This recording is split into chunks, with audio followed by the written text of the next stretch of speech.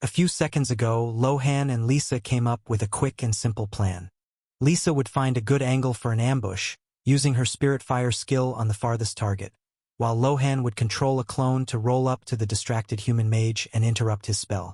They thought about changing targets, but considering that the archer was more alert, he could notice Lohan's clone and disrupt the plan, so that's what they implemented. Although Lohan wasn't very fast, he still only needed 15 seconds to roll 15 meters with the clone. As long as his viscosity remained high, he didn't need to worry about his main body and could focus his attention completely on the clone. And with Pack Instinct LV1, his control over the clone became even greater, making it easier for him to control the jelly of the clone's body to make tentacles that silently wrapped around the mage's leg. As soon as Lisa fired the spirit fireball, the clone sprang into action and activated digestion. Even though it was only 30% as efficient as the main body, this was limited only to the area it could cover, and its digestion efficiency was as strong as that of the main body. To his surprise, that wizard's body was very rich in biomass, perhaps because of his mana? But Lohan didn't dwell on it. Lisa began to move, running in the direction the archer was thrown, while Lohan focused on controlling the clone to cause as much damage as possible to the wizard. The man continued to scream in pain as he thrashed on the ground with tears and snot covering his face. In desperation, the man couldn't think of any countermeasures, but his companion did. Realizing that something was wrong, the assassin turned around in fear and saw the greenish jelly that had melted part of Jamie's wizard's cloak and was digesting his flesh at high speed. "Is that a slime?" she asked, confused, not believing what she was seeing. "You've got to be kidding me. You idiot, you got ambushed by a fucking slime?" But despite cursing Jamie, she ran towards him with her dagger ready to cut that slime in half. However, she made the mistake of underestimating the intelligence behind that jelly. Lohan, sensing her approach through the clone's vision, acted quickly. He didn't just try to defend himself, he used Pack Instinct to the limit to use partial division on the clone, further reducing its size to shoot a jet of viscous fluid directly onto the ground, right in the assassin's path. The woman, focused on piercing the slime, saw it spitting out a green liquid the color of the surrounding grass but didn't care, treating it as a stupid action that a stupid creature like a slime would do randomly. As one of the weakest and dumbest creatures in the world, it was difficult for her, who had killed hundreds of slimes in the past, to take such a small slime seriously. So when she reached the liquid ejected by the slime, her foot stuck to the green slime like super glue, and the momentum she carried turned into a violent stumble. "Shit!" she cursed, trying to pull her leg out, but the slime on the ground, stuck to her foot, began to digest, and quickly her boot was digested. To her despair, the speed of digestion of this slime was something so monstrous that she had never seen before. In a matter of seconds, the boot would be digested and her foot would follow. Meanwhile, the main battle took a turn. Vulra, the elf swordsman, was not a man to waste an opening. Seeing the wizard out of commission and the assassin distracted, he roared a command to Alara. "Now!" Alara, catching her breath, fired 3 arrows in quick succession at the axe warrior, forcing him to retreat for cover. Vulra, instead of focusing on the warrior, took an acrobatic leap and advanced on the human assassin trapped in the slime on the ground, who now could not count on her agility to dodge his attack. Across the clearing, Lisa appeared as a white figure among the shadows of the trees, carrying a slime that constantly changed color to better camouflage itself to its surroundings. She didn't give the archer time to recover. With a graceful movement of her tails, she activated Spectral Step, dashing forward as fast as a blur, appearing behind the man and firing another spirit fire at point-blank range, silencing him before he could pull a dagger from his waist. Lohan, seeing through the clone's vision that the assassin was about to use an escape skill to break free from the slime, was about to break free from the mage to deal with her when he saw the elf warrior jump over the human warrior and run towards her. "Jamie! Kaze!" the human axe warrior shouted, realizing that his elite group was suddenly being dismantled. But no one answered. The mage's mind could only think of the pain in his leg being digested and becoming even more frightened when he realized that the pain was rising through his body, towards his head. Anna, the assassin, managed to break free from the slime on the ground after using a movement skill. Her breaking free was no surprise. After all, Lohan's clone was only 30% of his size, 10 centimeters in diameter, and his clone's clone was 30% of the clone's size, only 3 centimeters in diameter. Even if the viscosity was strong, the contact surface was not large enough to hold someone powerful for long. But now she had to deal with the elf warrior who was attacking intensely. Suddenly, 3 arrows cut through the air, hitting the leg, back, and shoulder of the human warrior who turned to help Anna and ignored the elf archer. From that point on, the battle became dominated by the elves. But despite dealing with the humans, they were alerted when they saw a white fox coming from the direction the archer had been thrown while carrying a green slime. Despite being alert, no arrows were fired from Alara's bow. When they saw the slime absorbing the jelly that trapped the assassin, who was now blue to avoid further mana expenditure, and then moved to the slime that was digesting the human mage and absorbed that as well, their eyes widened in disbelief. What's going on? That's what the two thought as they stared at each other in shock. The atmosphere was tense. The power that this little fox and the slime on her back displayed was very shocking, especially considering that it was a slime. In fact, their power was much weaker than that of the 2 elves or the humans they defeated, but the usefulness of their attacks, the surprise effect, and the ambush they formed were what determined the victory. In a battle, it is not always the most powerful who wins. As long as the opponent has enough power to break through the enemy's defenses, any opportunity can be fatal. And that's what happened here. Because of the high density of mana in the human mage's body, Lohan's digestion speed was much slower than when digesting anything else he had tried so far. Only slightly inferior to the level 11 Weaver Spider Mana Stone. If it depended solely on his digestion, Lohan would not have been very useful in this battle, but his goal here was only to use the clone to interrupt the spell the mage was casting, so the fact that he was extremely fragile to pain was a very pleasant surprise. When dealing with the female assassin, Lohan only needed to pin her to the ground, and it was the elf with the sword who finished her off. Lisa's battle, although it seemed more dominant and destructive, also took advantage of the fact that the enemy archer was unaware of her and had no spiritual protection. Otherwise the battle could have been different. So under the gaze of the 2 elves, clearly more powerful than them, Lisa and Lohan became slightly tense, until Lisa opened a telepathic communication channel with the adult elves and spoke cautiously. "Don't worry, we have no ill intentions," she said in a calm voice. Her eyes narrowed at the arrow pointed at her. Realizing that the fox could communicate, the elf's eyes widened, and with Lisa's gaze on the bow, the female elf took the hint and lowered her bow slightly. The first to speak was the elf swordsman. "Thank you very much for your help. If it weren't for you, we don't even know what could have happened to us." Looking at him closely, it was possible to see that the clothes he wore were not made for combat, but were simply beautiful, luxurious fabric torn in different places. Not only his, but the clothes of the entire group were very luxurious and clearly not made for this purpose. The silence that followed was filled only by the sounds of the forest. The tension did not disappear, but it changed form. It ceased to be a threat of death and became a mutual and suspicious curiosity. This silence was broken by a curious voice. "What a beautiful little fox!" The little elf girl, with long white hair and a beautiful green princess dress that mixed shiny fabric with colorful leaves, looked at Lisa with bright eyes and walked towards her. Seeing his sister walk up to the fox, the little boy also looked curiously at the newcomers, but his gaze fixed on the slime, which at some point ceased to be a dull green, because it was camouflaged with its surroundings, and became a beautiful bright blue. Having never seen a slime in person, he also began to walk toward the monsters, only to be held back by the swordsman, with his sister being held back by the archer. Keeping her hand close to her bow, she looked at Lohan, who still looked like a harmless gelatinous mass. If we ignore the fact that he had just tried to digest a living wizard, turned to Lisa and spoke, her eyes shining slightly. "I'm sorry about the children," replied the elf, her voice soft as silk, trying to hide her exhaustion from the previous battle. She approached her fellow swordsman, helping him to stand. "I am Alara. This is Vulra. May I ask, are you by any chance a spirit fox?" Lisa's eyes didn't change, but inside she felt her heart skip a beat. But with a calm voice, she replied, "Yes. Do you know anything about spirit foxes?" Upon hearing this, the two elves' bodies visibly relaxed, although the caution on their faces increased slightly.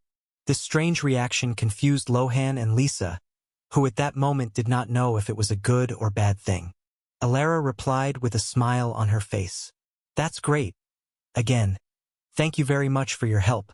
Spirit foxes are very famous in our history, although they rarely appear in person." Despite saying this, the caution was still there, but changing the subject, she looked curiously at the fox's back. "May I know what?" She didn't know how to phrase this question. Would it be very rude to ask what that is? It looks like slime, but what slime would have the intelligence to do something like this? She thought. Lohan, realizing that direct communication would be best to avoid misunderstandings, rolled off Lisa's back onto the ground, without approaching the group, using the small distance as a gesture of non-aggression and independence. "Hello, I am Halon, a slime," he said, using the mental link Lisa had created. Hearing this, the elf's eyes widened, alternating between disbelief that a slime could have wisdom and the fox, who looked at it as if it were the most normal thing in the world. The strangest thing was that this slime even had a name, and considering the reputation of spirit foxes, accepting this situation was even more difficult. Their distrust was so clear that Lohan had an idea to alleviate it. "We decided to help because we realized that you look like a friend of mine, who is also an elf." Just as Lohan had imagined, using someone in common to form a close relationship was a good choice, as upon hearing this, the elves became curious. "Really?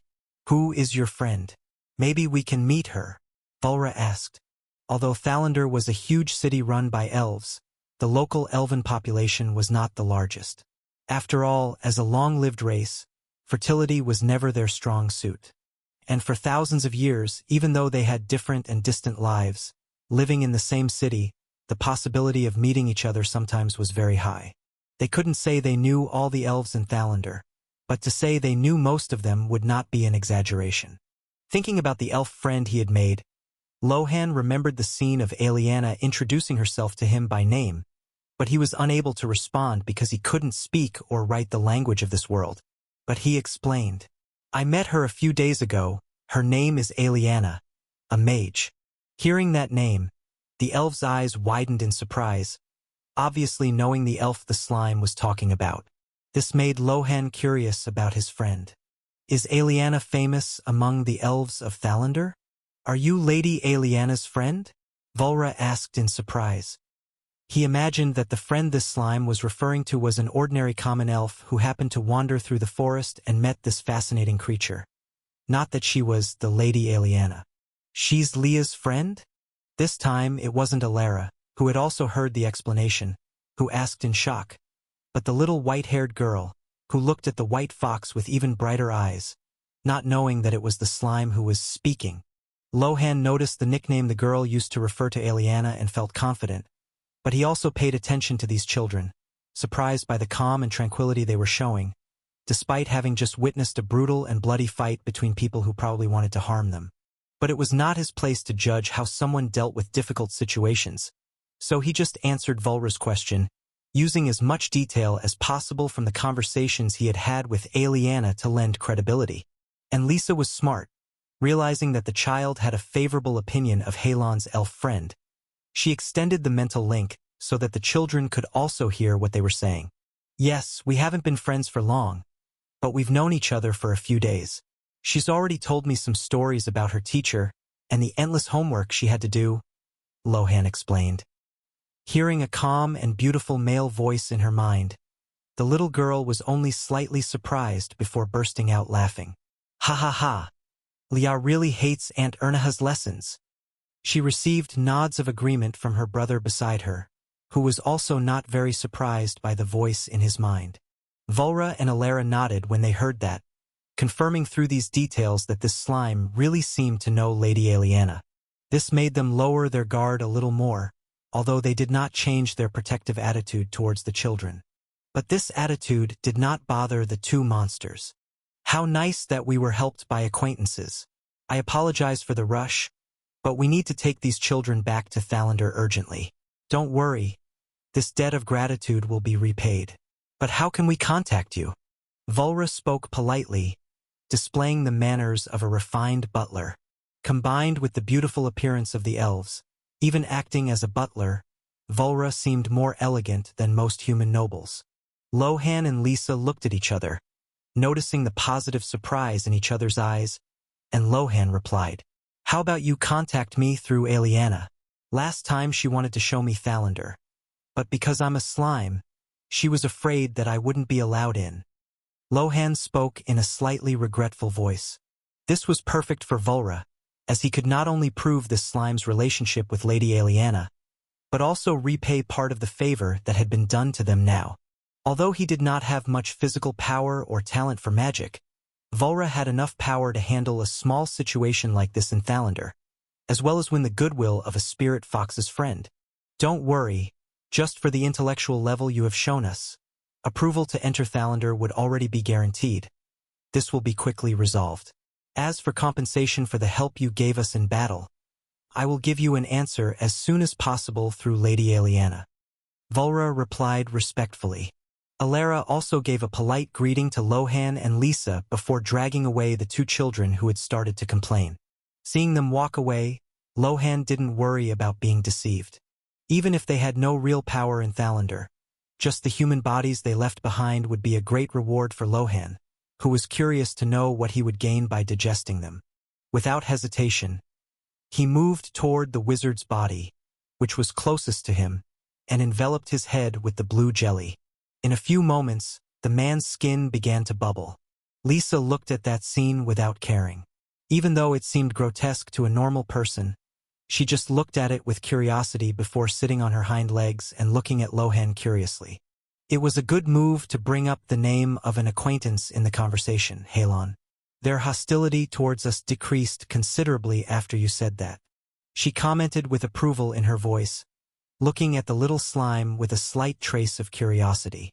From what she had seen of this player so far, he had shown himself to be someone possibly from the lower zone, someone who was lucky enough to get a mythical race, but who intellectually had shown nothing more than a normal person. He had a temper, was a little proud, and despite knowing nothing about Eligium, he showed a high adaptability to various situations. In her view, Halon initially had great potential to be a powerful player in the future, and that was what she valued in him, but realizing the subtleties of how he acted, it seemed that he had more potential than what she had seen. Lohan looked at Lisa as he digested the wizard's face, although she didn't know he was looking at her, and replied casually, "That's just the basics of human interaction. When talking to someone from a different place or culture, saying that you already know someone like them will naturally raise their impression of you." Lisa nodded. She already knew this from the family training she had to go through, but most people her age that she knew were too stupid to understand even something so basic. And considering that the people her age she had contact with were mostly heirs to medium to giant companies in the upper zone, if Lohan knew he was being compared to those people, he would roll his eyes. The two talked a little more as digestion continued, but in a few minutes a message popped up in front of Lohan. New matter digested. New digested material artificial magic core harmonizer LV1. Evolution available. Magic core LV4 to LV5. Total mana 19.9 to 21.89. As soon as this notification appeared, the first thing Lohan felt was the mana inside him becoming even more intense, flowing uncontrollably through his mana paths and brutally expanding them. Despite the slight pain he felt, the dopamine rush from the feeling of power growing as he evolved was much more intense than that. Stopping the conversation immediately, Lohan opened the Evolution tab and there was the new skill.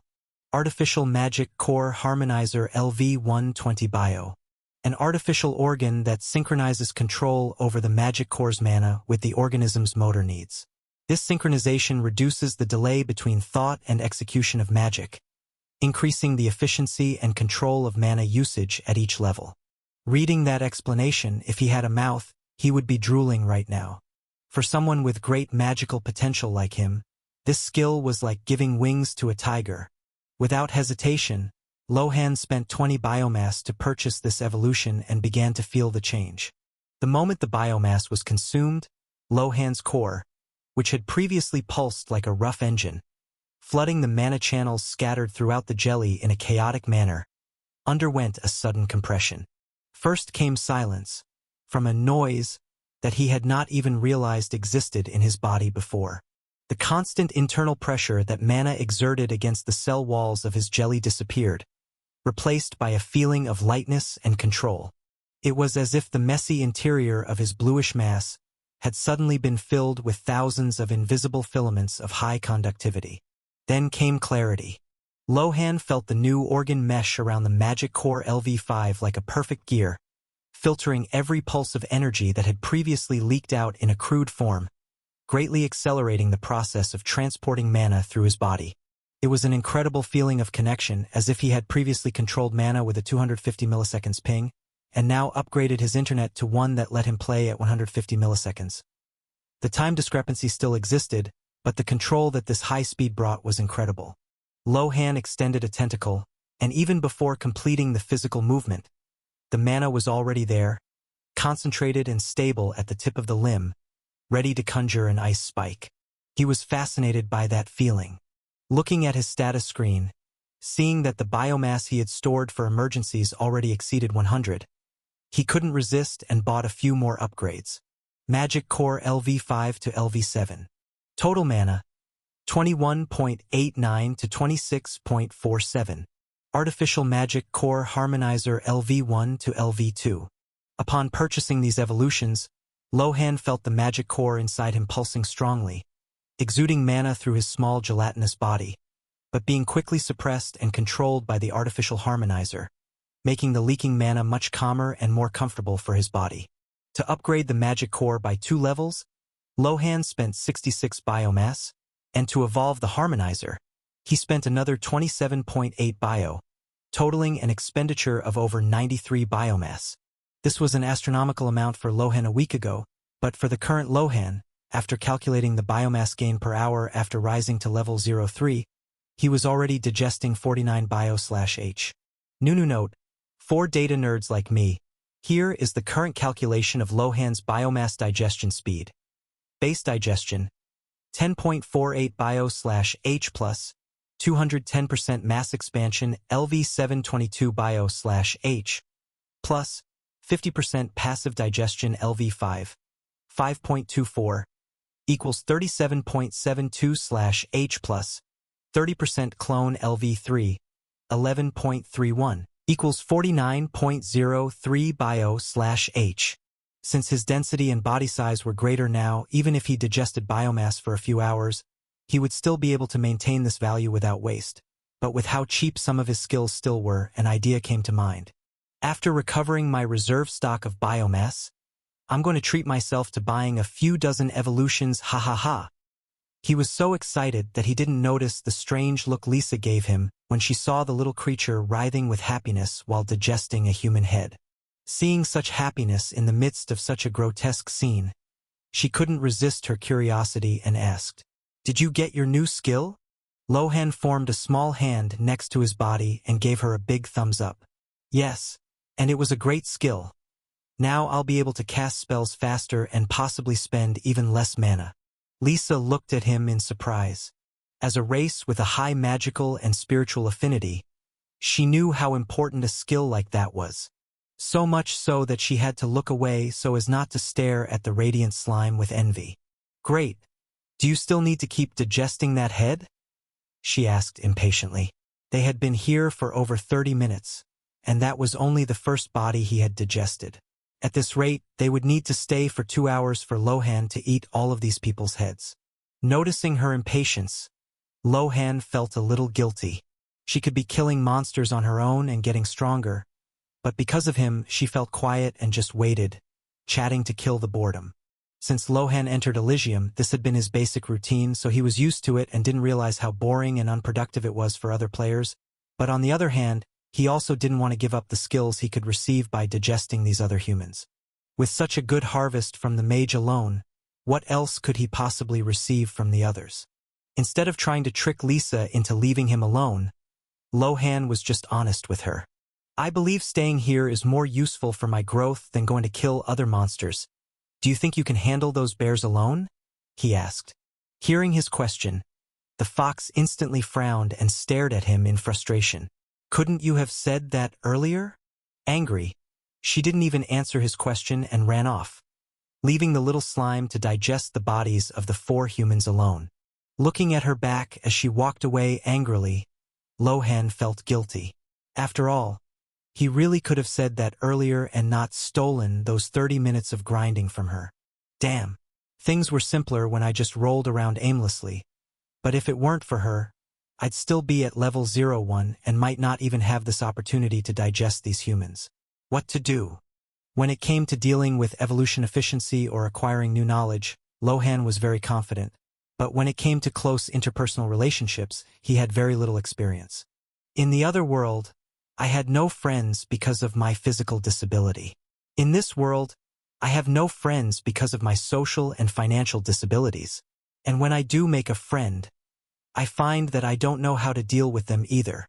While digesting the heads of the other 3 humans, Lohan's mind kept thinking about what he could do to make it up to Lisa. If it were anyone else in that situation, having to stay practically motionless for hours while digesting a corpse, that person might have already gone mad.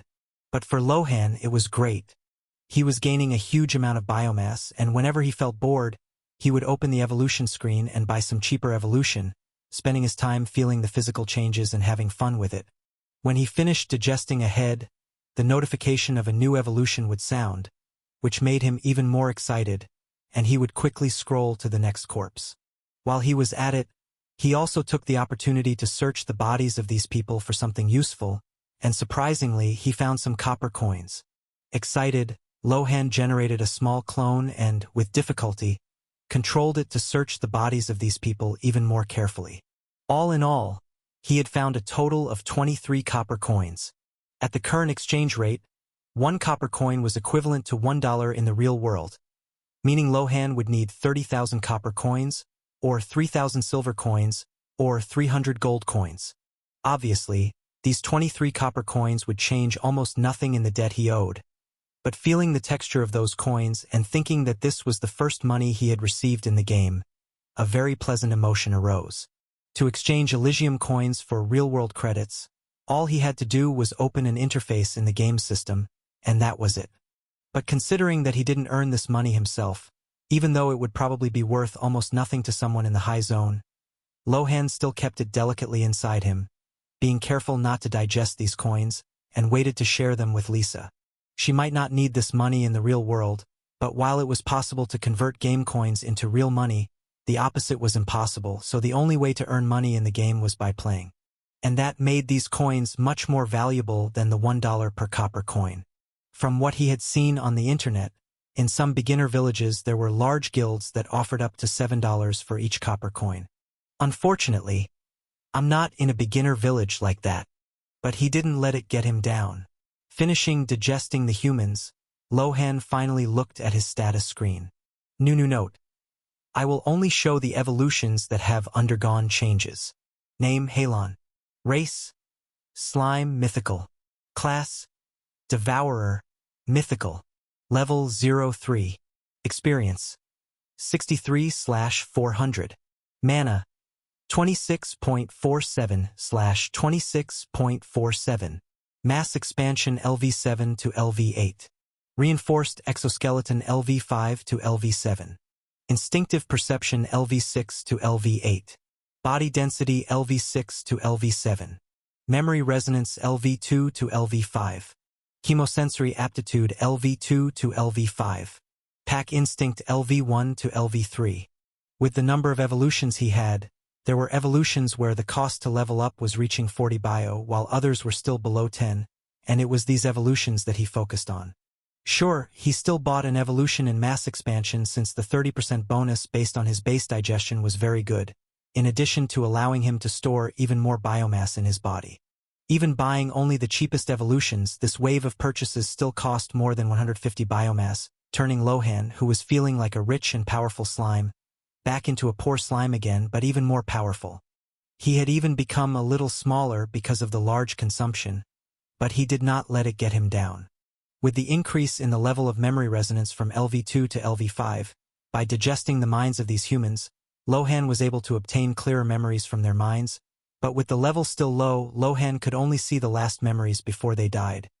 With each level upgrade further increasing the distance he could see.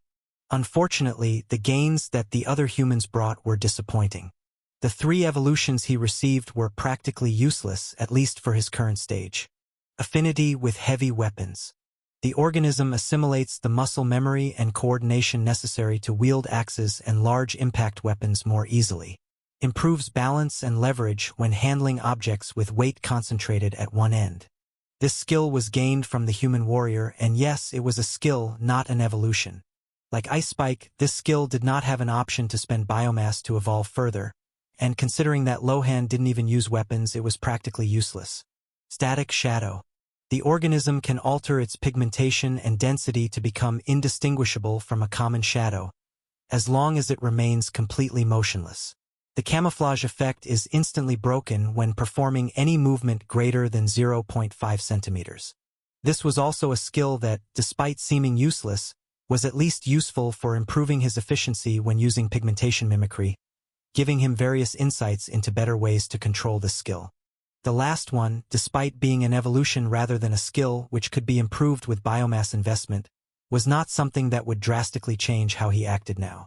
Monocular Telescopic Vision LV1 allows you to focus your visual perception on a single point at a long distance, reducing your peripheral field of vision in exchange for an optical zoom. Makes it easier to identify static targets at over 200 meters. When testing this skill for the first time, Lohan felt no side effects. Maybe because my vision is 360 degrees, so the skill can't narrow my peripheral vision because I don't have any? Without the side effect, this skill was the best of the 3 and could become very good in the future, but for now, the change it brought was not very significant. It wasn't a huge change, but Lohan felt much more confident and excited to explore and fight. The current problem was Lisa calmer? Not knowing how to react, Lohan did the only thing he could think of. He acted as if nothing had happened. "Halon, I'm done digesting here. How are you doing?" "Lisa, killing some bears." "Halon, is there room for one more?" After Lohan's message, the chat was silent for a few seconds until a reply arrived. "Lisa, I'll be right there to pick you up." "Okay." It seems she's calmed down a bit, Lohan thought with relief. While Lisa was away, Lohan did not continue to absorb the bodies of humans, but returned to digesting the mana stone that Aliana had given him the day before. As a level 11 monster's mana stone, the density of biomass in it was insane. And that made even more sense to him after he rose to level 03 and realized that the experience needed to level up instead of increasing by 100 actually doubled. He needed 100 points to rise to level 2, 200 points to rise to level 3, and now he needed 400 points to rise to level 4. Fortunately, killing more powerful enemies also yielded more experience, to the point that after the battle against the humans, added to the little experience Lohan had left from the last grind, he already had 63 points with only 337 points left. In a few minutes, a familiar smell was noticed by Chemosensory Aptitude LV5, now becoming much more noticeable after this evolution leveled up, but mixed with an unpleasant smell of blood.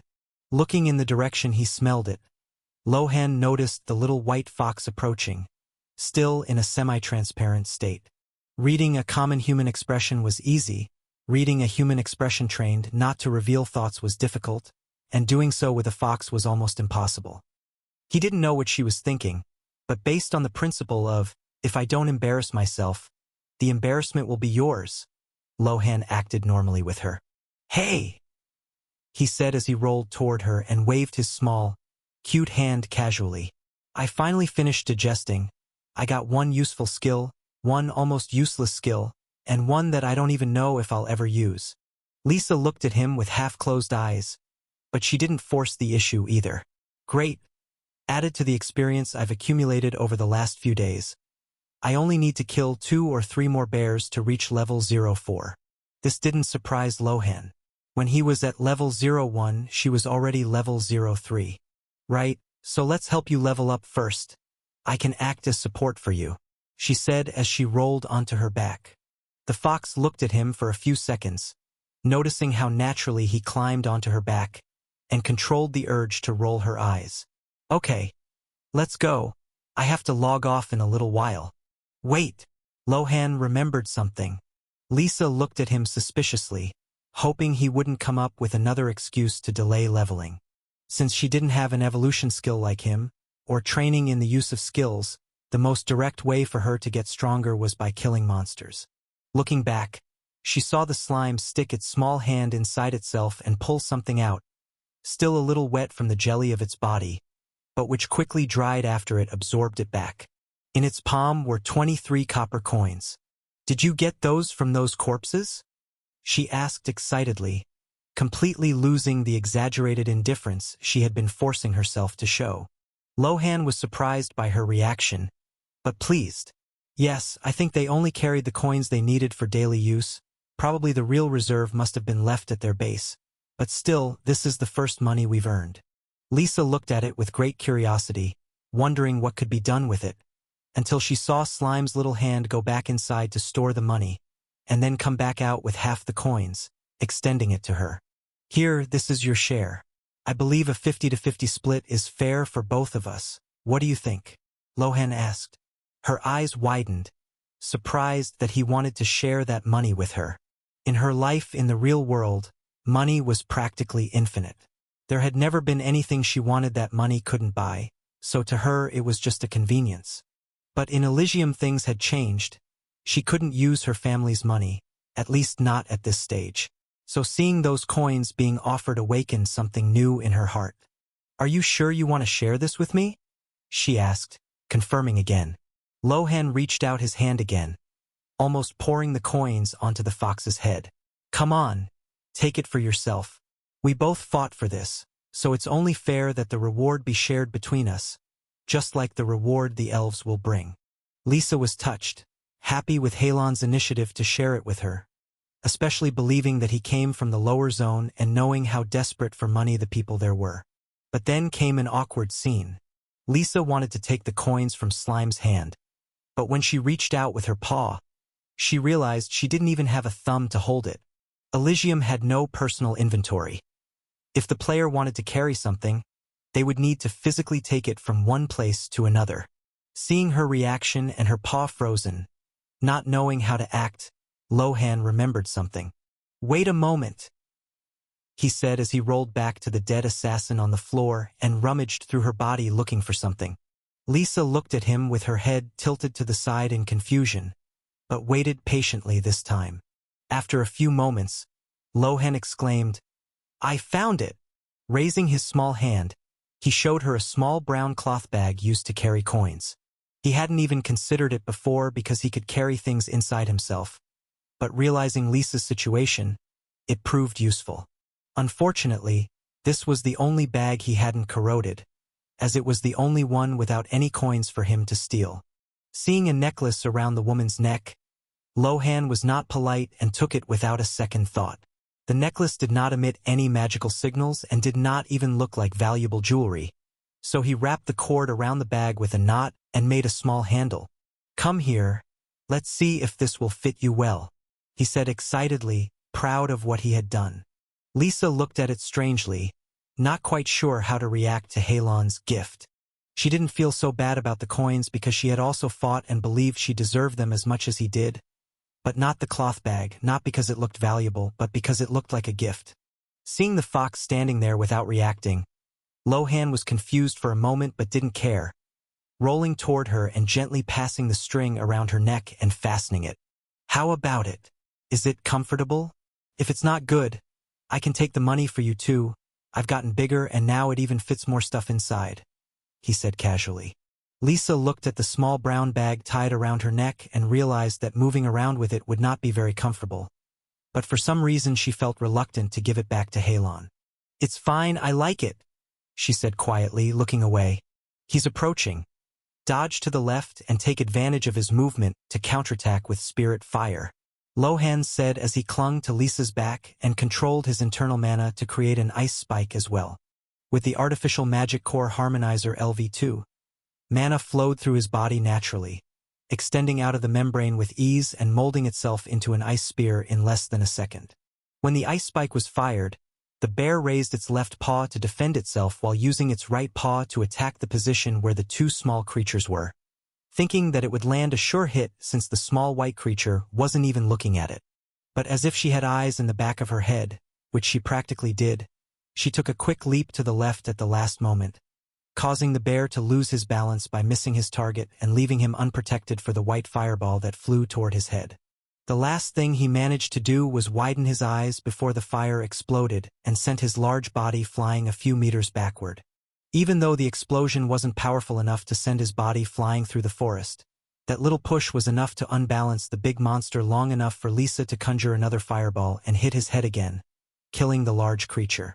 Looking at it with curiosity and caution, Lohan finally received the notification. Experience. +6. It wasn't much experience for the power of this bear, but as he only served as support, not having much direct interference in this battle, most of the experience went to Lisa. Lohan didn't care much about that. Having confirmed the bear's death, he quickly jumped off the fox's back and began to digest the big guy's head. Lisa didn't mind this, as it had already been decided that this would be the last bear of the hunt today, and that Lohan could spend a few minutes digesting it before she took him back to the clearing where he met the elf every night. At that moment, she was only focused on the improvement she received from rising from level 03 to level 04. For Lohan, the most noticeable change was that the energy in the air around her became stronger, and her body size also became slightly larger, but she was still slightly smaller than him. But for Lisa, the changes were incredible. She became stronger, faster, more agile, more flexible, her internal mana increased, and even the ease with which she could control her skills increased. Meanwhile, Lohan extended two small hands and began to turn the bear's body over, opening its mouth to facilitate the digestion of the head and looking for any sign of something valuable hidden inside. Is any part of this big guy worth anything? It would be nice to be able to sell this for money. Lohan commented, a little frustrated. Having finally opened up a possible channel to earn money, he was eager to use it immediately, but unfortunately he didn't know what was valuable and didn't want to carry useless parts of the bear inside him. As a level 04 creature, it was even possible that the bear had a mana stone inside it, but Lohan had no idea where it was, and with a body as big as this, the time spent finding that mana stone would be better invested in digesting more heads and killing more monsters. Finishing evaluating the gains, Lisa suddenly asked Lohan something confused. "Halon, why do you only use that ice magic?" Hearing this question, Lohan replied absent-mindedly, still rummaging through the bear's body. "Because it's the only offensive magic I know." At this answer, Lisa tilted her head in confusion. "But haven't you tried to learn other offensive magic?" Lohan was confused by her question. "I haven't received any new magic when leveling up, nor have I encountered any creatures with powerful or useful magic so far, so I haven't learned anything." "I'm not talking about that," she interrupted, extending her paw forward and generating a small white ball of spirit fire, controlling it around her and frowning as she concentrated on the ball. To Lohan's surprise, the fireball gradually stretched out, turning into a line of fire. "What? How are you doing that? Wasn't your skill a fireball?" he asked in shock. But Lisa shook her head in denial. "No, my skill is called spirit fire. I just use the fireball form because it's the easiest right now, but little by little I'm developing my control to use it in more diverse ways." Boom! This information was a mental explosion for Lohan. Stopping to think, he had never analyzed how Ice Spike actually worked. In his mind, since he had received the Ice Spike skill, that was the skill he had available, and that was what he would use to deal with enemies. But then he looked again at the description of his evolution. Magic Core LV6. The vital core undergoes a qualitative transmutation, becoming a magical energy engine, emitting constant pulses that saturate the cellular structure, forcing the opening of mana paths through the biomass to support, filter, and circulate raw energy throughout the organism. Actually, the description of this skill is literally the explanation of the formation of a magic core that mages in general use, and considering how deep all the systems and mechanics of this game are. If this really is a game, maybe it's worth it for me to focus on trying to learn this too. When this idea popped into his mind, it wouldn't go away. Lohan began to analyze his mana control just as he controlled his own body, using creativity and trying to understand patterns to use it in more efficient or different ways. Lisa noticed his state and didn't interrupt. This information was something her family had paid a fortune in government investments to obtain, and even though she had given it to Halon for free, she had no regrets. Now we're even, she thought, shaking the cloth bag with 11 coins that now seemed even lighter. Taking off his helmet, Lohan slowly reached out his hand and began to feel the physical changes he had undergone. Not only had he risen from level 02 to level 03 that night, but he had also evolved several skills to a higher level. If before he had felt only a subtle change when leaving the game, with only small details making his routine slightly different, this time the change was huge. The same changes he felt in Eligium, he felt in a slightly weaker way in the real world as well. Unfortunately, I can't quantify how much it has actually changed in me now, but I feel like I've leveled up in the real world too, he thought in wonder as he looked at his own hand. But the most surprising thing about it all was a new sensation he felt. It's like I can feel the blood in my veins, but I'm sure it's not blood. He thought confusedly, closing his eyes to feel it better. This is a very familiar feeling, similar to mana. The feeling, although familiar, was still different because his body was now solid. The mana in Halon's body flowed freely, with him controlling it in any direction he wanted. In the human body, however, the mana followed a fixed path, flowing like blood in the veins and even resembling the visual representations he had seen in the other world about the chakra paths that characters had. Then a bold idea came to his mind. Reaching out his hand, Lohan tried to reproduce the sensation he had felt dozens of times in the other world, controlling the mana within himself to form a small arcane rune at his fingertips that slowly generated a small ice spike. No way! Having another idea, Lohan kept his hand extended forward and controlled the mana within himself to reproduce another sensation. Even without a real skill in this world, Lohan had used this skill in so many battles in Eligium that just as he digested biomass manually without relying on the skill, the skin on his hand also began to slowly change color with just precise manual control. Just like the ice spike, reproducing pigmentation mimicry was painfully slower than in the other world. Perhaps because of the difference in biology. Perhaps because he was weaker than his slime body. Perhaps he hadn't completely merged. There were so many maybes that he just gave up thinking about it and let himself smile broadly. It was a difficult night to fall asleep, as the excitement over the changes he was feeling kept him awake. Having a normal, functional human body was already a gift that Lohan was grateful for every day, but having the possibility of integrating his slime body into Eligium, which he practically used more than his human body at this point, and improving his body was an idea that wouldn't let his heart calm down. Fortunately, the fatigue he felt from the few hours of sleep he had been getting in recent days spoke louder, and his mind shut down. When he woke up, it was still dark outside, probably still at least an hour before his usual wake-up time.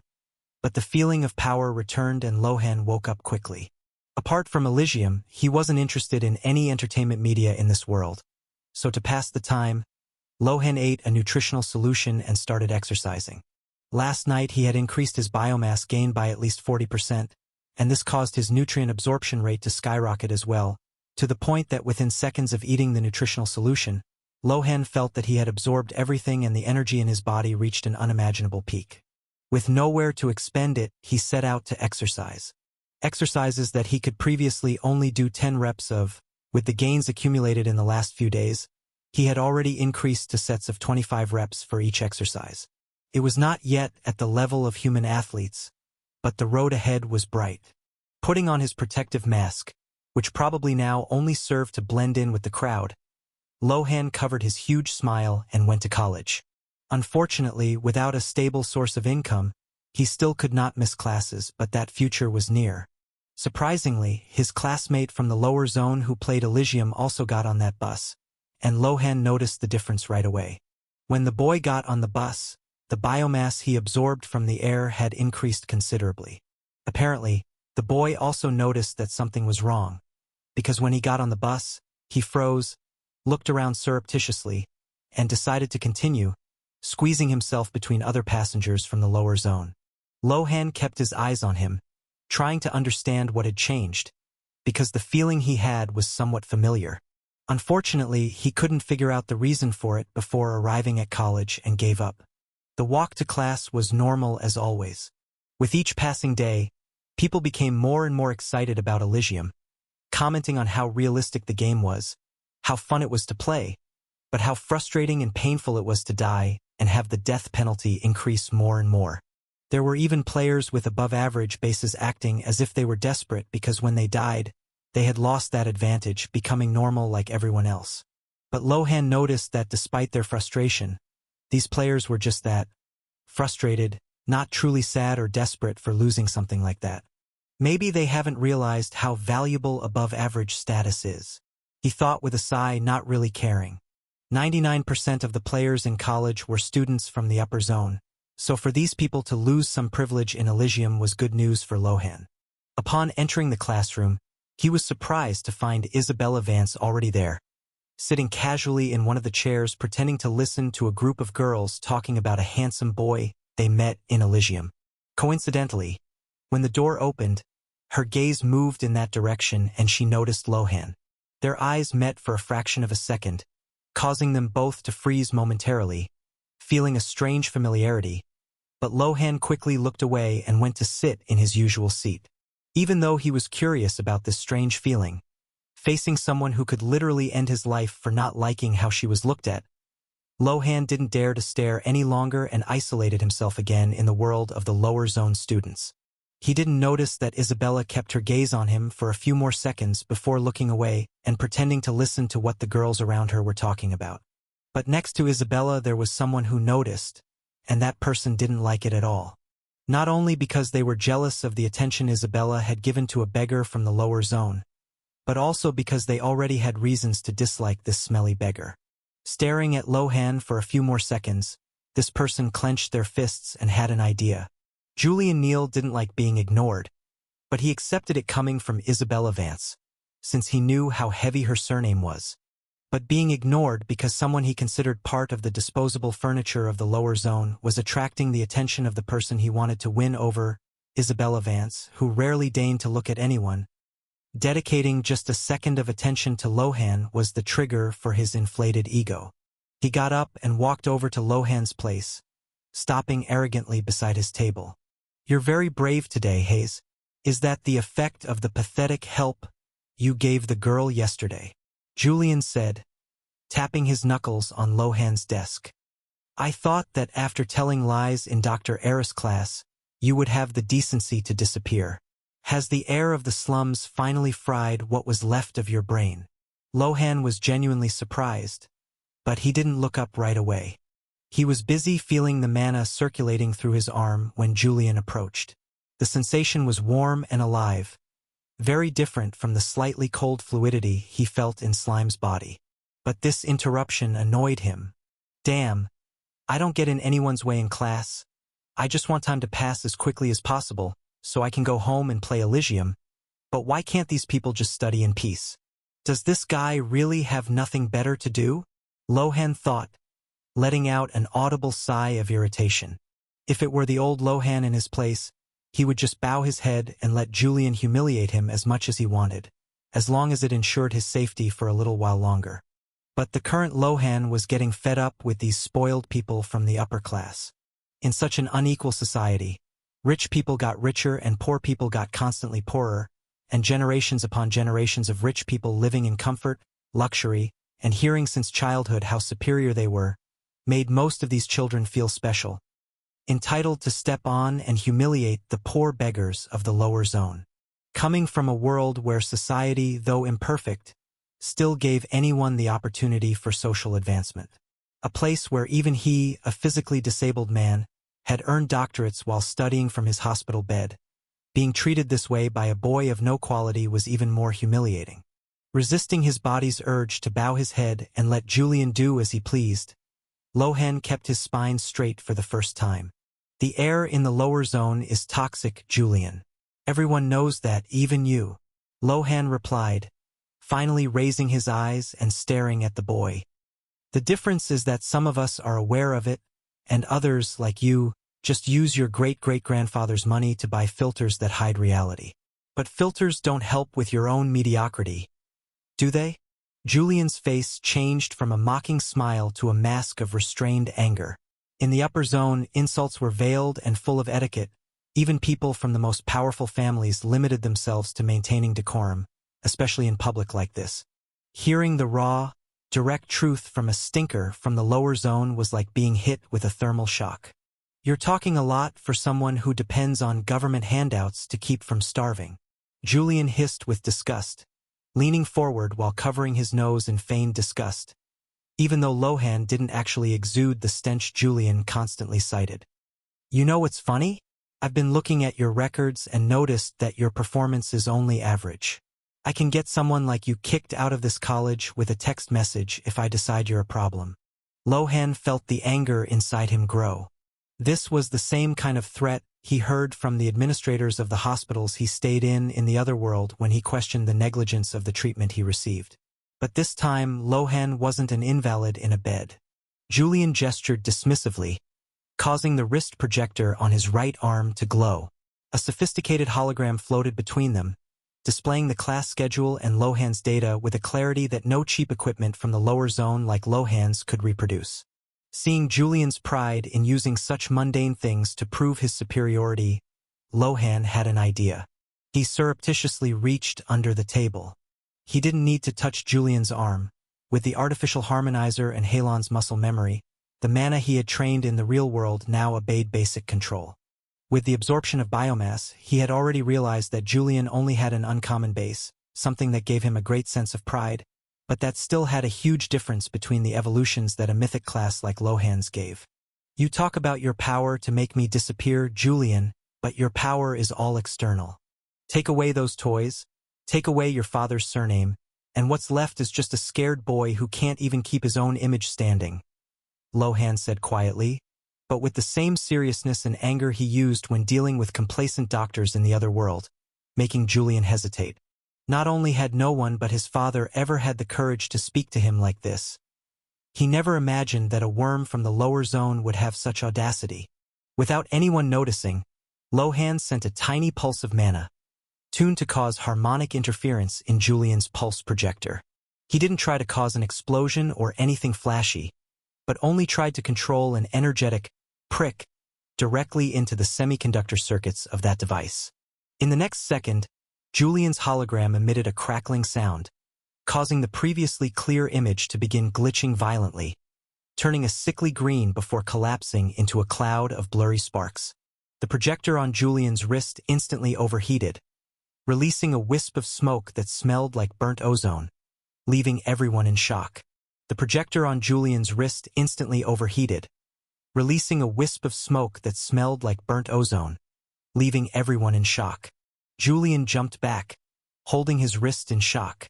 What the hell was that? You did something to my holographic projector. Me? I didn't do anything. Did anyone see me go near your projector? Lohan asked, raising his voice slightly as he looked around.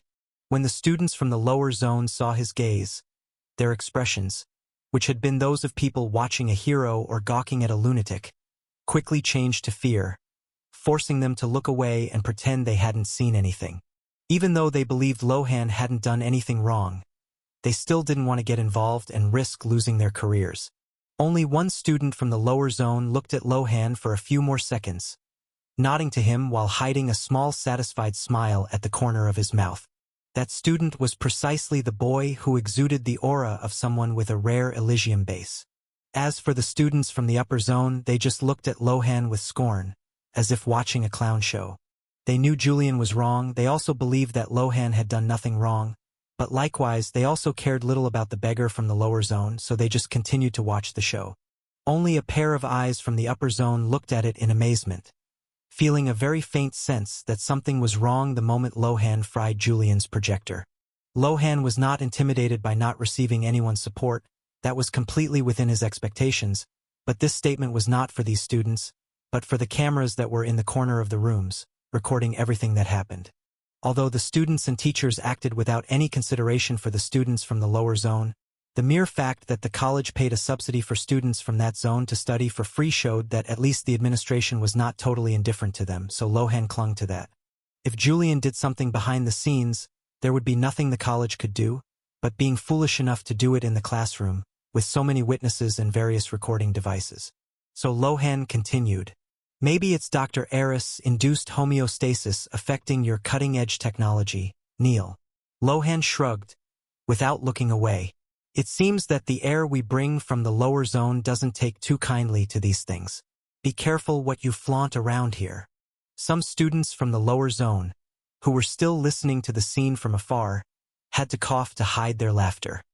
Seeing Julian kneel, an untouchable heir from the upper zone, waving his arm to clear the smoke from a piece of equipment that cost more than many of their shacks, was a priceless sight. Julian clenched his fists, his eyes injected with hatred.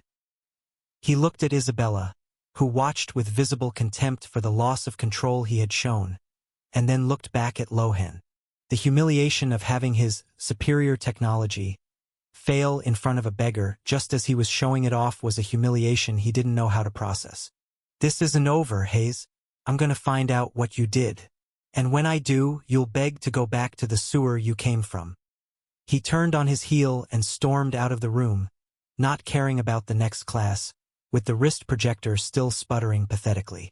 Lohan just exhaled the breath he hadn't even realized he was holding, feeling the mana calm down in his veins like a river returning to its bed. I didn't cause any of this, Julian, but if you think I'm going to stand by and wait for you to get ready, you're very much mistaken. Now that I know the potential of a mythic race, I'm going to show you the result of combining a mythic race and a mythic class. Out of the corner of his eye, Lohan noticed that Isabella Vance hadn't looked away from him, lost in thought. She knew that cutting-edge technology didn't break down like that for no reason, and added to the strange familiar feeling she had felt for a fraction of a second before Julian's projector broke down. She knew it wasn't a coincidence. Could he also? She wondered in surprise. After Julian left, the students returned to normal, commenting on this minor episode before returning to talking about random things. Lohan stopped paying attention to this and focused only on himself, feeling the changes that mana had brought him and how he could make the most of it. Lohan kept his head down, acting like an ordinary student from the lower zone, as if the fight a few seconds ago had nothing to do with him, but his senses were in a state of hyperopia that no ordinary human in that room could comprehend. His research began quietly, with not even the teacher's presence in the classroom interrupting him. He tried to map out how mana behaved in the solid and restrictive receptacle that was the human body. In Eligium, like Halon, mana was like water in an ocean, vast, fluid, and malleable. In the real world, it was more like mercury running through narrow glass tubes. There was physical resistance, friction that heated his internal channels every time he tried to move the energy out of his chest. I think my molecular density in this body is my biggest obstacle, Lohan analyzed, ignoring the buzz around him. Not only is control over my mana much worse here, but the recovery of spent mana is several times slower due to the low concentration of mana in the air and the high level of atmospheric pollution here. He closed his eyes, focusing on the sensation he felt when controlling mana to fry Julian's projector. That wasn't a specific spell, it was just interference. Lohan realized that, in the real world, his mana control was still too weak to accomplish such grand things as he did as Halon in Eligium. But using the advanced vision he received from Halon, he could visualize the frequency of his mana and a slight oscillation of the holographic signals emitted by the projector, managing to create a short circuit in it. This was a valuable discovery. In the real world, he wouldn't need offensive spells so urgently if he could simply shut down the technological world around him. Considering how advanced the technology was in this world, people's dependence on these things was at a much higher level than in his previous world. And with each passing second, he felt as if the connection between Halon and Lohan was becoming clearer. He realized that level 03 in Eligium had not only increased his strength, but it was as if it had unlocked a connection between them. Among the students in the upper zone around him, he began to feel the small pulsations coming from these people much more clearly. They were very weak mana signatures, almost imperceptible at this distance, but still much more noticeable to Lohan, who felt that his detection was more accurate, but also that the energy emanating from these people was more intense today. I think this is because they are also passively integrating with their Eligium characters. He concluded. The difference between them was that while the others were like unlit lamps accumulating static energy, Lohan felt as if he were the only one there who already knew how to light and control that lamp. This was both because of his efforts and because of the tips Lisa had given him over the last few days. During class, no one else bothered Lohan, and he didn't have the patience to waste time with anyone else. So as soon as class was over, he quickly went to the bus stop to return to Eligium. Finally back in Eligium, Lohan thought contentedly, breathing in the fresh air and enjoying the last rays of sunshine before night fell. The time in Eligium and on the planet he lived on were very close, with night in Eligium arriving just a few hours after night fell in the real world. On his way home, Lohan noticed that the boy from the lower zone with the rare base was occasionally looking at him, but Lohan wasn't in the mood to deal with it today, so he just leaned against a wall on the bus and continued to focus on improving his mana control. The 2 hours he had to spend on the bus to get home couldn't be wasted, so he found this good way to pass the time. With so much time available, his progress in controlling mana was very good. He went from being a complete novice in the morning to a decent level of proficiency. He was still far from the level he had as Halon in Eligium, but by the standards of the real world he felt he had made good progress. Physical exercise was not avoided either. As soon as he got home, Lohan did as much exercise as his body could handle and only then entered the game. On his friends list, Lisa was already online, probably killing monsters somewhere far away. Halon. Hey. Good evening. Have you been playing for a long time? Lisa took a while to respond. Meanwhile, Lohan didn't stand still. The mana stone that Aliana had given him 2 days ago was finally about to be consumed. Lohan was shocked at how long it took him to digest it completely. Considering how high his digestion speed already was, he thought it would only take a few hours to digest everything, but adding to the fact that he couldn't spend the whole day in the game passively digesting it, and the fact that he had to pause the digestion for a few hours the day before to get evolutions from the humans and monsters he killed, it made sense. Fortunately, the waiting time came to an end. After a few seconds with a digestion rate of 53.13 biomass per hour, the mana stone disappeared. New digested matter magic weaving. Evolution available. Lohan didn't even see the notification because an intense memory instantly came to his mind, causing him to lose consciousness. Suddenly, all Lohan saw was darkness.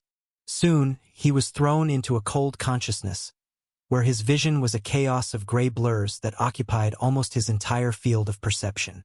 While getting used to the slime's 360-degree vision was natural, the feeling of having 8 eyes was very strange. 80% of what he saw was nothing more than shapeless blurs, while he felt pure indifference to anything that wasn't food or a threat. But when the 20% of clarity reached Lohan's mind, the impact was brutal. In those moments, the spider's vision focused like a high-precision lens, revealing details he had never noticed, even with his enhanced slime vision while using monocular telescopic vision. Lohan felt the creature's legs digging into a tree bark, but what really put him in a trance was the internal flow he was feeling.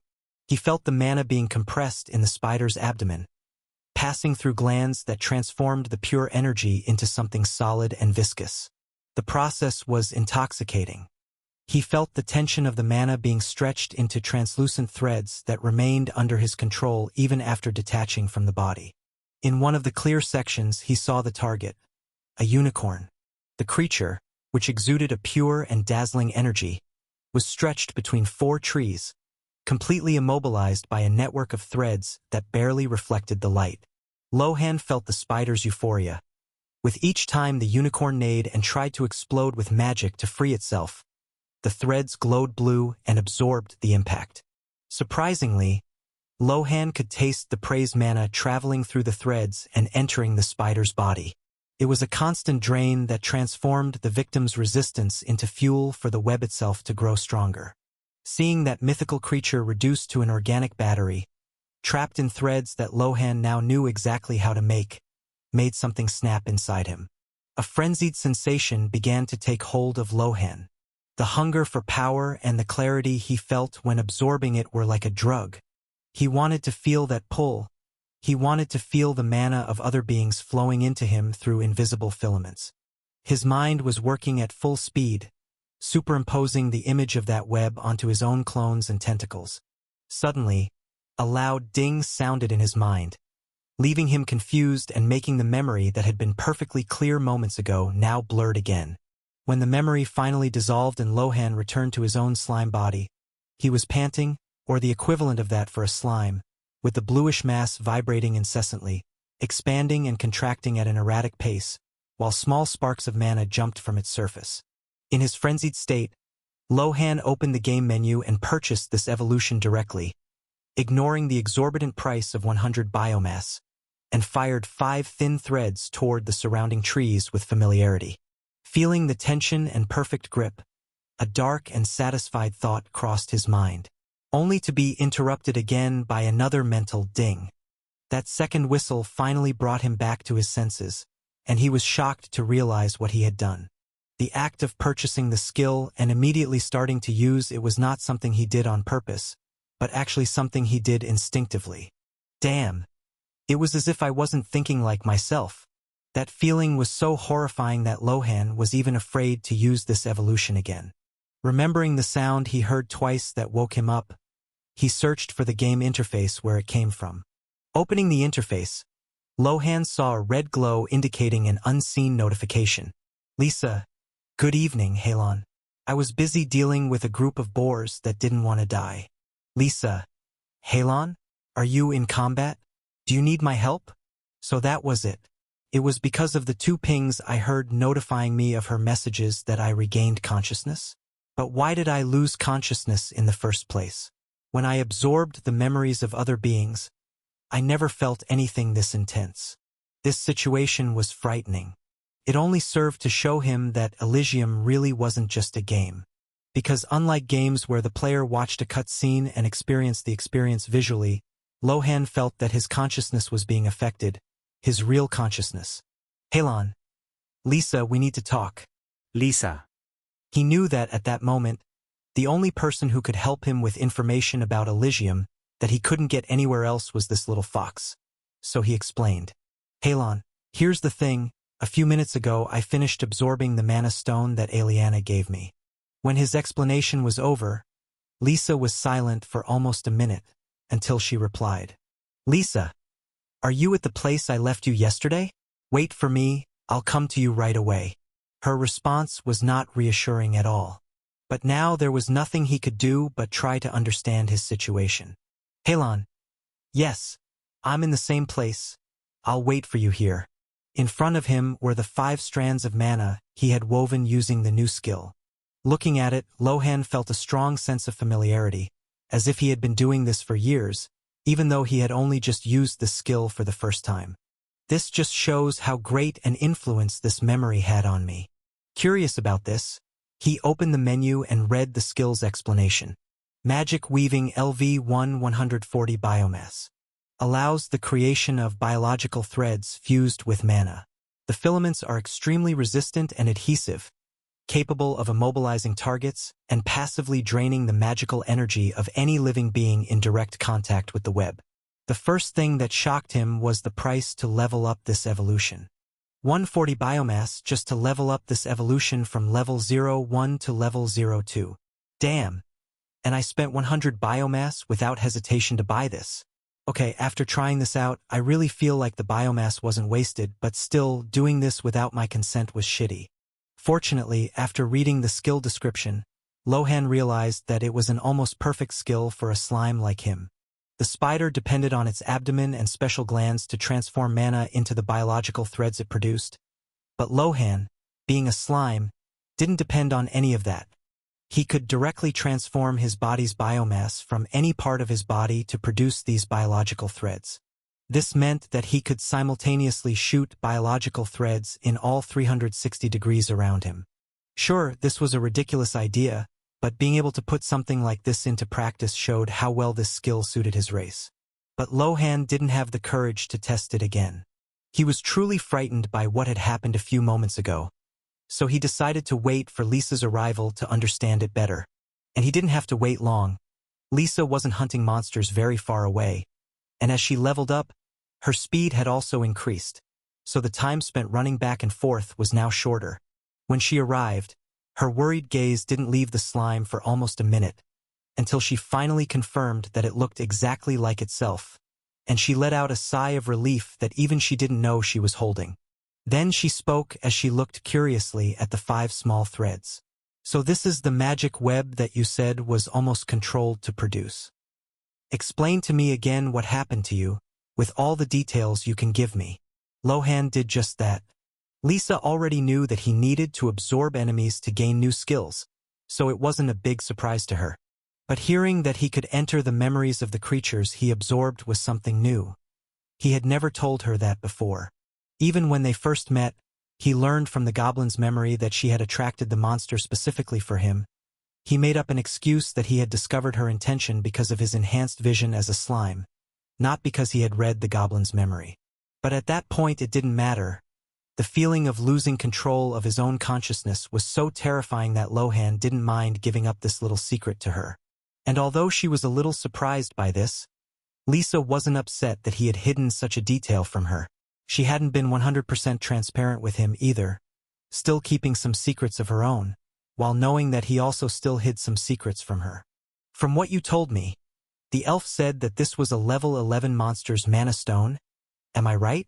She asked as she looked at Lohan's webs again. He confirmed. Yes.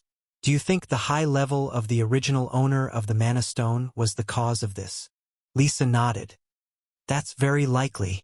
Remember I told you that players stay in the beginner village until level 10?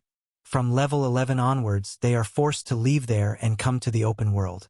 This is because when they go from level 10 to level 11, they undergo a qualitative evolution, as if their level of existence had increased by 1 degree. This is so powerful that in one of these evolutions, it is even possible for a player to raise their race level to a higher level. Although the chance of this happening is not great. Hearing this explanation, Lohan felt that it made a lot of sense. Unlike the other memories he had absorbed before, the memories of this spider really acted as if they were dominating his mind, as if he were dealing with a truly superior being. And unlike other monsters, where he could see a clear image of their last memories, from the spider he only received vague and blurry memories, managing to understand and absorb only 20% of them. Initially, he thought it might be because he wasn't used to having 8 eyes, but thinking about it now, it made perfect sense. Looking at the webs it produced, Lohan confirmed that even the skill level he received was on another scale, with the initial price of 100 biomass proving this perfectly. Is there any danger in using this skill? He asked worriedly. Fortunately, the fox shook its head and replied in a deadly serious tone of voice. I can't give you 100% certainty, but I believe your problem was with the memory of the mana stone, not with the skill you received. But my recommendation is that until you reach at least level 10, you avoid trying to capture the memories of level 11 creatures. And if the creatures are level 12 or higher, don't even consider it. Lohan realized the importance of this and nodded in agreement. Seeing the sun setting, Lohan finally remembered Aliana, who was probably waiting for him now. Is it really okay for me to go with you to meet your elf friend? Lisa asked, a little uncertain, this time walking alongside Lohan instead of serving as his mount. They weren't far from Lohan's usual meeting place, so there was no need for Lisa to carry Lohan around. And even though he enjoyed riding on the fox's back, Lohan didn't dislike the feeling of rolling around either. At one point, he even felt that this sensation was more comfortable than walking on 2 legs. But putting that thought aside, Lohan replied, Don't worry, Aliana has always been a very good girl, and I believe her presence will be more beneficial than harmful to our relationship, since with you I will finally be able to talk to her for real. Lisa nodded, agreeing with his point of view. Although she greatly valued the time she had to grind and kill monsters, as the heiress of a giant financial group, she knew how valuable human relationships were in business. In order to create a guild that would eventually depend on these relationships for trade, making a good first impression was essential, and she already had that, having saved the 4 elves the day before. So she relaxed and asked a question. About those webs of yours. How useful are they? Considering that all skills could be useful in some way, she figured the webs weren't bad, and considering that they came from a level 11 monster, she became even more curious. I feel like they're more powerful than Spider-Man's webs and useful for draining energy from enemies like Shang Tsung. So I think that's my most powerful skill, even if it doesn't work to eliminate an enemy instantly, he said excitedly. When his fear of that skill passed, Lohan tested it thoroughly to see how it worked, and everything he noticed made he very satisfied. Who? Spider-Man? Shang Tsung? She asked, confused, tilting her head because she didn't recognize those names, which, as Halon said, seemed to be common knowledge. Seeing her confusion, Lohan realized his mistake. I'm in an alternate world. It's obvious that Marvel or Mortal Kombat characters didn't exist here. Realizing this, he tried to find other similar characters for her to relate to in a way she could understand. But he realized that even in the memories of the old Lohan, there were no characters that interesting. This world had deteriorated so much into rampant exploitation that people like him never had the opportunity to come home from school and watch some fun cartoons for children. Most of his childhood was spent working or stealing to help buy food at home. Thinking of a quick explanation, Lohan replied, "They are popular characters from stories that parents told children where I grew up." Hearing this made the fox's eyes sparkle with curiosity, turning to face Lohan intently. "What do you mean? Did your parents make up these characters?" Lohan looked at her strangely. Didn't this girl's parents tell her stories when she was a child? Isn't that basic? But they had already arrived at the place they had arranged to meet Aliana, and Lohan had spotted the elf, so he put it off. "I can tell you those stories another time if you want." Okay. The fox accepted this with satisfaction. Shortly after Lohan spotted the elf, Aliana, who had been standing to the side, suddenly turned to Lohan and was surprised. "Little friend, you're back. Your mana seems denser. Did you level up?" she asked excitedly, approaching the shiny blue slime with a diameter of 34 centimeters. But as she got closer, she noticed a small, slender creature next to the slime. "Did you bring a friend?" Instead of being worried or disappointed, Aliana found this situation even cooler. She learned that apparently this little friend of hers had helped a group of elves in the forest, and was shocked to discover that they had even talked to him. Excited that maybe she could too, but when she found out that they only talked because of an ability that a spirit fox had used, she was disappointed, saddened by the thought that she wouldn't be able to do it. Who would have thought that her little friend would bring the spirit fox to see her too? That way she could finally talk to her little blue friend. "Hello, Aliana. Yes, this is my friend Lisa, and since I can finally introduce myself, my name is Halon." A calm and pleasant male voice sounded in her mind, causing Aliana to freeze in alertness for a second, only to realize in the next second that this voice belonged to the little slime in front of her. "You can really talk. Wow, I'm so excited. Why didn't you ever tell me you were a boy? All this time I thought you were a girl slime," she said amused, not caring about the difference between imagination and reality, and crouching down, picking Halon up in her lap. Suddenly, a slightly playful female voice sounded in her mind. "I don't think you were that wrong. As far as I know, slimes are hermaphroditic beings, with no distinction between female and male." Upon hearing this, Aliana's eyes sparkled even more, alternating her gaze between the little white fox and the slightly large slime in her arms. "I'm a man," Lohan said indignantly, slightly irritated by Lisa's playful expression. He knew she didn't believe what she was saying, since she knew he wasn't really a slime, but Aliana didn't, so now she would really believe that he was both a girl and a boy. "Whatever. It's not like it really changes anything for me." Lohan let it go.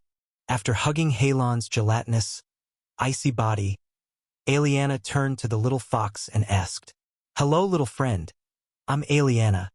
Are you the spirit fox who helped my little slime friend deal with the humans who wanted to capture the elven group yesterday?"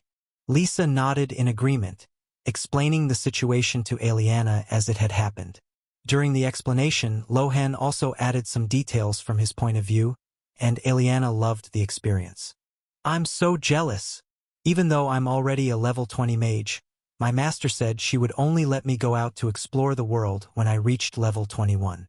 I've been stuck at level 20 for 20 years because they don't capture any monsters strong enough for me to kill and level up. Aliana said, frustrated, unaware of the shock the slime and the fox felt upon hearing this information.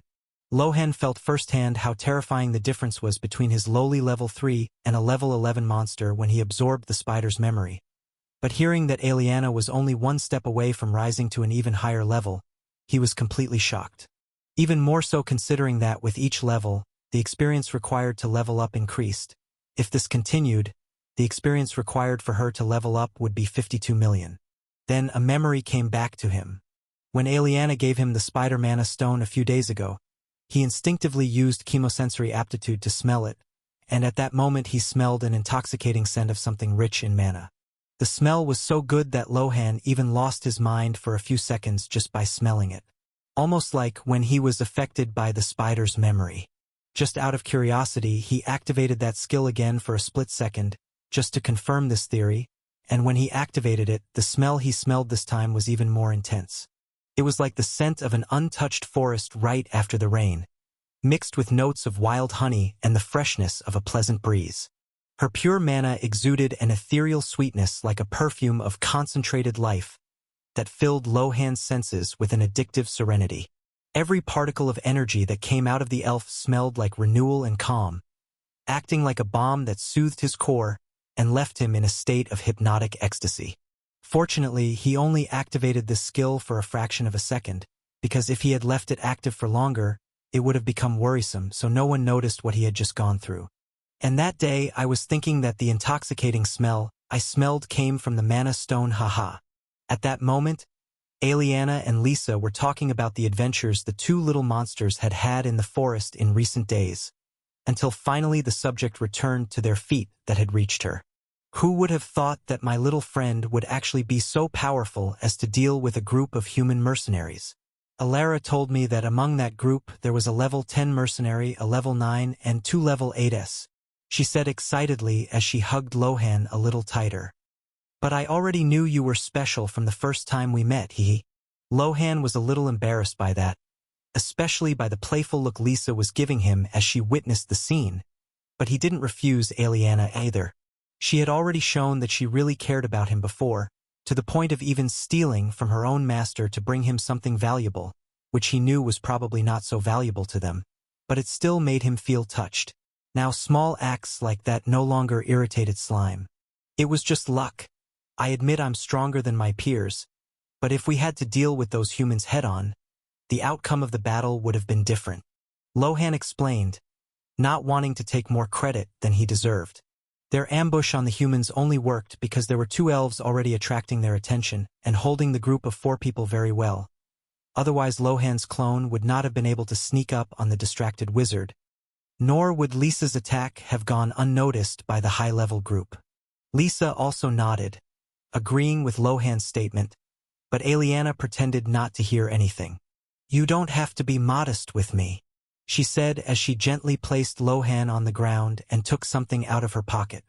Looking at it, Lohan saw what appeared to be 2 wooden plaques with real details. Lisa also didn't understand what it was, remaining quiet and waiting for an explanation. These are your Thalander ID cards. With these, you can enter and leave the city at will, and as long as you show them to any high elf, your identity as a citizen of Thalander will be recognized, she said as she handed 1 plate to the slime and another to the fox. But then a problem arose. Halon was able to form a small hand to hold this ID card, but Lisa was a 4-legged fox. She couldn't hold anything with her hands. Fortunately, Lohan thought quickly, rolling over to her side and forming another hand on the other side of his round body, using it to hold Lisa's card for her to see. The name tag was totally disappointing. It really seemed to be just a wooden plaque, perhaps slightly larger than a credit card, with a drawing of some kind of coat of arms.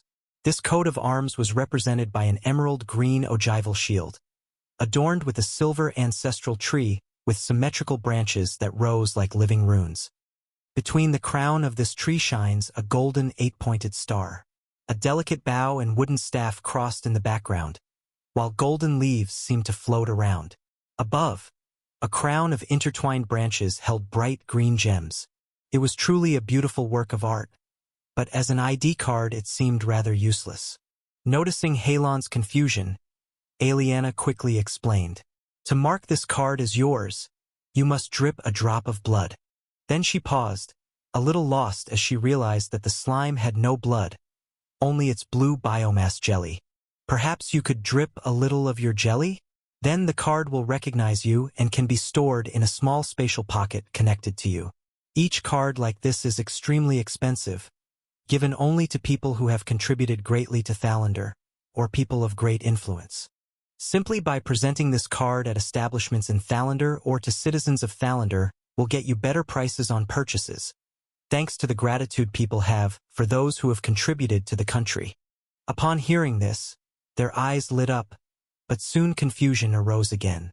What did we do that was worth such a valuable reward? That's what they thought. In their view, they had only saved a group of 2 adults who were protecting 2 children. Although they could see that the dynamic between them was not that of parents and children, but more like 2 children and 2 servants, they just assumed they were saving some rich young people, or at most some minor nobles. After all, they didn't even have guards protecting them. Did those children have some special identity in Thalander? The fox's eyes sparkled, and the slime's eyes didn't sparkle at that moment only because he didn't have any. Did the people we saved have any special identities? Lohan asked directly. Aliana hesitated for a moment and replied somewhat regretfully. I'm not authorized to tell you that information yet, but as I said, rewards like this come with many perks and are usually only given in exchange for great service to Thalander. For those who understand, half a word is enough. So those children definitely had special identities in Thalander. And from the way the adults were surprised at Aliana's mention, and how the children spoke of her, calling her Leah, it's possible that her identity isn't simple either. That's good. At least our start in Thalander won't be bad. Satisfied with the explanation Aliana could give, Lohan used chemical sense LV5 to try to detect something bad like a trap in this card. But everything he felt and saw proved what she said. Mythologically, most of what Lohan had heard about elves was about how fair, honorable, and honest they were, but this information he had heard about elves was based only on fictional characters he had heard about in the other world.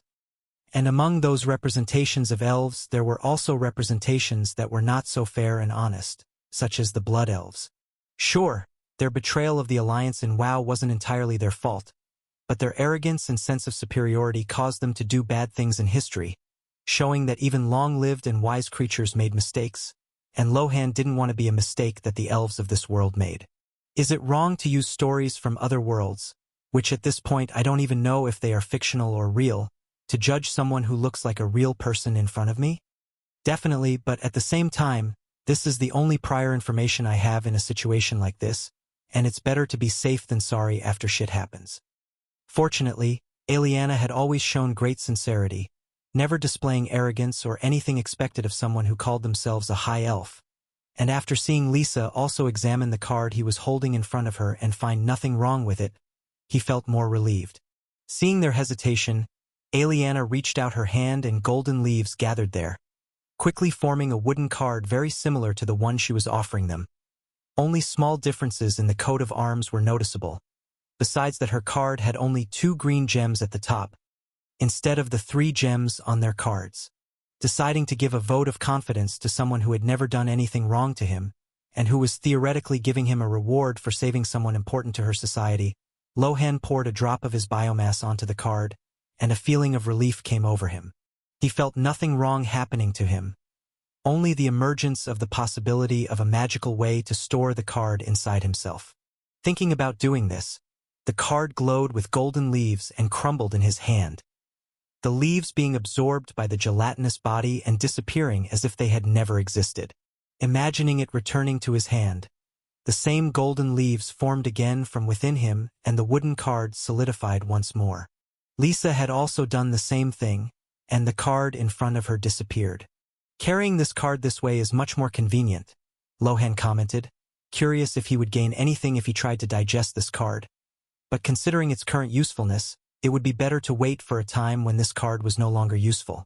Considering how difficult it seemed to get one, according to Aliana, it was better not to risk it now. Yes, haha, these cards were developed and improved by Thalander's magical and alchemical researchers centuries ago, and this final product is something that has only been distributed in the last 50 years, Aliana said proudly. It's ironic how she treats 50 years as if they were 5. Lohan found the situation funny, but didn't comment on it. Although he didn't have much experience in relationships, limiting himself only to things he saw on TV or the internet in the other world, he at least knew that talking about a girl's age was an indelicate subject. So he changed the subject. So now with this we can freely enter Thalander? He asked excitedly. Aliana nodded excitedly.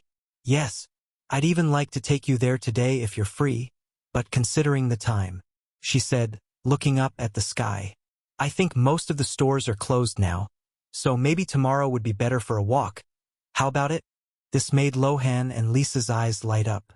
Exploring the city alone with such small bodies could be dangerous, even with the ID cards that they still didn't know how effective they were, but with a guide like Aliana, it would be a completely different story. That would be amazing, he said in an excited voice, as if he were smiling while speaking mentally, even though he had no mouth. But before that, I have a question. Is there anything in the forest of Mithlorian that is valuable in Thalander that we can get? After all, it would be better to visit the city with money in our pockets. Lisa's eyes sparkled even more at his question, which touched precisely on the most important point for them. Upon hearing the question, Aliana brought her small white hand to her chin and thought for a few seconds. I don't know much about these things, but I heard my teacher complaining that she was angry with the alchemy shops for not restocking shadow serpent digestive acid. Maybe that's something that would sell well? Great! Maybe if I get enough of it, I can pay off the debt at the end of the month. He thought excitedly. It had been over a week since the loan was made, and he had just over 2 weeks to get at least $912 to pay the monthly interest the bank charged on the loan. And how much do you think this can be sold for? He asked expectantly. Aliana kept her small hand on her chin and thought for a few seconds, until she shook her head and replied, a little embarrassed. I don't know. Aliana explained to them where to find the shadow serpents, which she said were only level 2 to level 4 monsters. But because they hid in very dirty and cramped places, hunters usually avoided this target. Lohan and Lisa were much smaller than hunters, so it would probably be easier for them to hunt these snakes. With a clear goal in mind, Lohan and Lisa said goodbye to Aliana and set off in the direction she had indicated. So, what do you think about that? Lohan asked curiously, wanting to know Lisa's point of view on the situation. For him, digesting monsters or plants didn't make much difference in his strength growth.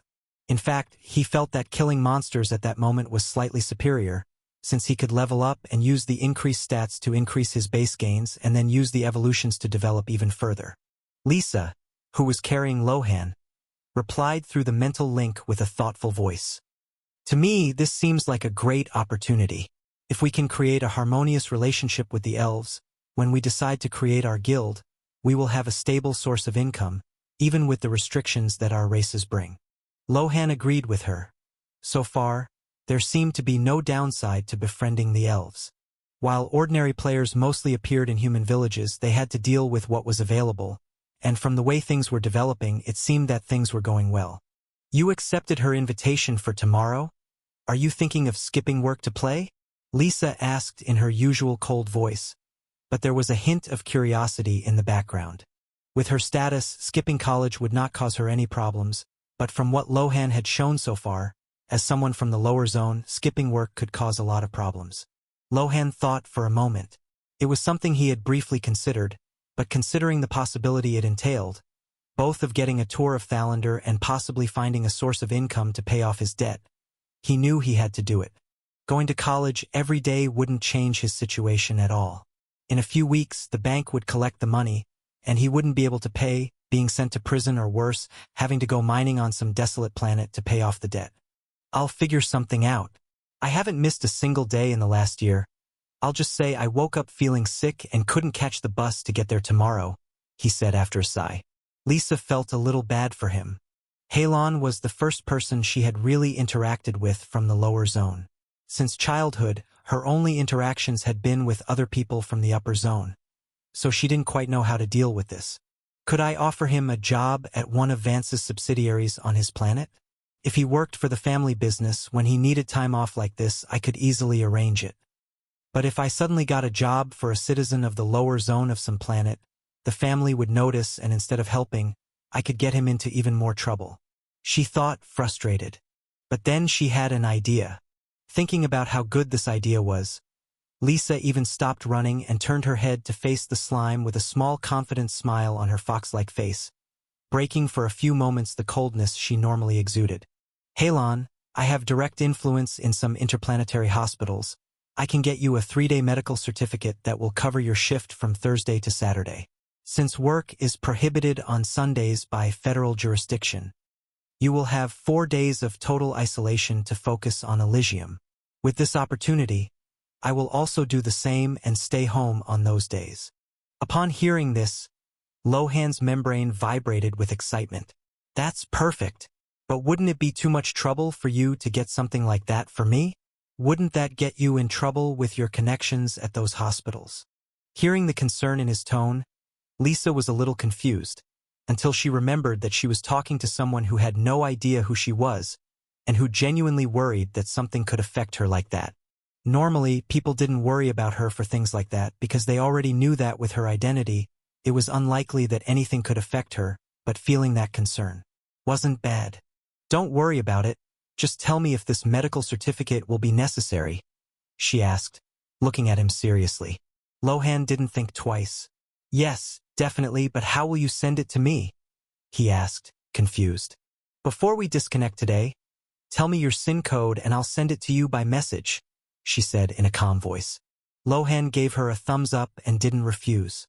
Everyone in the Human Federation had an account on SIN, the largest interplanetary social network. Since the old Lohan had no friends, his SIN was practically deserted, so he never cared much about it, but even without using it, the old Lohan had memorized his SIN code, so it wouldn't be difficult to pass it on to Lisa. With that decided, Lisa sped up toward the shadow serpent's nest.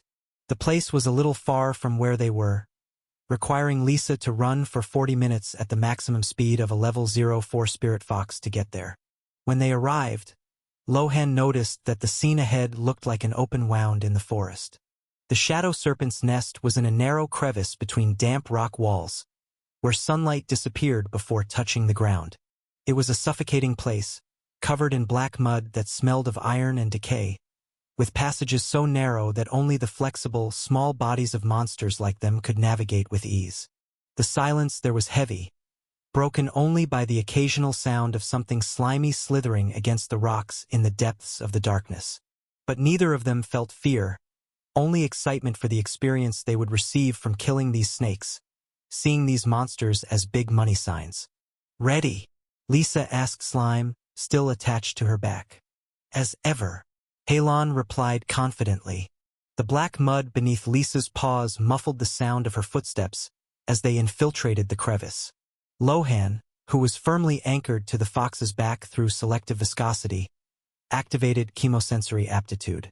Even though she didn't really like carrying someone on her back, Lisa knew that in a situation like this, it was better to work on each other's strengths and help each other with their weaknesses, which was to solve Halon's low mobility and maximize his versatility. The air there wasn't just still. It reeked of a rotten smell that he hadn't even smelled from the corpses of goblins or kobolds. I'm sensing 4 different smells ahead. Lohan's mental voice resonated, serious and focused. One seems to be weaker on the left, with 3 stronger ones clustered on the ceiling. From Aliana's description, the shadow serpents were not just ordinary snakes, but something like filaments of living darkness, with scales that seemed to absorb what little light remained in the environment. Before the beasts noticed their presence, Lohan began to prepare. He detached a part of his mass, activating partial division. The small clone slid silently across the floor, positioning itself in the center of the narrow corridor, acting like a simple and foolish normal slime, attracting the attention of the 4 predators that Lohan had sensed in that environment. Simultaneously, Lohan focused on his new ability. He felt the biomass being drained from his reservoir at an extremely high rate, merging with the bluish mana of his magic core. From his sides, fine, almost invisible threads began to shoot out, crossing the corridor just above the clone and attaching themselves to the damp rock walls. As soon as the trap was set, Lohan felt very weak. The process of creating the clone was already very tiring and exhausting, but it was nothing compared to the effort required to use magic weaving.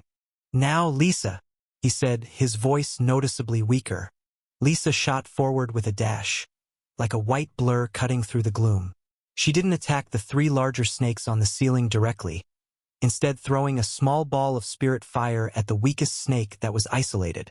The white glow of the fire momentarily blinded the creatures, creating a perfect opportunity. The 3 stronger snakes reacted instantly, plunging from the ceiling like black whips toward the foolish prey on the ground. The dumb slime that was carelessly digesting mud biomass on the ground. The moment the snakes reached the space between the walls, the trap was revealed. The mana threads, learned from level 11 Weaver Spider, did not break.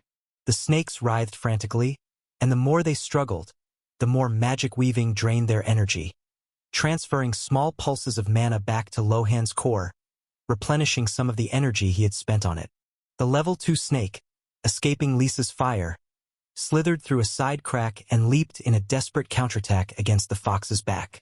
Lohan felt the vibration through his instinctive perception and saw it clearly with his 360-degree vision. "My turn," he thought excitedly, despite his weakness. In a millisecond, Lohan consumed biomass, activating reinforced exoskeleton and membrane reinforcement. His bluish surface became as rigid as an insect's shell and as dense as stone. The snake tried to sink its fangs in, but instead of the sound of jelly being pierced, what came out was the sound of metal hitting rock, with the creature's teeth only scratching the protected outer layer. His protection was not very powerful against strong and destructive blows such as hammers, as his defense was now only 1 level above an eggshell, but against penetrating attacks with no footholds to fully use his strength, his resistance was more than enough. Taking advantage of the proximity, Lohan fired an ice spike at point-blank range, piercing the level 2 snake's head and pinning it to the cave wall. Fortunately, the mana used for spells was different from the biomass used for his direct evolution skills. Meanwhile, Lisa circled the 3 snakes trapped in the web with elegance. She jumped across the walls, using the momentum to deliver fire-imbued kicks, while Lohan, acting as a mounted gunner, fired additional small corrosive clones to tighten the knot around the exhausted prey with selective viscosity and began digesting these monsters. Without the need to actively control the movement of these clones, the process became much easier. He only needed to shoot them at the enemies, and as long as they weren't destroyed, he could recover these bodies and not waste any biomass on it. The mana drain was working, the snake's movements becoming increasingly slow and erratic. "Let's do this," Lohan said, sounding weaker but with a serious and confident voice.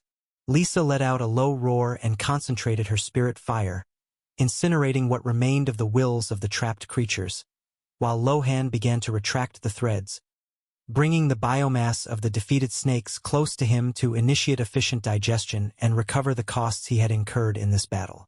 Silence returned to the crevice, broken only by the hissing sound of flesh being decomposed by the acidity of the slime. With the battle over, Lohan's jelly was contracting and expanding, like a lung desperately trying to breathe. But despite his exhaustion, the excitement he felt from this battle was incredible. In addition to the battle against humans, which relied heavily on the help of the elves, this was the first battle they fought together in this way throughout the entire combat. Lisa was again resistant to this type of tactic, not feeling comfortable carrying the slime from one side to the other, but even she felt the satisfaction of a well-fought battle. "Lisa, I think we make an incredible team," he said, genuinely excited about how good their synergy was in this battle. Lisa was also not unscathed. Although she had not been attacked at any point, the amount of spiritual energy and mana she had used in this battle was not low, leaving the little fox panting but with a subtle proud smile on her canine face, surprised to find herself agreeing with his statement more than she had imagined. Unlike other times when they hunted monsters, this time the duo finally had a target of which part of those monsters was valuable to loot. Neither of them had a knife or anything like that to dissect these snakes, but with Lohan's selective digestion, the process of removing the digestive acid from inside the snake's bodies was made much easier. The digestion process of the first snake was the most complicated, as Lohan had to digest small parts throughout its body to find the exact location of the digestive acid in that body. After discovering where it was, the process became much easier. Lohan didn't need to digest the snake completely. He just needed to open a hole in the snake's stomachs, drain the digestive acid without digesting it, and store the liquid inside himself. Being a life form almost entirely made of biomass, Lohan's body was very malleable, to the point that he was able to store the liquid acid in an internal pouch he created, covered by a thin membrane he made inside himself, so that the acid would not be accidentally digested by him, nor would it constantly digest his biomass. With such a simple way of carrying the acid, not a single drop was wasted from each snake. And in addition to digesting the snake's bodies in search of digestive acid, Lohan also did not ignore the small heads of those creatures, penetrating his jelly through their eyes and digesting all of their brains. These snakes were not like the level 11 weaver spider, so he did not bother to recover their memories and skills. The immersion into the minds of the snakes was smooth, much less aggressive and oppressive than the process with the weaver spider. Lohan felt his consciousness slip into a colorless world, where all he could discern were pulses of heat against the absolute cold of the stones.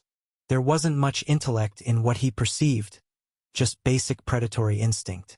He saw the world through a thermal filter, where Lisa glowed like a white supernova of radiant heat, and he himself was a cold, bluish blob of biomass as the recent battle unfolded. Unlike the previous frenzy, this resonance only refined his senses, without influencing his mind as the spider had done.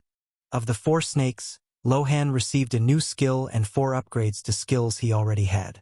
Thermographic Perception LV1 allows you to detect heat variations in the environment through the membrane, mapping thermal signatures of living beings.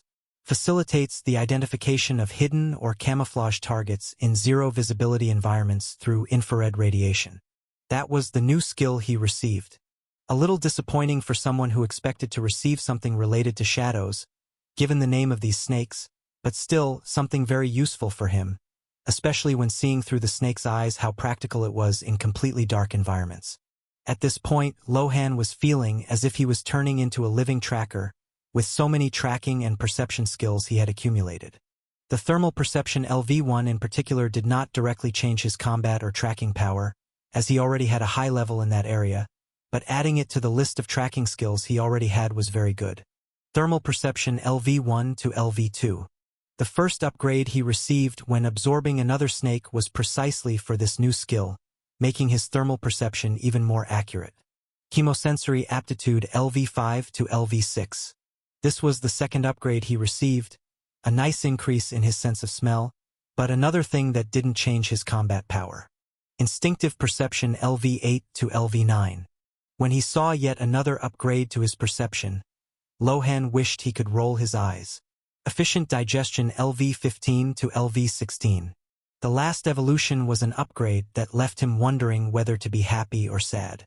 Since he didn't need to spend biomass to evolve this, Lohan saved 28 units, which was good, and increased his total biomass gain from 53.13 to 58.40 biomass per hour, which was a great increase, but considering that he wanted to level up first and only then evolve this skill, he was a little regretful. Forget it. It was fate that evolved my skill, and I have no reason to be disappointed. That's the downside of digesting the brains of enemies and using memory resonance on them. Sometimes it can give me a good evolution, other times I'll have to deal with what I get. He calmed down. After 40 minutes, Lohan had absorbed everything he needed from these snakes, saving a lot of time by not having to digest everything, and recovered much of the energy spent in this battle. Lisa had been ready for a while, but considering that Lohan's presence was essential in combat, since she was having a little difficulty seeing and sensing the spirit of beings with so little intelligence, she waited patiently for him. Okay, I'm done here, we can proceed deeper into this crevice, Lohan said as he stretched his gelatinous body as if he were yawning. Lisa looked at him expectantly, and together they continued hunting these snakes. Now, without having to worry about waking up early, the two decided to hunt for several hours to ensure they would have enough digestive acid to sell for a lot of money in Thalander. After 15 minutes of cautious walking through the narrow crevice, They found a group of snakes and killed them all, with Lohan storing more and more acid inside himself during the 40-minute rest they took for his digestion. During that time, Lohan's experience bar rose steadily, in addition to the various evolutions he achieved by digesting these snakes. Unfortunately, he realized that after digesting 10 snakes, the evolutions he received decreased in frequency, with this species ceasing to evolve him after the 15th snake. With that, the hunting speed became even greater, since now they didn't have to wait so long for Lohan to digest the skills from the snake's brains. He still didn't know if this number 15 was the limit of his skills, or if it was because the snakes were too weak. In short, he received 13 evolutions in total, the previous 4, 1 new skill, and these 4 subsequent evolutions. Thermal perception LV2 to LV4. Chemosensory aptitude LV6 to LV7. Body density LV7 to LV8. The new skill he received was not an evolution like the previous one, but a magical skill like ice spike and pigmentation mimicry. Threshold mimicry. While in shadows or dark places, the user's body absorbs part of the darkness to camouflage itself, making it difficult to locate by conventional low-level means. With so much growth in just a few hours, Lohan was extremely satisfied, until suddenly a grotesque smell invaded his senses, putting him on alert instantly. "Lisa, stay alert. I'm sensing a grotesque smell up ahead. Much more intense than the previous snakes we encountered," he said immediately. With the recent 2-level evolution in chemosensory aptitude LV7, Lohan felt much more comfortable identifying the smell of enemies and perceiving their level of power.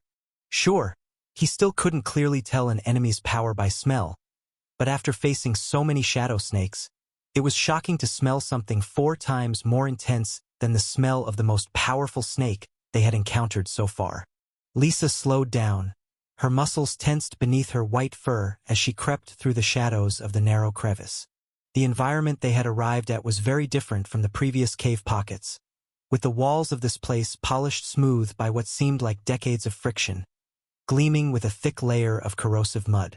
Lohan activated thermographic perception LV4 and looked around, trying to understand what was hidden in this darkness. The world was bathed in cold blue tones, but just ahead, a colossal mass of pulsating heat filled the corridor. It was a shadow serpent unlike anything they had ever seen. His body was like a black cylinder nearly 6 meters long, with scales that looked like obsidian plates. Just the power it exuded as it breathed made Lohan's core vibrate in constant alertness to danger. However, something was wrong with the beast's posture. The central part of its body had a grotesque, deformed bulge, stretching its scales to the limit. The serpent could barely coil itself, moving with a heavy, exhausting slowness. "It just ate something big, Lisa," Lohan observed, describing the image he saw to Lisa. "Maybe it ate a deer or even another elite monster. At this point, I believe its digestion is at its peak." Lisa hesitated, staring at the creature that clearly surpassed them in level. "The risk is high, Halon. If it manages to react despite its weight, one blow from that tail seems like it could crush us against these walls." Lohan, however, focused on the opportunity. With his chemosensory aptitude, he realized that the acidic smell did not come only from the glands, but exuded heavily from the snake's breath. To digest prey of that size, the monster's stomach must be flooded with the pure acid they so desperately needed. "If we kill this snake, Lisa, we'll get more acid than from 10 ordinary snakes. And with its belly full, it won't have the agility to escape my magic weaving," Lohan argued, feeling an internal euphoria at the fun it would be to fight that creature. Ever since they started fighting together, Lohan had felt how much fun it was to kill monsters. Without the disadvantage of being terribly slow, he was just taking full advantage of the advantages he had, and that was much cooler than spending all day digesting grass. Lisa took a deep breath, analyzing Halon's words and also feeling a little greedy for the amount of digestive acid inside that snake. From what she had observed, her combat power in one-on-one combat was already superior to any creature of the same level because of her legendary race and rare class. Added to Halon's assistance behind her, their power at this point was unmatched by anything they had encountered so far. So little by little, the fun Halon felt in battle was also infecting her, who was loving the feeling of destroying these monsters.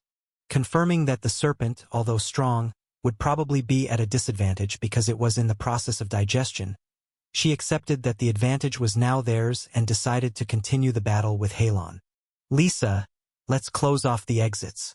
If she can't move fast, let's make sure she can't move at all, Lohan suggested mentally, already mobilizing magic weaving.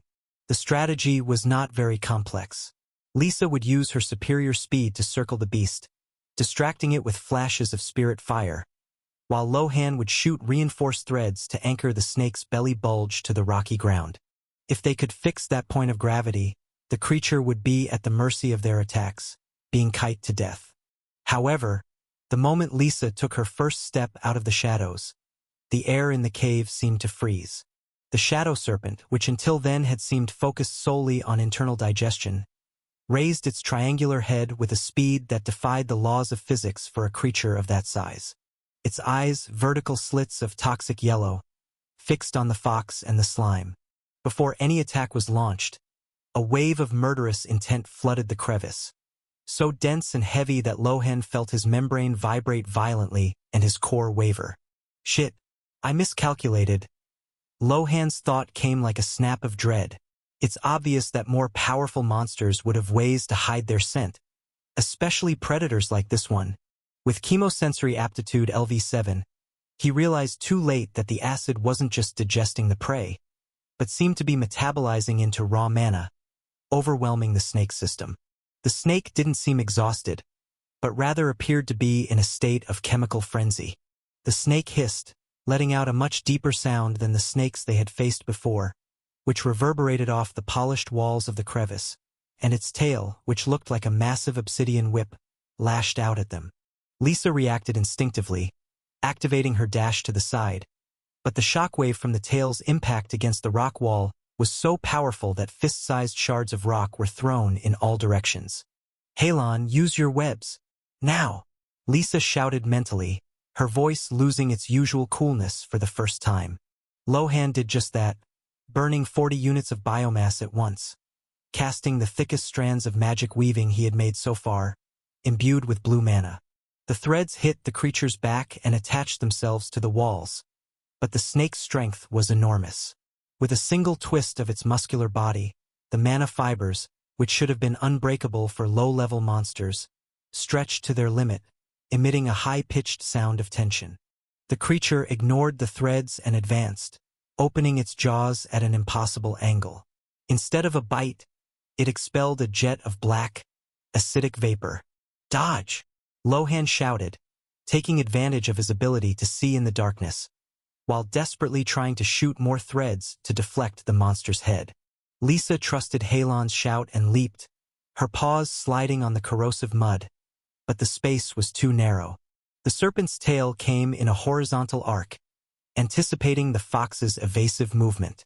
With no angle to escape and Lohan's web being torn like silk by the brute force of the beast, they found themselves trapped between the acid jet and the crushing blow. Lohan saw the threads of his web breaking one by one, and for the first time since he was reincarnated, the feeling that death was inches away overwhelmed the euphoria of battle. Think, Lohan, if the web won't hold, what will hold this thing? Looking at it desperately, suddenly an idea came to his mind. Panic was replaced by cold clarity the instant the sound of mana fibers snapping echoed through the air like low whips. Lohan felt the serpent's tail cutting through the air toward them and realized that the serpent's brute strength was too great an advantage for them to handle. If his web couldn't hold it from the outside, he had the idea that destroying it from the inside would be better, similar to the tactic he had used a few days ago against the wolf. Lisa, don't run away from the impact. Slide underneath. Now! He shouted with conviction, surprising the fox who had also been thinking of countermeasures to deal with this snake, or at least to escape safely. At a moment like this, feeling the confidence in Halon's voice, Lisa decided to trust him and did as he asked. Instead of attempting an impossible side jump in that tight space, Lisa deactivated the momentum of the dash and used the selective viscosity of the jelly that Lohan spread under her paws, making the ground slippery like ice, and she slid close to the ground, passing millimeters from the tail that exploded the rock wall just above them.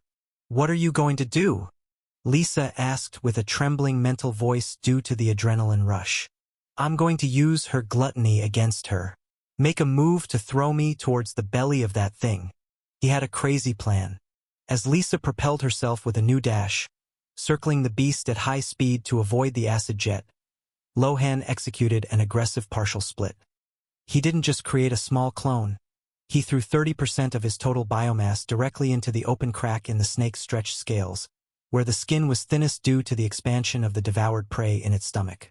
At the same time, Lohan activated the magic core to its limit. He didn't shoot an ice spike outwards, but rather into the biomass clone he had just launched, using that magic as a rocket propellant to launch the clone even further, ignoring the damage he caused to himself and the biomass that was shattered on impact. But this self-inflicted damage had another purpose. Hemolymphatic tissue LV7. During combat or under active damage, the conversion of absorbed matter into vital energy is accelerated by plus 20%. At the current level of this skill, when Lohan took damage, his digestion increased by an incredible 210%. Fortunately, the launch was a success, with the piece of slime sticking to the snake's belly like a suction cup. In the next second, two small, thin ice stakes grew from within that mass, piercing the stretched membrane between the monster's scales as much as possible. Although the ice stakes did not pierce deep enough, what remained of the clone still had the digestive power of Lohan's main body amplified by 210%, causing the soft skin under the scale's defense to be quickly digested, making its way through the creature's body and finally breaking through its resistant defenses completely. The effect was immediate and catastrophic for the snake. The pure digestive acid, under immense pressure due to the frantic digestion, began to gush out of it like a broken dam. The snake let out an agonizing squeal, its body writhing as it lost control amid the pain it was feeling. Without Lohan having to say anything, Lisa analyzed the situation perfectly and also contributed, using her spiritual fire to try to attack where the snake was most fragile. If it were normal fire, it might have helped cauterize the wound and possibly save the snake, but the fire of a spirit fox was not ordinary. When the white flame hit the skin of the snake, which was thrashing frantically, even though it did not hit its weak spot, it still caused tremendous pain to the spirit of the desperate creature. Lohan didn't stop there. He knew that the biomass drain was high, but he had the advantage of efficient digestion and hemolymphatic tissue to compensate for his expenditure. While Lisa bombarded the open cuts with white flames, Lohan used magic weaving not to pin the snake to the wall, but to connect himself to the monster's open wounds. He began to drain. Not just the snake's mana, he was using the threads to channel the wounded snake's biomass directly into his own body. This was a battle of attrition. Since the snake had more strength and level, Lohan had to compensate with a recovery rate that defied logic while weakening the snake to the maximum. Every drop of blood and fluid he absorbed through the threads regenerated the biomass he spent to maintain continuous damage against the beast's spasms of agony. "It's weakening. I can see the heat from it dropping," Lohan said, observing through thermographic perception that the hot white glow from the snake's stomach was turning pale blue as he stole its life energy. The giant shadow serpent, realizing that its life was being drained by a parasite on its back, stretched out and then coiled its own body in a desperate attempt to crush Lisa and Lohan against itself. But Lisa's agility was not just for show. After reaching level 04, her already high agility became even greater, not only increasing her speed but also the flexibility she could exercise without injuring herself. And with Lohan glued to her like glue, Lisa was able to move almost freely through the cave while staying close enough for the slime to cause as much damage as possible. Even wounded, the snake resisted for a few more minutes, only to finally collapse to the ground. Experience. Plus 94. Experience. 411/400. Level up? Only after seeing this screen appear did Lohan confirm the snake's death and relax, letting go of Lisa's back and sliding to the floor like soft, exhausted jelly. "Yes, of course. Please let me level up quickly and regain some of my strength," he thought just before feeling the changes brought about by the level up. Name: Halon. Race: Slime mythical. Class: Devourer mythical. Level 04. Experience 11/800. Mana 04/2647. As his level rose, a refreshing and relaxing feeling of comfort washed over him. It was as if every fiber of his biomass was being purified and restructured on a molecular level, even more intense than the feeling he had when he rose to level 03 a few days ago. The weight of fatigue and stress from combat was washed away by a wave of warm euphoria emanating from his slime core, expanding to the farthest reaches of his membrane. From this feeling, the most impactful change came from within him. With the level up, his base digestion speed increased by 3 more units. Although he had previously shown a digestion speed of over 53 biomass per hour, this high number came from the countless evolutions he had accumulated up to that point. His base digestion was still only at 11.52 bio/H. With the increase of 3 units, his base digestion speed rose to an incredible 14.52 bio/H, which, added to all the effects of his evolutions, reached an incredible mark of 73.61 bio/H. Wow! I'm almost reaching 100 biomass per hour, he thought euphorically. His digestion took a qualitative leap, to the point that at his current level, Lohan could easily consume several mana stones in a day, thus creating a potentially infinite farm of skills.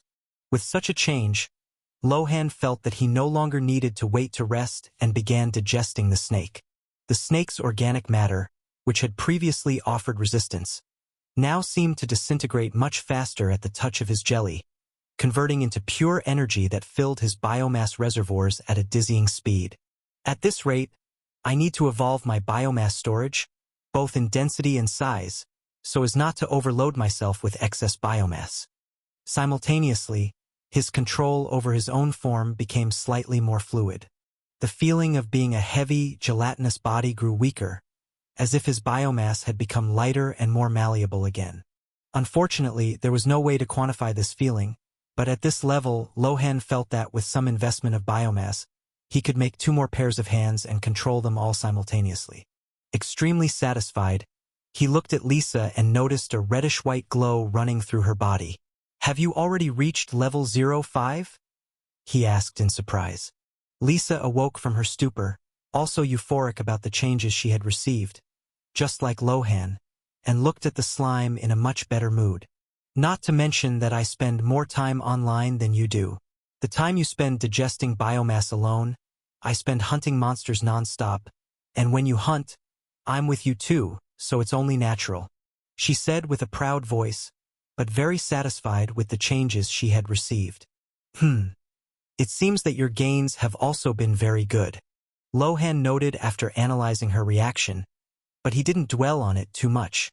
Now that he could digest more than 1 biomass per minute, Lohan only needed a few minutes to recover enough to keep selective viscosity active during the trip. And then he began to collect all the digestive acid he could from the snake before other monsters were attracted by the noise and smell of the place.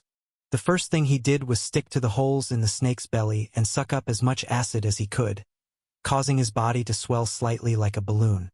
Realizing that his current size would not be enough, Lohan began to digest the monster's head again to recover biomass and purchased an upgrade. Mass expansion LV8 to LV9 21.36 biomass. With this upgrade, Lohan's size increased from 34 centimeters in diameter to 37. This increase may seem small, increasing his total diameter by only 3 centimeters. But this was not just a linear increase, but a total increase in his volume. For a spherical shape like his, increasing the diameter by 3 centimeters is the same as increasing the total volume by 30%. But Lohan didn't stop digesting the snake's head. He still wanted to test if it was possible to get another skill from this monster. And he wasn't disappointed. New digested matter obsidian scales. Consumes biomass to coat the outer membrane with rigid, black hexagonal scales. Conflict with reinforced exoskeleton. Obsidian scales and reinforced exoskeleton have similar characteristics, attempting fusion. Looking at that screen, Lohan was shocked. The last time there were conflicts between the skills he absorbed, the level of one of the skills was too low for him to fuse it, but from the delay the system was showing in processing the response, this time it seemed possible. Eagerly, Lohan continued to digest the snake's head as a snack and stared at the floating blue screen in front of him. Fusion successful. The two matters have been fused. New evolution obsidian exoskeleton LV1. Consumes biomass to generate a rigid, black obsidian exoskeleton. The description was very simple, not specifying what the skill had changed other than its color and name, so Lohan prepared to use it. But when he formed a small piece of the black exoskeleton around himself, the biomass he had accumulated was quickly drained, causing him to urgently cancel this test. Damn, how many times has the cost of this skill gone up? But if the cost has gone up, the resistance must have gone up accordingly, right? He thought excitedly. With 30% more total volume, Lohan finally had enough space to store all of the snake's digestive acid inside himself. But this increase also made his body heavier and more uncoordinated, which worried Lisa, who watched in horror. Lisa was watching Halon with a mixture of fascination and pure terror. Before her, the slime not only grew as it absorbed the acid, it deformed grotesquely, swelling like a heavy, translucent balloon as it sucked it up nonstop. I'm going to have to carry him to Thalander. She was frightened. The distance between them and Thalander was not short, and now without any mana stones to digest while being carried, Lohan felt the need to increase his speed again. During battle, not having to focus on movement was great, but losing 40 minutes of digestion was the same as throwing 49 biomass in the trash. Considering how many evolutions he could buy with that amount, he wished he had eyes to shed a tear for it now. He even thought about taking a piece of the giant snake to digest on the way, but when he noticed the cold look Lisa gave him, he quickly gave up on that. It's okay. I'll be able to play all day for the next few days, so I'll be able to make up for it with more grinding. And with the speed of my passive digestion, even if I log off for 8 hours to sleep, I'll get more than 50 biomass from it, so it's not all bad. He thought, reassuring himself as he ignored the feeling of biomass draining through his fingers. But feeling the digestive acid of the shadow serpents, he became excited and curious to know how much they would receive for it. Arriving near Thalander, Lohan finally climbed down from Lisa's back, causing the little fox to breathe a sigh of relief. Stop exaggerating. I'm not that heavy, he said, ignoring that he was carrying more than 10 liters of digestive acid inside him, which alone weighed more than 10 kilograms, not counting the 30% increase in his volume. Sure, Lohan wasn't really heavy, especially considering that Lisa was now level 05, but his large mass made her movement very uncomfortable considering that, unlike him, she was still the same size as when she was level 01. Lisa rolled her eyes. I'm going to log off. The night was very productive, but sleeping later than this will hinder my development. Lohan was about to agree when he remembered something. Wait! The fox stopped, looking at him suspiciously. What is it? Lohan made a hand gesture and pointed inside himself. We need to confirm that when I disconnect, this acid will dissolve with my body, or if it will spread across the floor. This made Lisa freeze, realizing that this could indeed be a big problem. You're right. We should have tested this in the crevice. Lohan agreed with her, but they were both so exhausted from the battle and ecstatic about leveling up that they had forgotten this detail. Wait for me. I'll disconnect and come back as soon as possible. If something goes wrong, try to save as much of the acid as you can. Lisa looked at him blankly. She wanted to do what he said, but considering she had no hands or anything to store it in, she knew it would be useless. She couldn't even open her mouth to store the acid inside her because it would act like poison in her body and do more harm than good. In the end, she could only watch. Then the slime disconnected, causing its blue, round body to slowly transform into particles of light that disappeared as they flew into the sky. Seeing that nothing remained where he had been, she let out a sigh of relief. Then Halon returned, and after confirming that everything was fine, he also disconnected. Lisa opened her menu and also disconnected, feeling her own body transform into particles of light this time, while her consciousness flew back to the real world. Opening her eyes, she pressed a button to drain the nutritional liquid from her capsule. Then a pleasant breeze swept through the capsule, drying her clothes and hair slightly. But when the glass door opened, her body was still a little sticky and damp. Damn! When are they going to send me the final product? She complained, looking impatiently at the prototype of the Eligium capsule. These capsules were something that the Human Federation had commissioned the best doctors from the Vance Group to help with research, and in return they received the research results firsthand. Unfortunately, the final product would still take a few days to be ready, a product that would not only eliminate the need for sleep, but if loaded with enough nutritional liquid, could sustain a connected player for a few days without the need to disconnect. Putting that thought aside, Lisa, or rather Isabella, went to the bathroom and took a long, relaxing hot bath.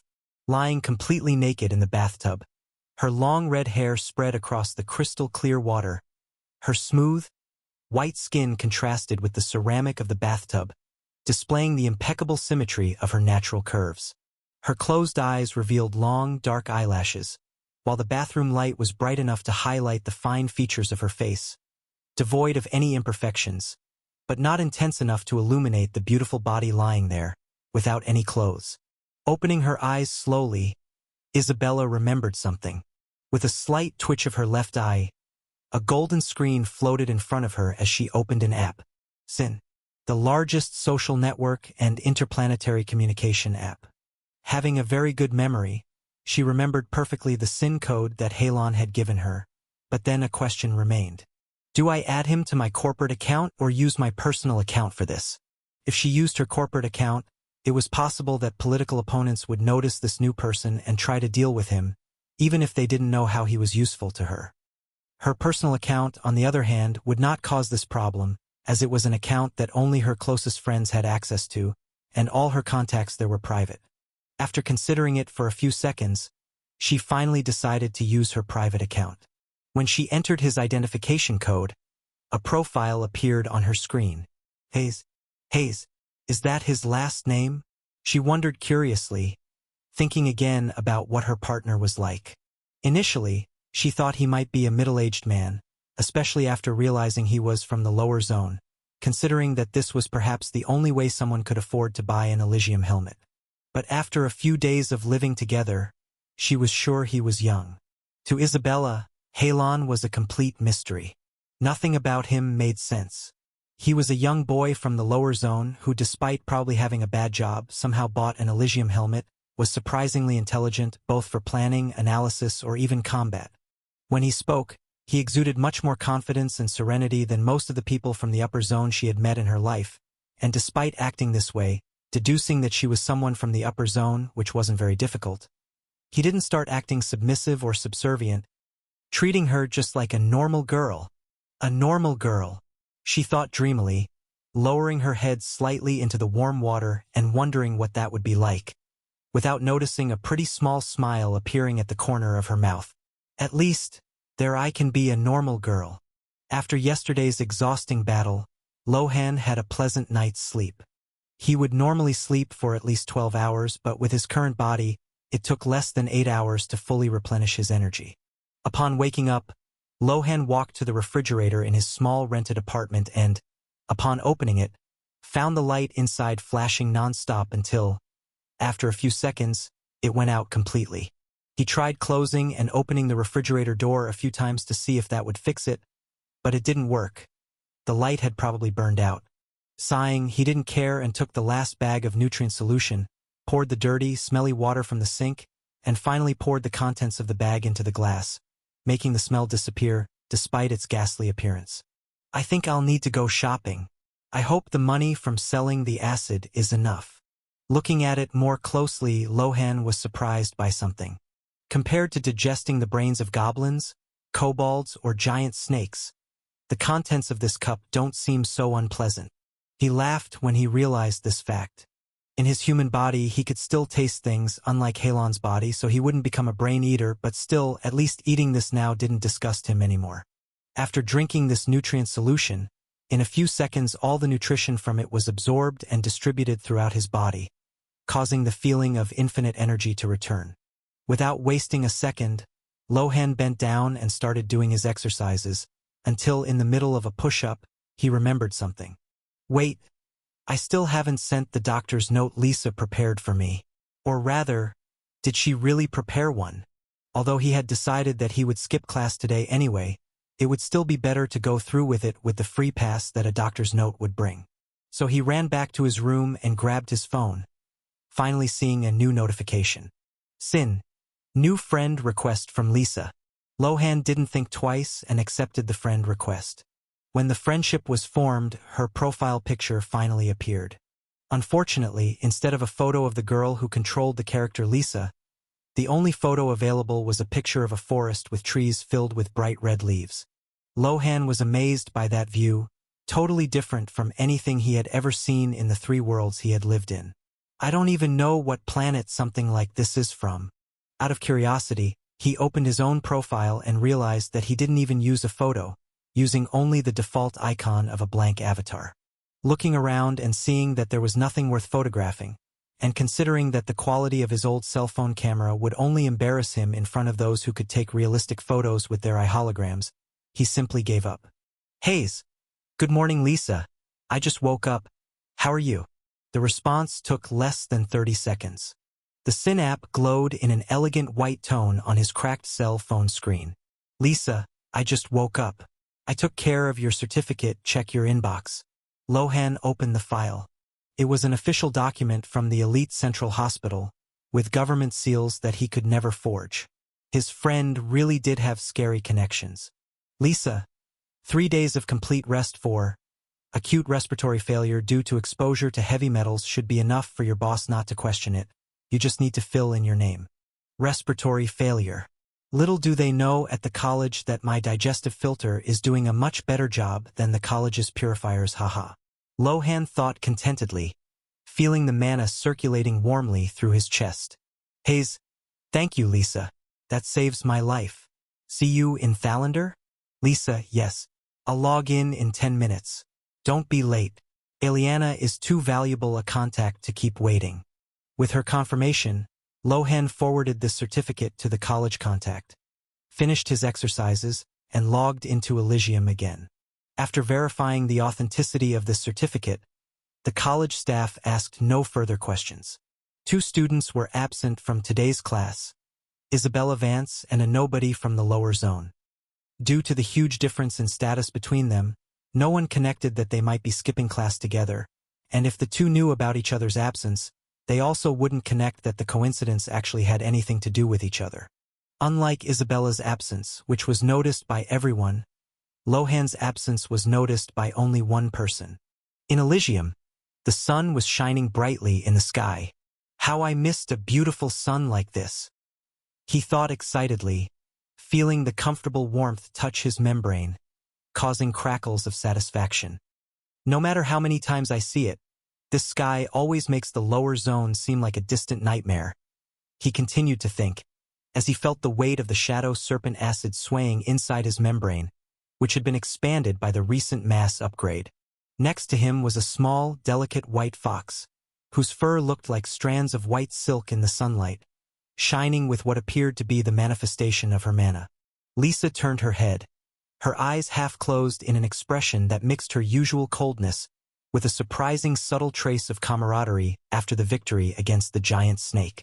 Still admiring the clouds, Halon? Her telepathic voice resonated in his mind, and although cold, it was sweet and pleasant to hear. Lohan vibrated the gelatin, forming a small blue hand that made a thumbs-up sign in the air. Yeah, no matter how much I look, everything I see here is very beautiful. Since Lohan had no eyes, Lisa didn't know where he was looking, only able to guess from the hand next to his body, with the thumbs-up sign pointing slightly towards her. But she had to agree, of the many planets she had traveled to, this world was the most beautiful she had ever seen. Although it was daytime, the sky had 3 large moons floating around, and the clouds were not only white but varied in color depending on some factors she was unaware of. Everything was so beautiful and different that everyone's mood practically improved just by being there, even for people from the upper zone who could see the blue sky on the planet she lived on in the real world. Imagining that Aliana might already be waiting for them, Lohan wasted no time and began rolling toward their usual meeting point, taking advantage of the surrounding grass to continue digesting biomass. Although his digestion speed had increased so much, he was still not at the point of digesting the entire grass in a second, But to compensate for moments when he would not have enough biomass available, Lohan focused his immediate digestion on the roots of plants to absorb the grass, tree trunks, flowers, small insects, and everything that appeared in his path so that he could digest it later. Lisa walked quietly beside him, not worrying about the destruction he was causing, knowing that this was also part of his training. Soon they spotted the young elf, looking around excitedly, but there was someone else beside her. Aliana was crouching casually among a bed of colorful flowers, looking perfectly at one with the nature around her as several yellow butterflies danced beside her. Her long blonde hair cascaded over her shoulders, adorned with a few freshly picked white flowers. Her outfit was the same one she wore when she first met Lohan, a short dress that appeared to be made entirely of living leaves and vines that delicately wrapped around her arms and legs as she looked around excitedly. Beside the young elf, an older elf stood with a noble and refined posture, maintaining a calm and enigmatic smile on her face. She also had long, almost white blonde hair that cascaded down in intense waves, held in place by a garland of fresh leaves and white lilies that seemed to glow with their own light. She wore elegant, seemingly magical tunics in layers of emerald green and white, richly decorated with gold details and precious gems, while firmly holding a wooden staff that looked very powerful. "You didn't have to come with me, Master," Aliana said in a sly tone of voice, like a child throwing a tantrum at her parents. Ernaha looked at her apprentice and clicked her tongue. "TSK, you think I don't know you, Leah? You're so stupid. If someone told you the sky was green, you'd believe them. You know the reputation of spirit foxes. I need to at least make sure you're not fooled by her like a child." Aliana pouted at her master's words, but did not refute them. She had already been deceived several times in the last 50 years, so at this point it didn't even matter what she said about herself. Her master wouldn't believe her. But then she remembered something. "Even if you don't trust the fox, my friend is with her." This made Ernaha look at her even more suspiciously. "Are you talking about the slime? The one you stole my mana stones for?" Hearing her master point this out, the younger elf's cheeks turned red, creating a cute contrast with her white skin. "But he didn't ask me to. I took them because I wanted to." Ernaha rolled her eyes but didn't respond. Despite fighting with Aliana like this, she still trusted the girl's basic judgment. Even if she had been deceived in the past, it was only in situations of little importance. She wasn't foolish enough to believe everything anyone said. If she were, she wouldn't be fit to be her apprentice. "Look, they're here," Aliana said excitedly, pointing in one direction. Ernaha looked there too, expecting to see a small slime and an imposing spirit fox, but the two creatures managed to surprise her, and it wasn't a pleasant surprise. Starting with the fox, if she hadn't known beforehand that this fox was a spirit fox, she would have mistaken it for a normal fox. Even with her keen sense of mana, the amount of mana she sensed in that fox was negligible, clearly just a newborn creature. On the other hand, the slime managed to surprise her for the complete opposite reason. Unlike the small and useless creature she had imagined, what was in front of her, rolling around awkwardly, was clearly a unique slime, much larger than its siblings, with an aura of mana dozens, if not hundreds of times denser than that of normal slimes. Not to mention the amount of energy that creature was carrying. What displeased her was the creature's disheveled appearance. All covered in plants, leaves, dirt, branches, moving from side to side as if it were about to explode at any moment, but not stopping to absorb biomass from everything it came into contact with. Looking at the trail of destruction the creature was leaving behind, Ernaha frowned. "That's why I hate these disgusting creatures."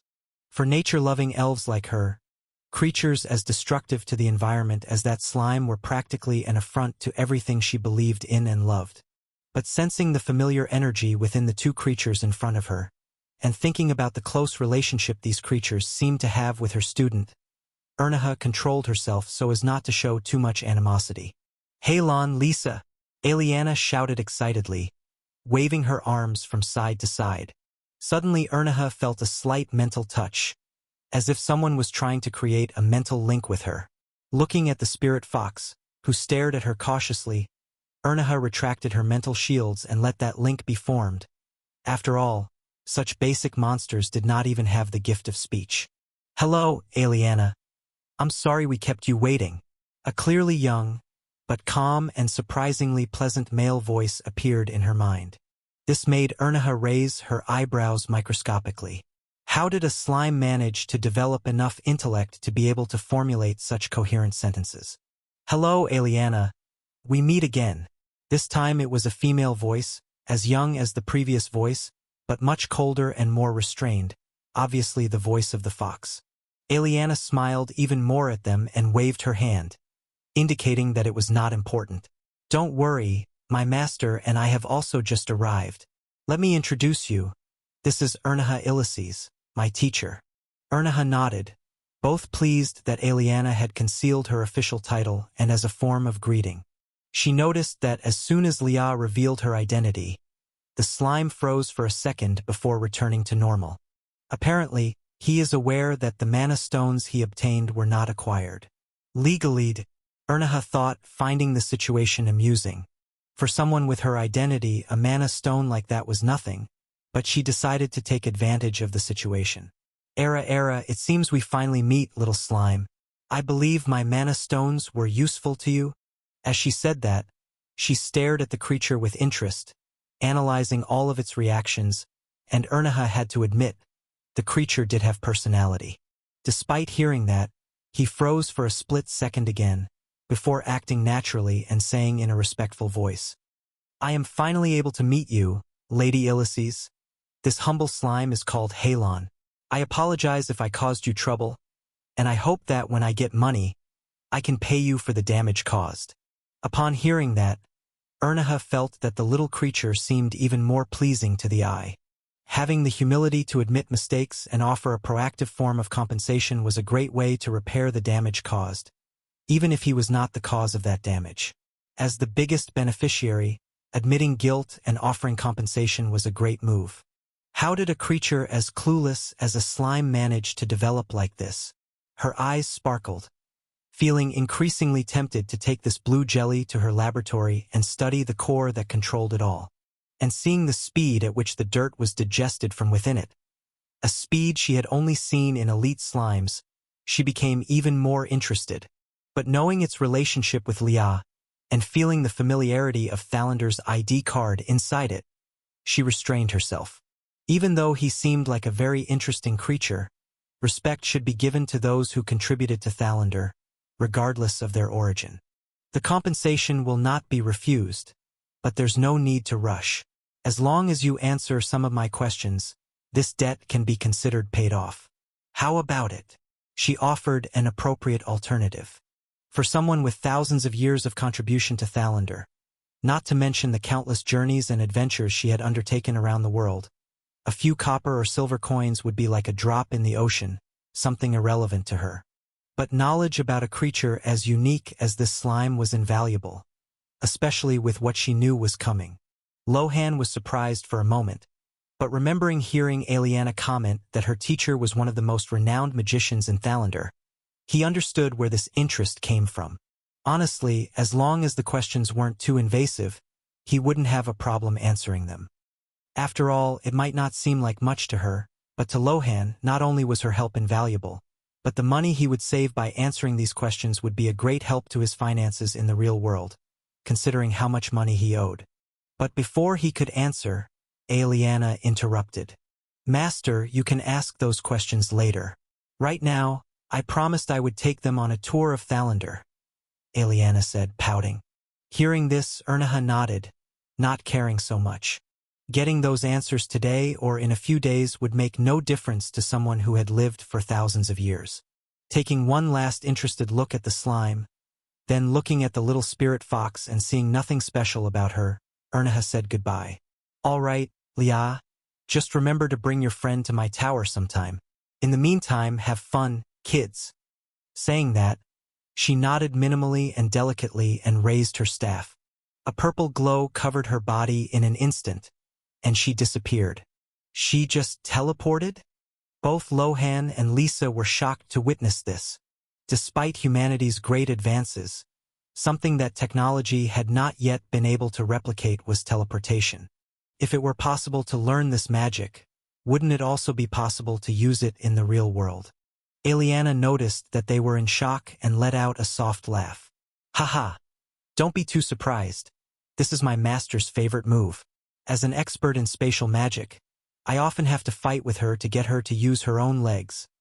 Otherwise, she'll use teleportation even to go to the bathroom. I would definitely do the same, Lohan thought in wonder, loving the possibility of going anywhere in an instant. Come on, let's go to Thalander. It seems you took my tip about getting shadow serpent digestive acid very seriously, Aliana said with a laugh, looking at how big and clumsy Halon was from carrying so much acid. The slime gave a thumbs up with one hand at his side and began to roll, and then the fox snapped out of her stupor and followed. Lisa was also shocked by the magic Ernaha used, but compared to that, her biggest surprise was being treated like an ordinary person again.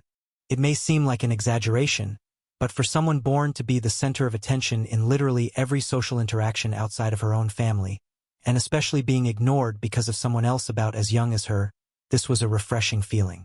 Other young people might be jealous of this, loving to be the center of attention, but for Lisa, it was perfect.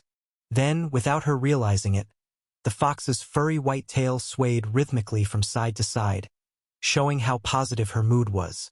The group had to move a little slower so as not to risk spilling the digestive acid Lohan was carrying, but this time allowed everyone to return to normal emotions and enjoy the environment. Aliana walked slightly ahead, jumping between giant roots with an agility that Lohan still envied, while he concentrated on rolling, without letting the digestive acid sway too much inside him. If I stumble and explode now, Thalander will get a new acid pool before I even pass through the gate, he thought, controlling the inner membrane at just the right point and using selective viscosity to ensure he wouldn't slip on the vines that were beginning to appear on the path.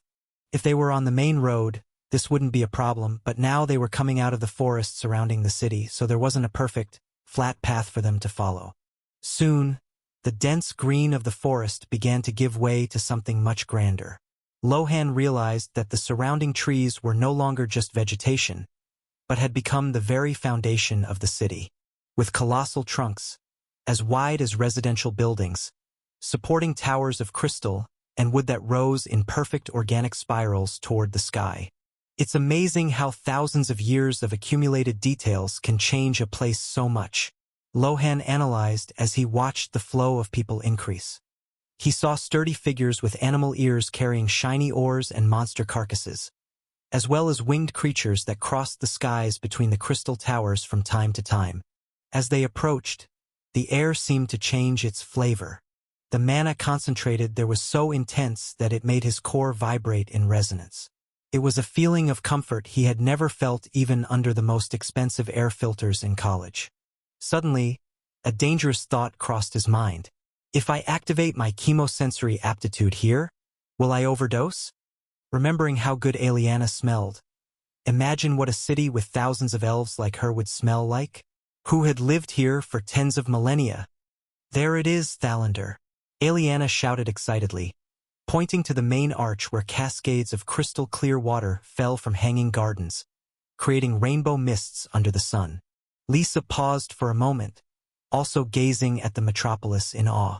Even as an heiress in the real world, it was hard not to be impressed by a city that seemed sculpted by nature itself.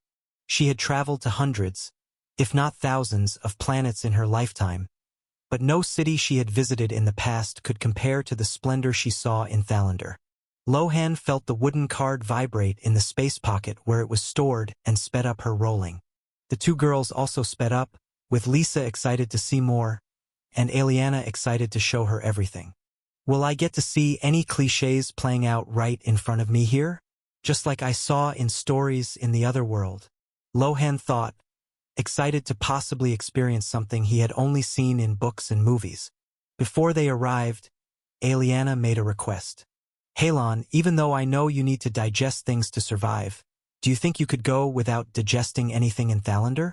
If you digested something important to the city, we'd probably get into trouble, she said, a little embarrassed, scratching the back of her head. Lohan looked back and, seeing the trail of destruction he had left behind, felt a little embarrassed. So he suddenly stopped digesting, just rolling around normally while giving Aliana a thumbs up. Actually, I do it more out of instinct. I'm sorry if I damaged something I shouldn't have, he explained, to Aliana's amazement. Wait, you can stop digesting things? She asked in surprise. Of course, after all, I never digested anything on you when you carried me in your arms, he explained. Upon hearing this, a realization dawned on the elf's face, which soon gave way to a happy smile, and she walked even more cheerfully toward the city. When they arrived at the city gate, a line of several dozen people had formed. In this line were both elves and creatures of other species. When their group approached, the people looked at them curiously, but seeing Aliana's staff, they seemed to understand something and didn't mind it. Maybe they think we're Aliana's hired monsters? Lohan asked curiously through their mental link. Lisa also thought the same thing, nodding her head without caring much. It was very interesting to see such a variety of species.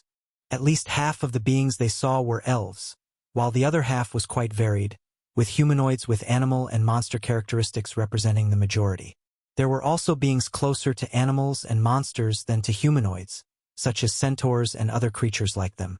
Each species seemed to have a unique way of acting, some being more taciturn, speaking softly and constantly keeping an eye on their surroundings, others being more relaxed, laughing and talking loudly without worrying too much about the people around them. Even with such different ways of acting, with some bothering others, no one dared to cause trouble under the eyes of archers, warriors, and elf mages who guarded the gate and city walls. Finally, it was their turn.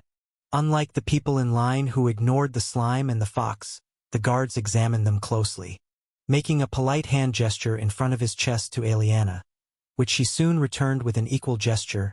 As a greeting, he asked the elf, ignoring the two small monsters. Excuse me, are these two creatures hired monsters?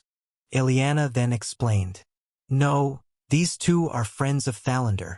As she said this, she pointed to them, and when the guard looked, the slime had created arms and was holding two Thalander ID cards.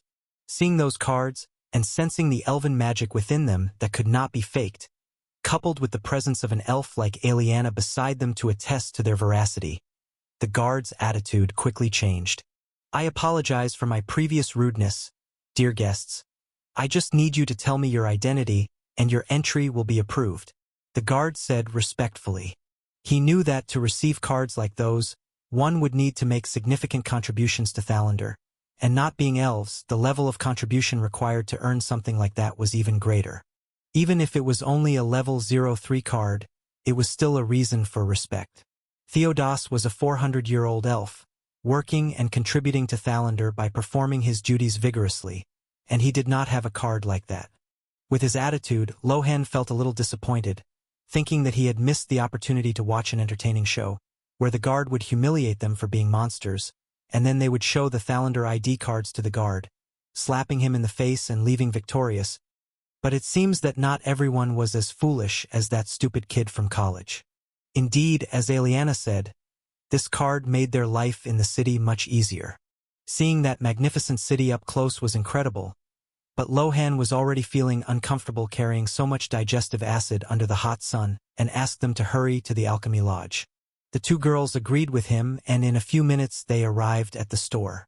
The place was called the Silver Crucible, a shop built inside a tree, but strangely, it didn't seem to have been made artificially, but rather took advantage of an existing opening in the place.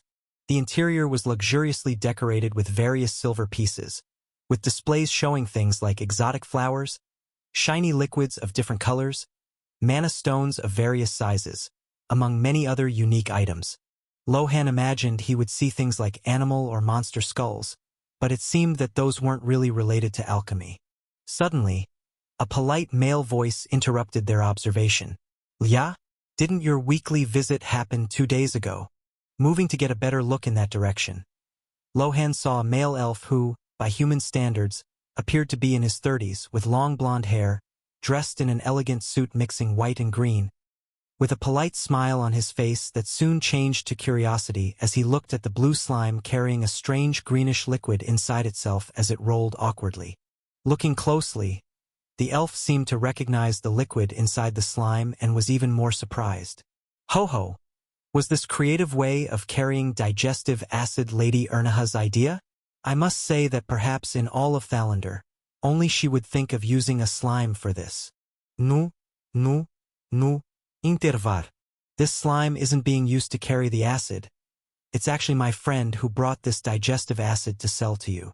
Aliana quickly explained. Hearing this made the elf even more curious. To make his point, Lohan formed a hand next to his body, using it to make the common elven greeting he saw Aliana and the guard make, and spoke through the mental link Lisa formed. Hello, friend. I am Halon the Slime. It is a pleasure to meet you. Lohan introduced himself politely. My friend Lisa and I brought this digestive acid to sell at the suggestion of my friend Aliana.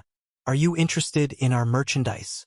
As Lohan spoke, the little white fox also approached, looking at the elf refinedly, like a little noblewoman. Seeing the greeting the slime made, even though it still seemed a little clumsy and could be improved in some ways, Intervar was completely shocked by it. Not only by the fact that the slime knew how to do the elven greeting, but by the fact that the slime was intelligent enough to communicate like a normal person. But maintaining his etiquette, he responded with the same greeting, in a way that was obviously more refined than how the slime did it, and replied. Would that be shadow serpent digestive acid? In fact, our stock of it is 0, so if you are willing to sell, and the quality meets our standards, I will be happy to buy it. How much did you bring?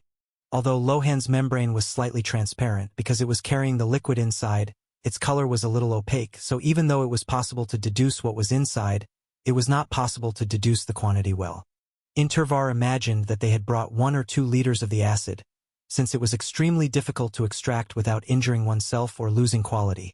So when he saw the slime extend a finger forward, he imagined that there was 1 liter of acid inside it and nodded with a happy smile, satisfied that he could replenish his stock of this product. What he didn't realize was that there was only 1 0 missing behind the number 1 that the slime showed him. Looking at the basin filled with shadow serpent digestive acid, Intervar was horrified.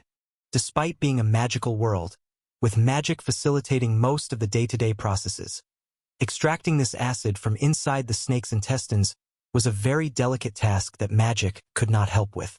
If a mistake were made, the acid would leak into the snake's bodies, corroding their internal organs and mixing with their blood, rendering the acid useless.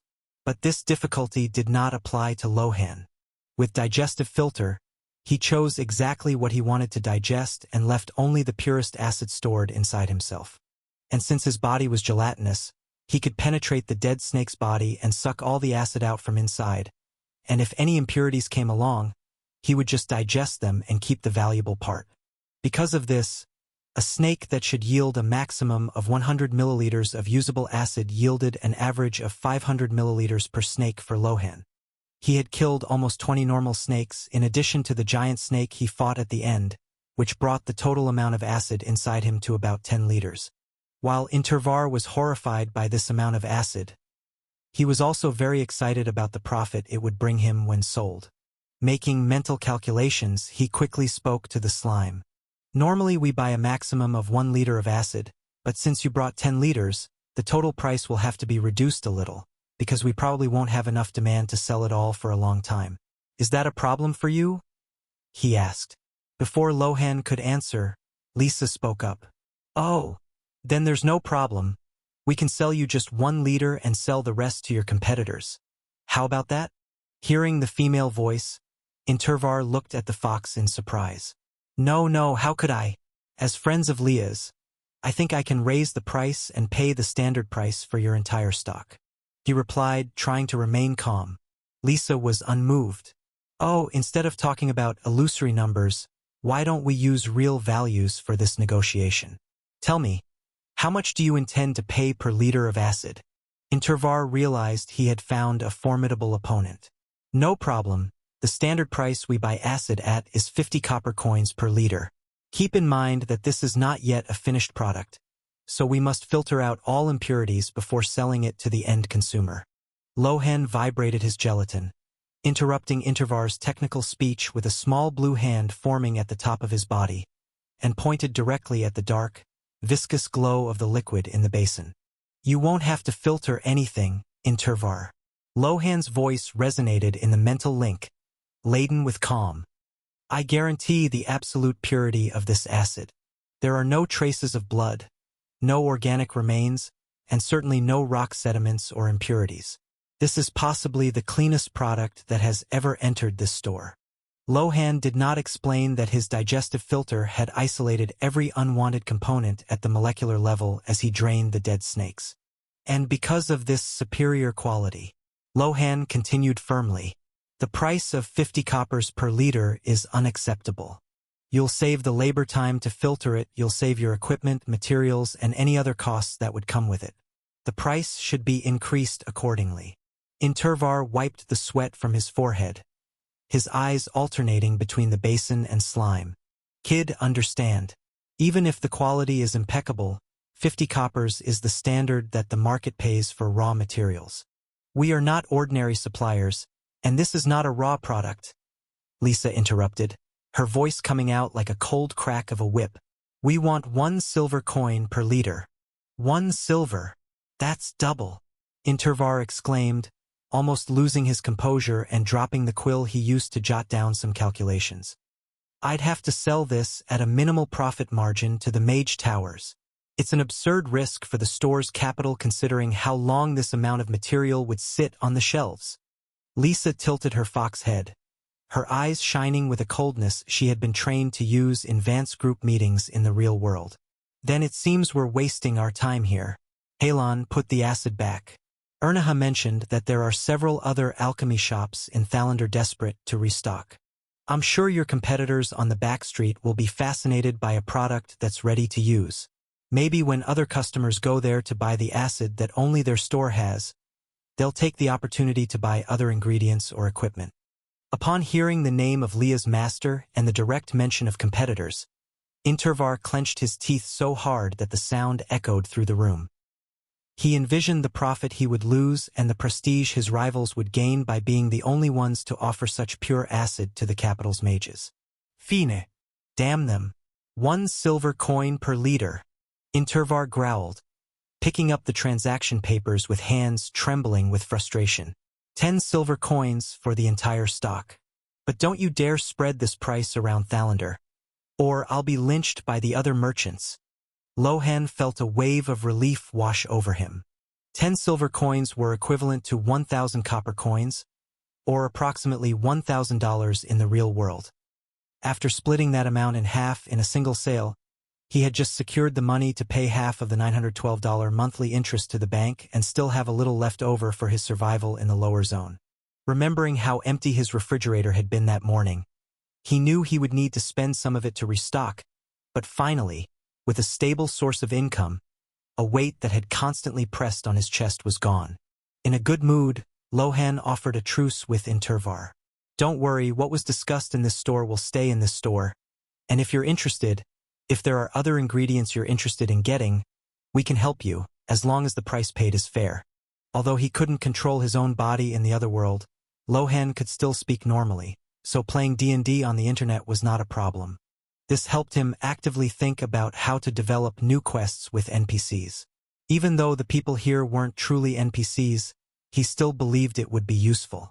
And as he imagined, upon hearing this, Intervar's eyes lit up. Elves didn't bother going out to hunt weaker creatures for a few silver coins, while hunters of other races were too rough for the delicate care that some ingredients, such as the digestive acid of shadow serpents, required. And since these two little monsters had already shown their power, Intervar was tempted to make a request. Actually, leaving the store with the coins jingling in the small cloth bag around Lisa's neck, the two little monsters were satisfied. Only Aliana looked at them in horror, unable to imagine that a purchase and sale could be made like this. Isn't it normal to just pay or receive the normal amount? How did they manage to increase the amount Intervar paid them so much? She wondered, confused. Lohan did not rush to redeem this money. With Thalander available for a visit, He wanted to see if there was anything useful that this money could be used for, especially considering how easy it was to get this money, even if the materials Intervar ordered from them didn't pay as much as Shadow Serpent acid. At least it would yield enough money to pay the monthly interest on his debt. Unfortunately, the $912 he had to pay each month was only to cover the monthly interest. To reduce the amount owed, he would have to spend even more money, but he was not discouraged. Okay, now that you've settled that issue, how about I show you the rest of the city? There are so many amazing places in Thalander, Aliana said excitedly, hopping from one side to the other as she explained things about the city to them. Lohan was amazed by the view of the place. Thalander was truly a paradise for those who loved nature, with fauna and flora being part of the city's entire decor and structure. Look over there. That's the Great Horizon Bazaar. Aliana pointed to a circular plaza where the roots of a colossal tree formed natural shelves for hundreds of merchants. Lisa looked around with interest for a while, until she realized that even among the dozens of stores she saw, nothing really caught her interest.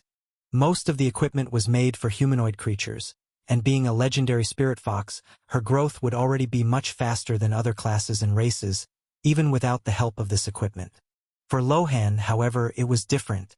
Being such a versatile slime, he saw several opportunities he could use there. With my digestive filter, I can search for things to purify, as I did with the digestive acid of the shadow serpents. I can also search for mana stones from powerful creatures to gain new skills. Even monster carcasses with intact brains can be useful to me, he thought excitedly. Aliana, where can we buy mana stones? Lohan asked curiously. Aliana paused to think for a moment, looking around, until she led them towards a tent. Here, see if there's anything that interests you. Lohan was too short to see the counter, so Aliana picked him up and he was finally able to see the stones. The problem was that the price was scary. Kobold Warrior Mana Stone, level 0, 3 silver coins.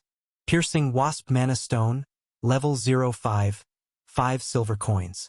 Minor Forest Spirit Mana Stone, level 3, 15 silver coins. These were just the mana stones for monsters below level 11. Looking at the measly 5 silver coins he had, which he already thought were a lot, Lohan let out a sigh. It really is like they say, the joy of the poor is short-lived. He thought disappointedly. Aliana, why are these mana stones so expensive? Monsters like kobolds aren't hard to kill, right? He asked confusedly. Aliana nodded to him and explained. Killing normal monsters isn't difficult, but finding special monsters capable of generating mana stones is. Special monsters? Lisa asked, feeling a sense of foreboding. Lohan also heard that and remembered something. Aliana didn't notice anything wrong and explained. Yes, usually in a group of monsters there is only one, maybe 2 or 3 special monsters that generate mana stones. These monsters are easy to recognize because they are bigger, stronger, and smarter than normal monsters. Because they have these advantages, they are also more difficult to kill, which, added to their rarity, makes the price of mana stones very high.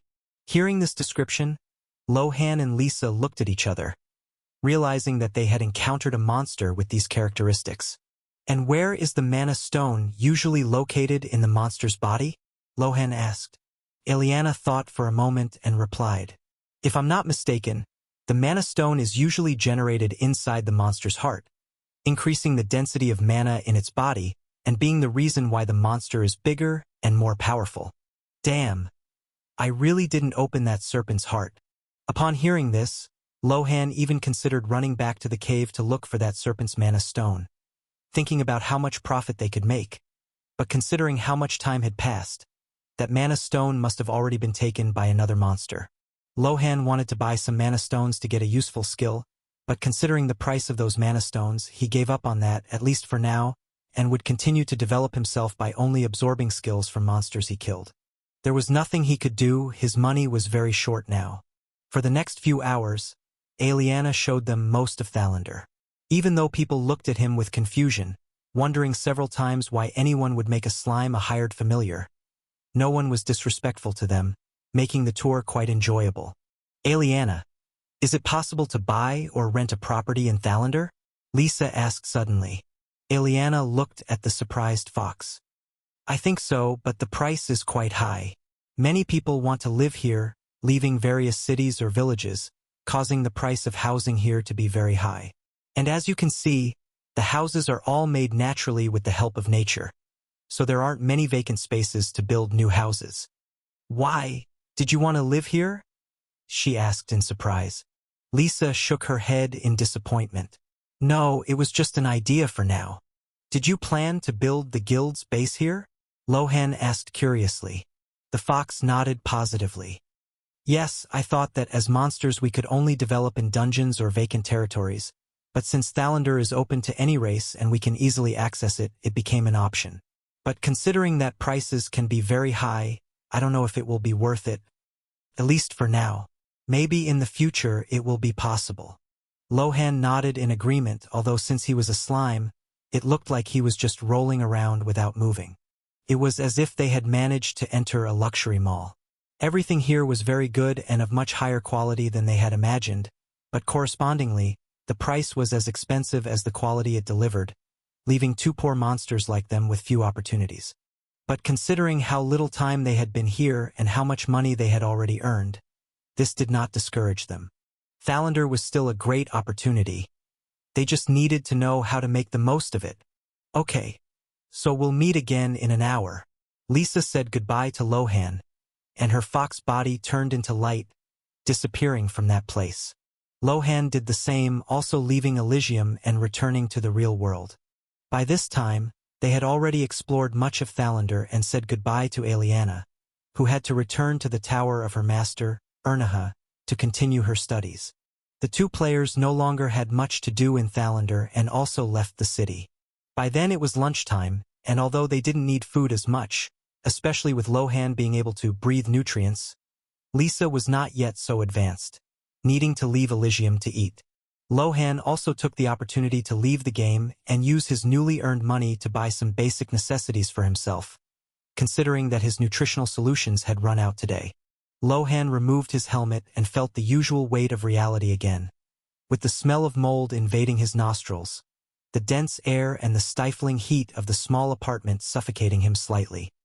But, as he had done in recent days, he got out of bed with a lightness that the former owner of this body had never felt. His muscles, now defined by intense training and integration with Halon statistics, responded instantly.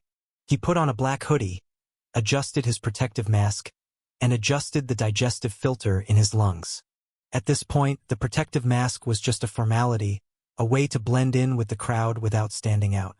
The toxic air of the lower zone stopped burning, becoming just a neutral, purified breeze.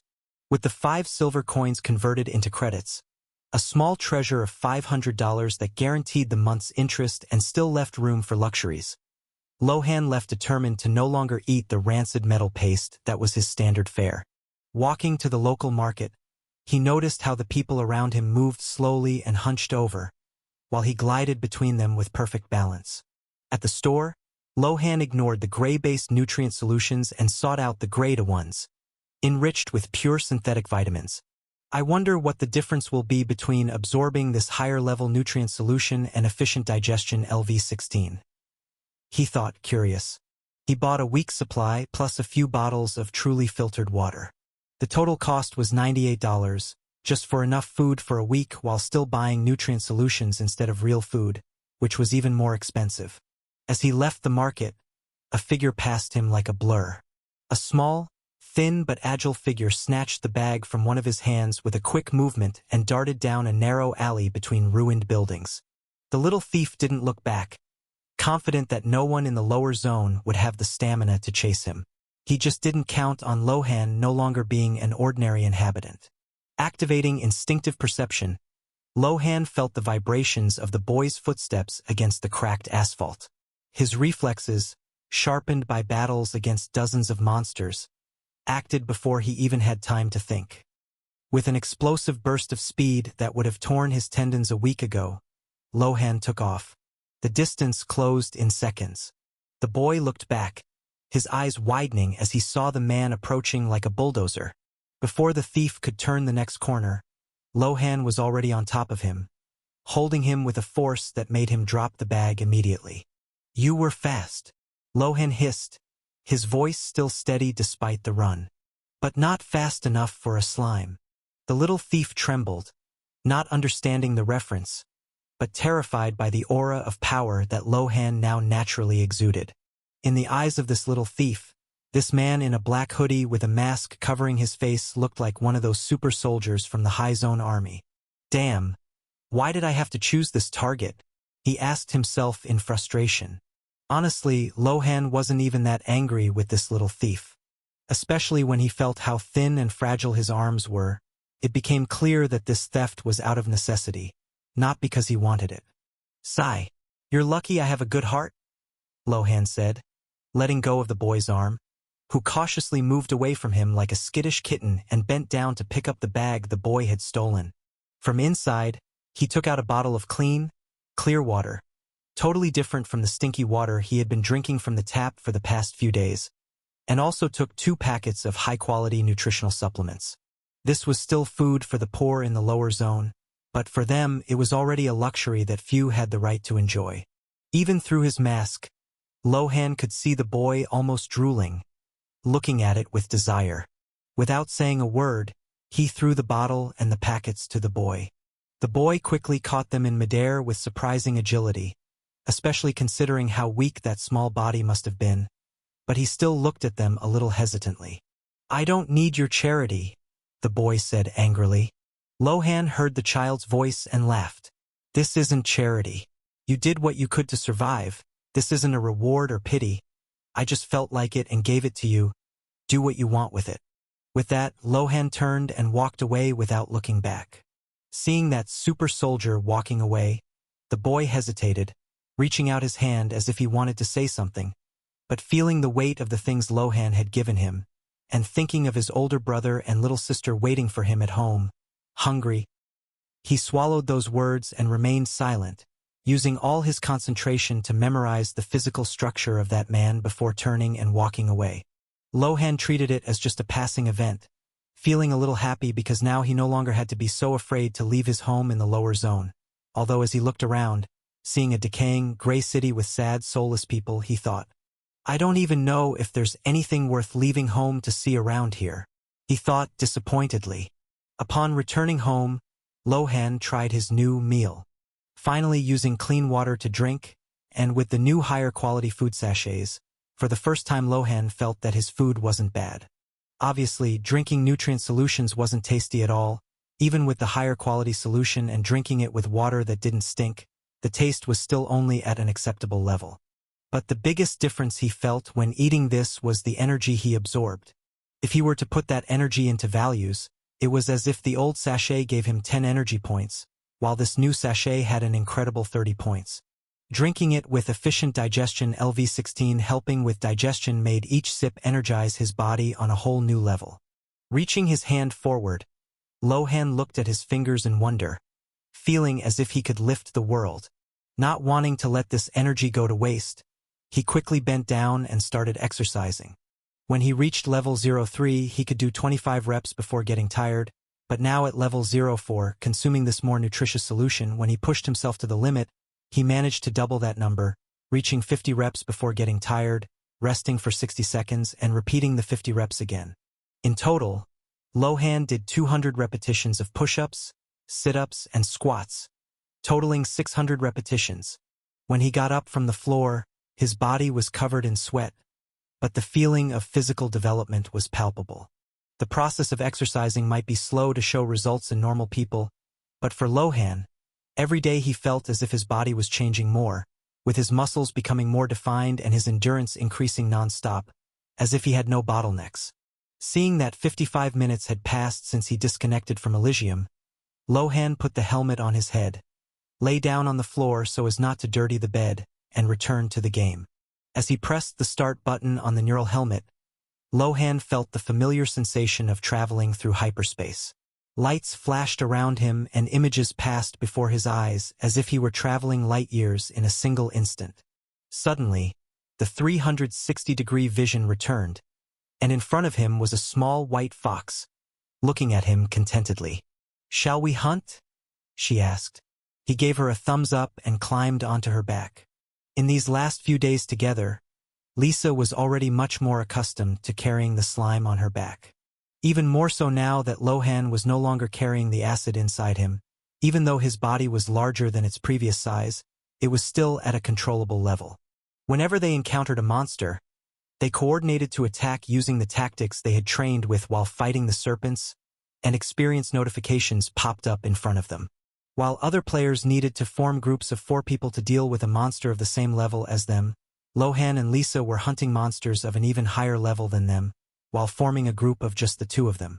When a monster died, Lohan would climb down from Lisa's back and digest its head in a few minutes, needing only the time it took Lisa to catch her breath to completely digest the monster's mind and try to achieve some new evolution. Unfortunately, achieving new evolutions from common monsters was not as frequent as he had imagined. But he still managed to achieve some interesting evolutions. Biological elasticity LV1 improves biological compression and elastic recovery capacity. A good evolution to help him absorb impacts or even in his own movement, making his body more elastic, able to stretch further. Hydrophobic coating LV1 reduces the dilution of gelatinous mass in contact with water. A useful evolution so that he would not die instantly like some stupider slimes that fell into the water and were diluted. Although his membrane was already resistant enough to withstand this, it was still good to have another safeguard. In addition to these new evolutions, his biomass gains in the next few hours were also significant. Even though he wasn't in contact with the ground 100% of the time to constantly digest biomass, Lohan still managed to accumulate 150 biomass. A value that once seemed astronomical was something he received in a few hours of grinding today. In order not to waste this biomass inside him, Lohan quickly bought several upgrades. His first purchase was passive digestion LV5 to LV6. Currently, the change this brought was not very significant, considering that most of his current biomass gains did not come directly from his base digestion speed, which was what this evolution was based on. But despite this, it was still an evolution that Lohan wanted to bring to LV11 as quickly as possible. Excited to see what change it would bring. Instinctive perception LV9 to LV11. Even though he already had many perception evolutions, Lohan still felt that evolving this one in particular would not be a bad thing, especially with it so close to level 11. And the characteristic he received did not disappoint. After 10 minor evolutions, instinctive perception is undergoing a qualitative evolution. New trait obtained. Spatial echolocation. Spatial echolocation. The core now interprets atmospheric and ground vibrations as a continuous 3-dimensional mapping, independent of line of sight, limited to the distance of the target. Membrane reinforcement LV10 to LV11. As this was another evolution that was already close to LV11, Lohan couldn't resist and evolved this as well. After 10 minor evolutions, membrane reinforcement is undergoing a qualitative evolution. New trait obtained.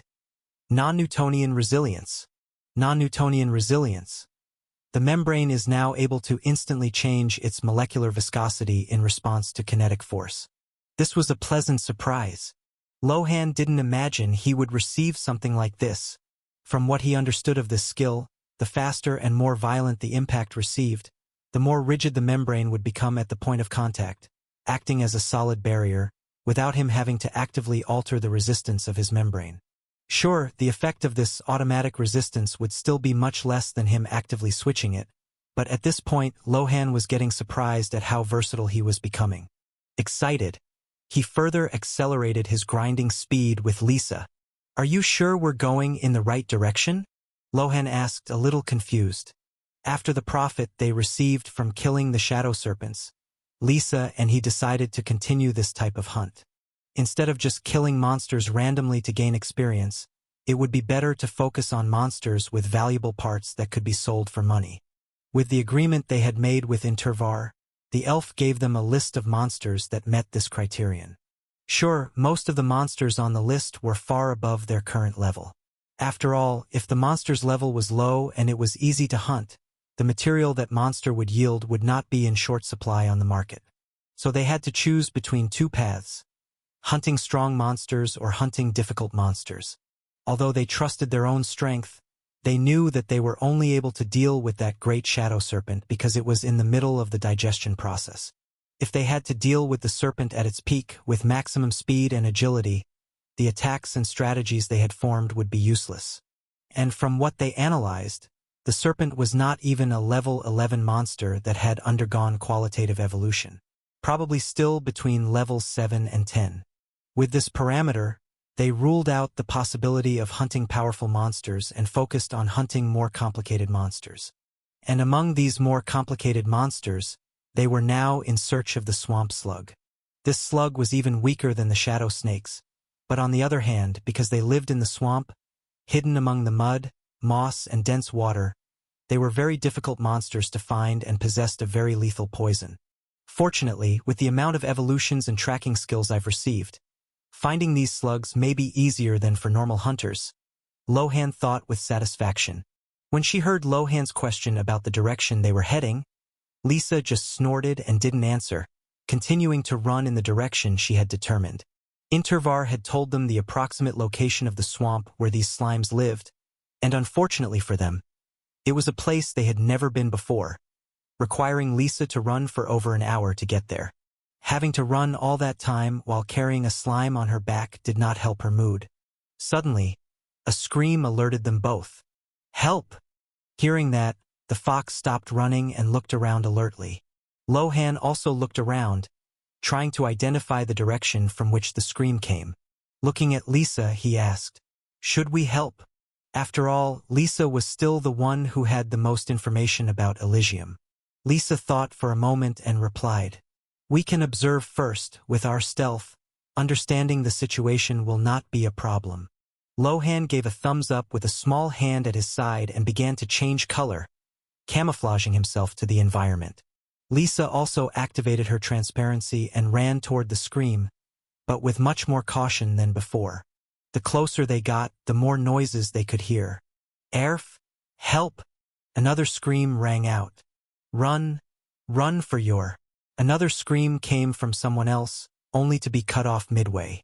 Getting close enough, the pair finally saw what was happening. In front of them, a small village of frogs was being attacked by a group of enraged kobolds. The kobolds screamed as they slaughtered the little frogs. The situation was very strange. From what they had observed of the kobolds over the past few days, these monsters normally only attacked enemies they wanted to devour. Unlike goblins, who attacked out of greed for shiny and precious things, or for women to mate and reproduce, kobolds were much simpler, attacking only to eat. But in this battle that was taking place, the kobolds were just slaughtering these frogs, without even showing signs that they wanted to eat these creatures. And to their surprise, the cries for help were actually coming from these frogs. "Are these frogs sentient?" Lohan asked in surprise through the mental link with Lisa. Lisa also saw this with her eyes shining. Thinking about the guild they wanted to form, according to information they received from their family, guild members would not necessarily need players like them. As long as they could convince beings from Eligium willingly, those beings could also be part of the guild and receive benefits like the players did. Seeing the situation these frogs were going through, Lisa saw a great opportunity. "Halon, I think I have an idea for our guild," she explained. Hearing this, Lohan also became excited. Even if they didn't have a guild yet, if they formed a good relationship with these frogs, wouldn't they already be halfway there? Analyzing the kobolds, Lohan became even more confident, realizing that they were only level 1 to level 3 monsters. With Lohan at level 4 and Lisa at level 5, their strength was at a point where dealing with a group of kobolds like this would be much easier. And surprisingly, despite the high level of stealth of the two, a frog from the group managed to see them. The frog that was shouting seemed to be the elder of that small community. He had faded moss-green skin, covered with deep wrinkles and warts that betrayed decades of survival in that swamp. He could barely stand, trembling on his thin legs as he held a twisted and worn wooden staff with his membranous, trembling hands. The creature struggled desperately, striking the air with his staff, trying to keep at bay a kobold that growled and bared yellow fangs, desperately trying to kill that little creature. In a moment of pure instinct, The elder turned his bulbous head, and his large, yellow eyes crossed exactly the point where the light seemed to distort over Lisa's fur. Even under the camouflage, something in that frog's perception, perhaps the desperation of someone who has nothing left to lose, allowed him to notice the presence of the pair. "We are saved. Please save us. We will do anything to thank you," the frog croaked, his voice hoarse and wet, pointing his wooden staff directly at the bush where Lohan and Lisa were hiding. The gesture was like a flare in the dark night. The kobolds, who had been distracted by the massacre, stopped abruptly. Their pointed ears turned toward the elder, and then to the spot he was pointing at. The leader of the kobold group let out an angry growl, and all 6 monsters turned their red, hungry eyes to Lohan and Lisa's position, realizing that dinner had just gotten a lot more interesting. Although they had already been noticed by the kobolds, the pair still maintained their stealth as they advanced for the attack, making it difficult for the kobolds to locate them constantly and calculate the right place to attack. Lohan didn't wait for the monsters to get close. "Lisa, I'm going to block their path with the webs. Get ready to flank," he warned through the mental link as his body vibrated, activating the magic core. In the next instant, Lohan shot 3 thick strands of magic weaving toward the dead tree trunks surrounding the path of the kobolds running toward them. The bluish filaments glowed for a second before becoming almost invisible in the humid air of the swamp. The kobold leader, a level 3 monster with darker reddish scales, tried to jump over a bush, but his hind legs got stuck in the sticky web. Gwafk! The monster let out a squeal of surprise as he felt the mana being drained from his body by the threads. Taking advantage of the opening, Lisa activated Spectral Step. She turned into a white blur that slid between the roots, appearing behind a level 1 kobold who was trying to get around the web as delicately as a kobold could. With a graceful movement, she fired a ball of spirit fire at point-blank range. The white flame struck the creature's chest, which was thrown backwards, falling into the mud as its spirit was burned by magic. Meanwhile, Lohan decided to test his coordination to a new level. Using partial division LV3, he expelled 2 small masses of jelly that quickly rolled in opposite directions. Thanks to Pack Instinct LV3, control over these clones was much more fluid than before. One of the clones, imitating the main body's umbral mimicry, appeared under the legs of a level 2 kobold. Before the monster could swing its club, the clone became extremely adherent through selective viscosity, and the kobold's foot stuck to the muddy ground as if it had stepped on industrial tar. Desperate, the kobold tried to strike the blue mass, but Lohan activated the obsidian exoskeleton on the clone, hardening the surface instantly. The consumption of this new skill was extremely high, but the wooden blow only grazed the black, rigid shell. Taking advantage of the counterattack, Lohan's main body fired an ice spike while canceling the exoskeleton. The ice spike, powered by the artificial magic core harmonizer LV2, cut through the air and pierced the skull of the trapped kobold, silencing it instantly. Experience +5. Lisa was not far behind. While Lohan did not worry about movement, she circled the 3 remaining kobolds with a speed that the monsters could not follow with their yellow eyes. She jumped between the trees, firing short bursts of fire that kept the enemies in panic. "Halon, the leader is breaking free from the web," Lisa warned. Lohan used spatial echolocation to map the leader's exact position through the swamp mist. He realized that the level 3 kobold was using brute force to tear through the mana threads, and he wasn't surprised. Although the weaver spider's web was very strong, Lohan's was still at level 1, so it was understandable that his was more fragile for now. Not for long. Lohan focused on structural stability LV11 and morphological memory. Jumping off Lisa's back, he stretched his body forward, creating 2 long, thin tentacles that whipped through the air. He propelled himself with viscous flow LV16, exceeding a speed of 1 meter per second, and when he got close to the leader, he deactivated the front exoskeleton and collapsed onto the monster's wounded leg, initiating efficient digestion LV16. Feeling the damage from the kobold's claws trying to tear him apart, Lohan smiled as he felt hemolymphatic tissue LV7 activate, raising his conversion rate to a terrifying 151 bio/H. The kobold's flesh began to bubble and disappear under the blue mass with an acidic hiss. Lisa finished the job by leaping onto the distracted monster, her jaws glowing with spiritual energy as she struck the beast's neck. In less than 5 minutes, silence returned to the village, broken only by the hissing of Lohan's digestion and the sighs of relief from the frogs watching the scene in awe. Experience +18. The elder frog thought he had just found someone else to help ease the burden of battle. Even if they could only save a small tadpole, it would be a great victory. But who would have thought that the two guests were actually two terrifying powers? Where have you ever seen a fox as fast and lethal as that one? And the most shocking thing for them was to see that slime acting so powerful. Where had they ever seen a slime so intelligent and versatile as that? Weren't slimes supposed to be foolish and useless creatures? Have we underestimated the slimes? The old toad couldn't help but wonder.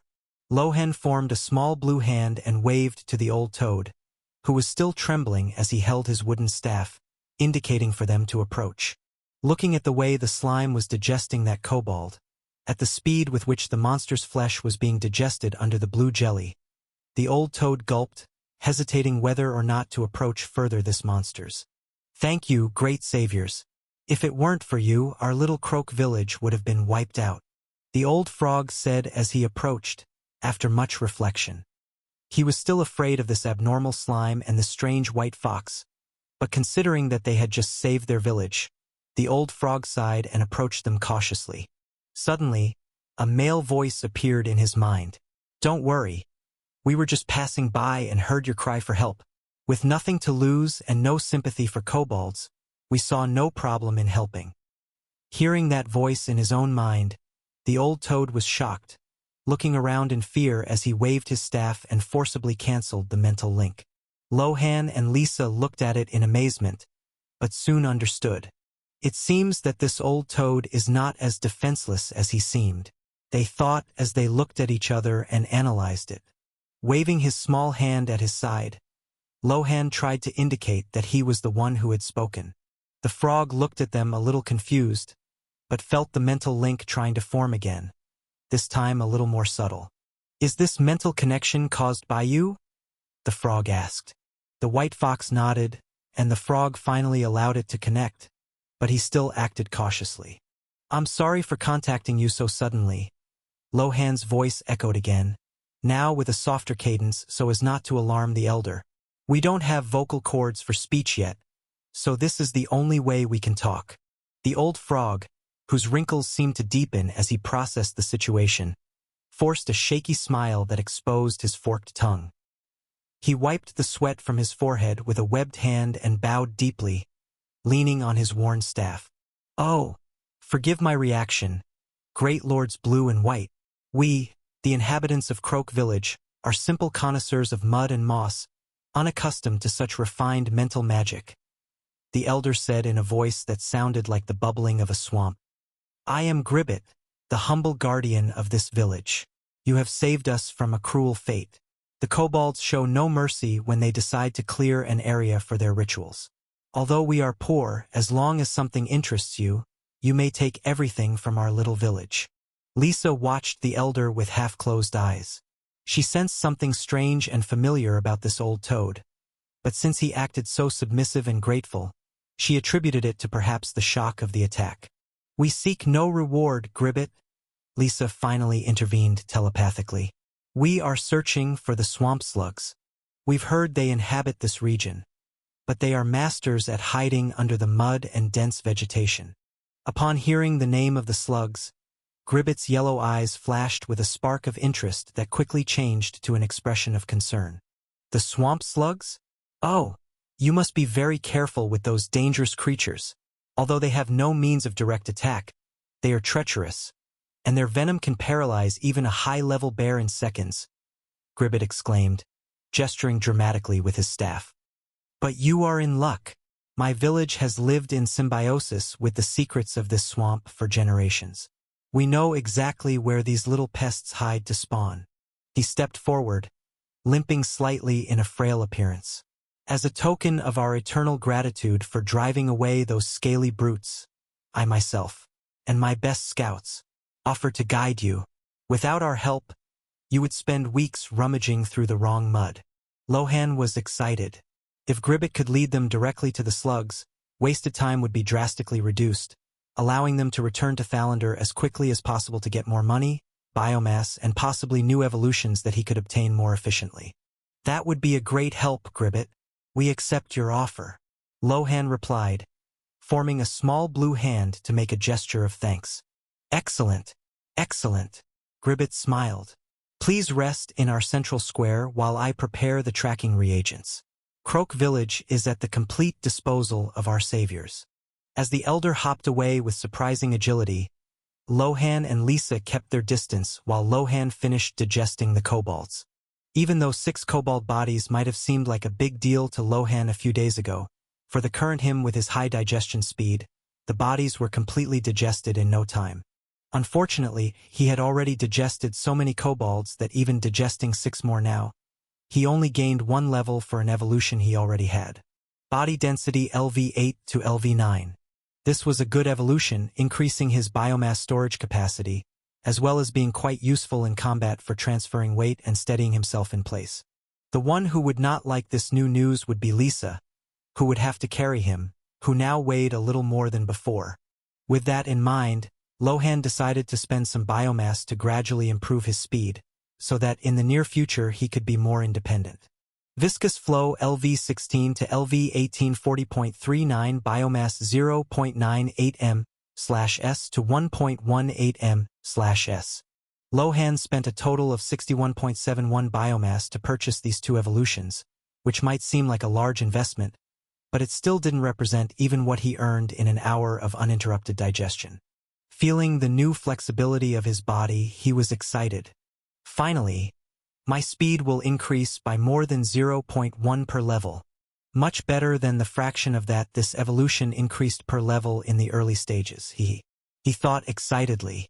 Meanwhile, Lisa carefully observed the environment and the village, trying to understand the structure of these little frogs to see if they would be suitable for joining their guild. They seemed like very close-knit and helpful creatures, quickly gathering to help the wounded, while another group met with Elder Gribbet to prepare supplies for their search. Are you sure you don't need more time to help the wounded? Lisa asked. At this point, it was more important for them to secure the goodwill and cooperation of the frogs in this village to try to find someone willing to join the guild than to just find the swamp slugs as was the original plan. They had already noticed the magical insight that the old frog Gribbet had shown when breaking Lisa's mental link. So if there were more people with such potential, even if it wasn't anything too great, it could still be useful for future guild groups. Although they were small and physically fragile, that was what guild groups were for, so that someone else or a creature with advantages in that area could cover their disadvantage. And together they could show a strength greater than 1 + 1 is equal to 2, just like Lohan and Lisa. Don't worry about them. This is just the natural cycle of life. The survivors will find an ideal place to bury the deceased, and the younger ones will take care of generating new tadpoles in the coming days. Given our fertility, this will not be a problem, haha. Old Gribbet laughed as he held his belly with one hand. Proud. Lohan used his 360-degree vision to analyze the other frogs and realized that they didn't really seem so sad about the death of other frogs, perhaps even a little indifferent to it. Looking at Lisa, he noticed the confusion on her face as well and sent a telepathic message just to her. Is this normal in different species around the world? Considering that she was someone from the upper zone with great influence, it was very likely that she had traveled to several planets and encountered various civilizations, so Lohan asked. Lisa looked at Slime and took a moment to respond. It's not normal, but it's also not unique. For some civilizations, especially the more primitive ones, death is often more comforting than life. Lohan heard that and thought it made sense. Although it was a strange situation, considering how dangerous this world was, it made sense not to be so afraid of death, especially for frogs that could spawn hundreds of tadpoles at a time. Okay, so let's go find the slugs? Old Gribbet asked excitedly. Please guide us, Lisa said respectfully, and Lohan followed suit. As they left the confines of Croak Village, the environment became noticeably more oppressive. The black, slimy mud bubbled under Lisa's paws, and the air carried a constant smell of iron and decay. Gribbet walked ahead, using his twisted wooden staff to test the depth of the swamp with each step, looking like a fragile yet persistent figure against the adversity that this environment brought. "Gribbet," Lisa began, sending her telepathic voice so that both the toad and Lohan could hear. "How has your village managed to survive here for so long? This swamp doesn't seem like a place for the weak, and the kobolds don't seem to be the only danger." The old toad paused for a second, wiping a drop of mud from his faded moss-green skin. "Ah, noble white lady, the swamp is cruel, but it is also a master. Our village has been here for generations. We move whenever the mud gets too hungry or the predators get too greedy." He gave a smile that seemed genuinely weary. "We are small, but we are many. That is how nature balances us." Lohan, who rolled alongside Lisa using selective viscosity to keep from sinking into the sludge and took the time to digest as much biomass as possible, decided to test the waters for the future of the guild. "Have you ever thought about moving to a safer place? A community with magical talent like yours would be welcome in many less oppressive places." Gribbet let out a hoarse, wet laugh, gesturing with his webbed hand toward the dense vegetation. "Who would accept swamp toads like us in other tribes? We belong to the mud, little blue lord.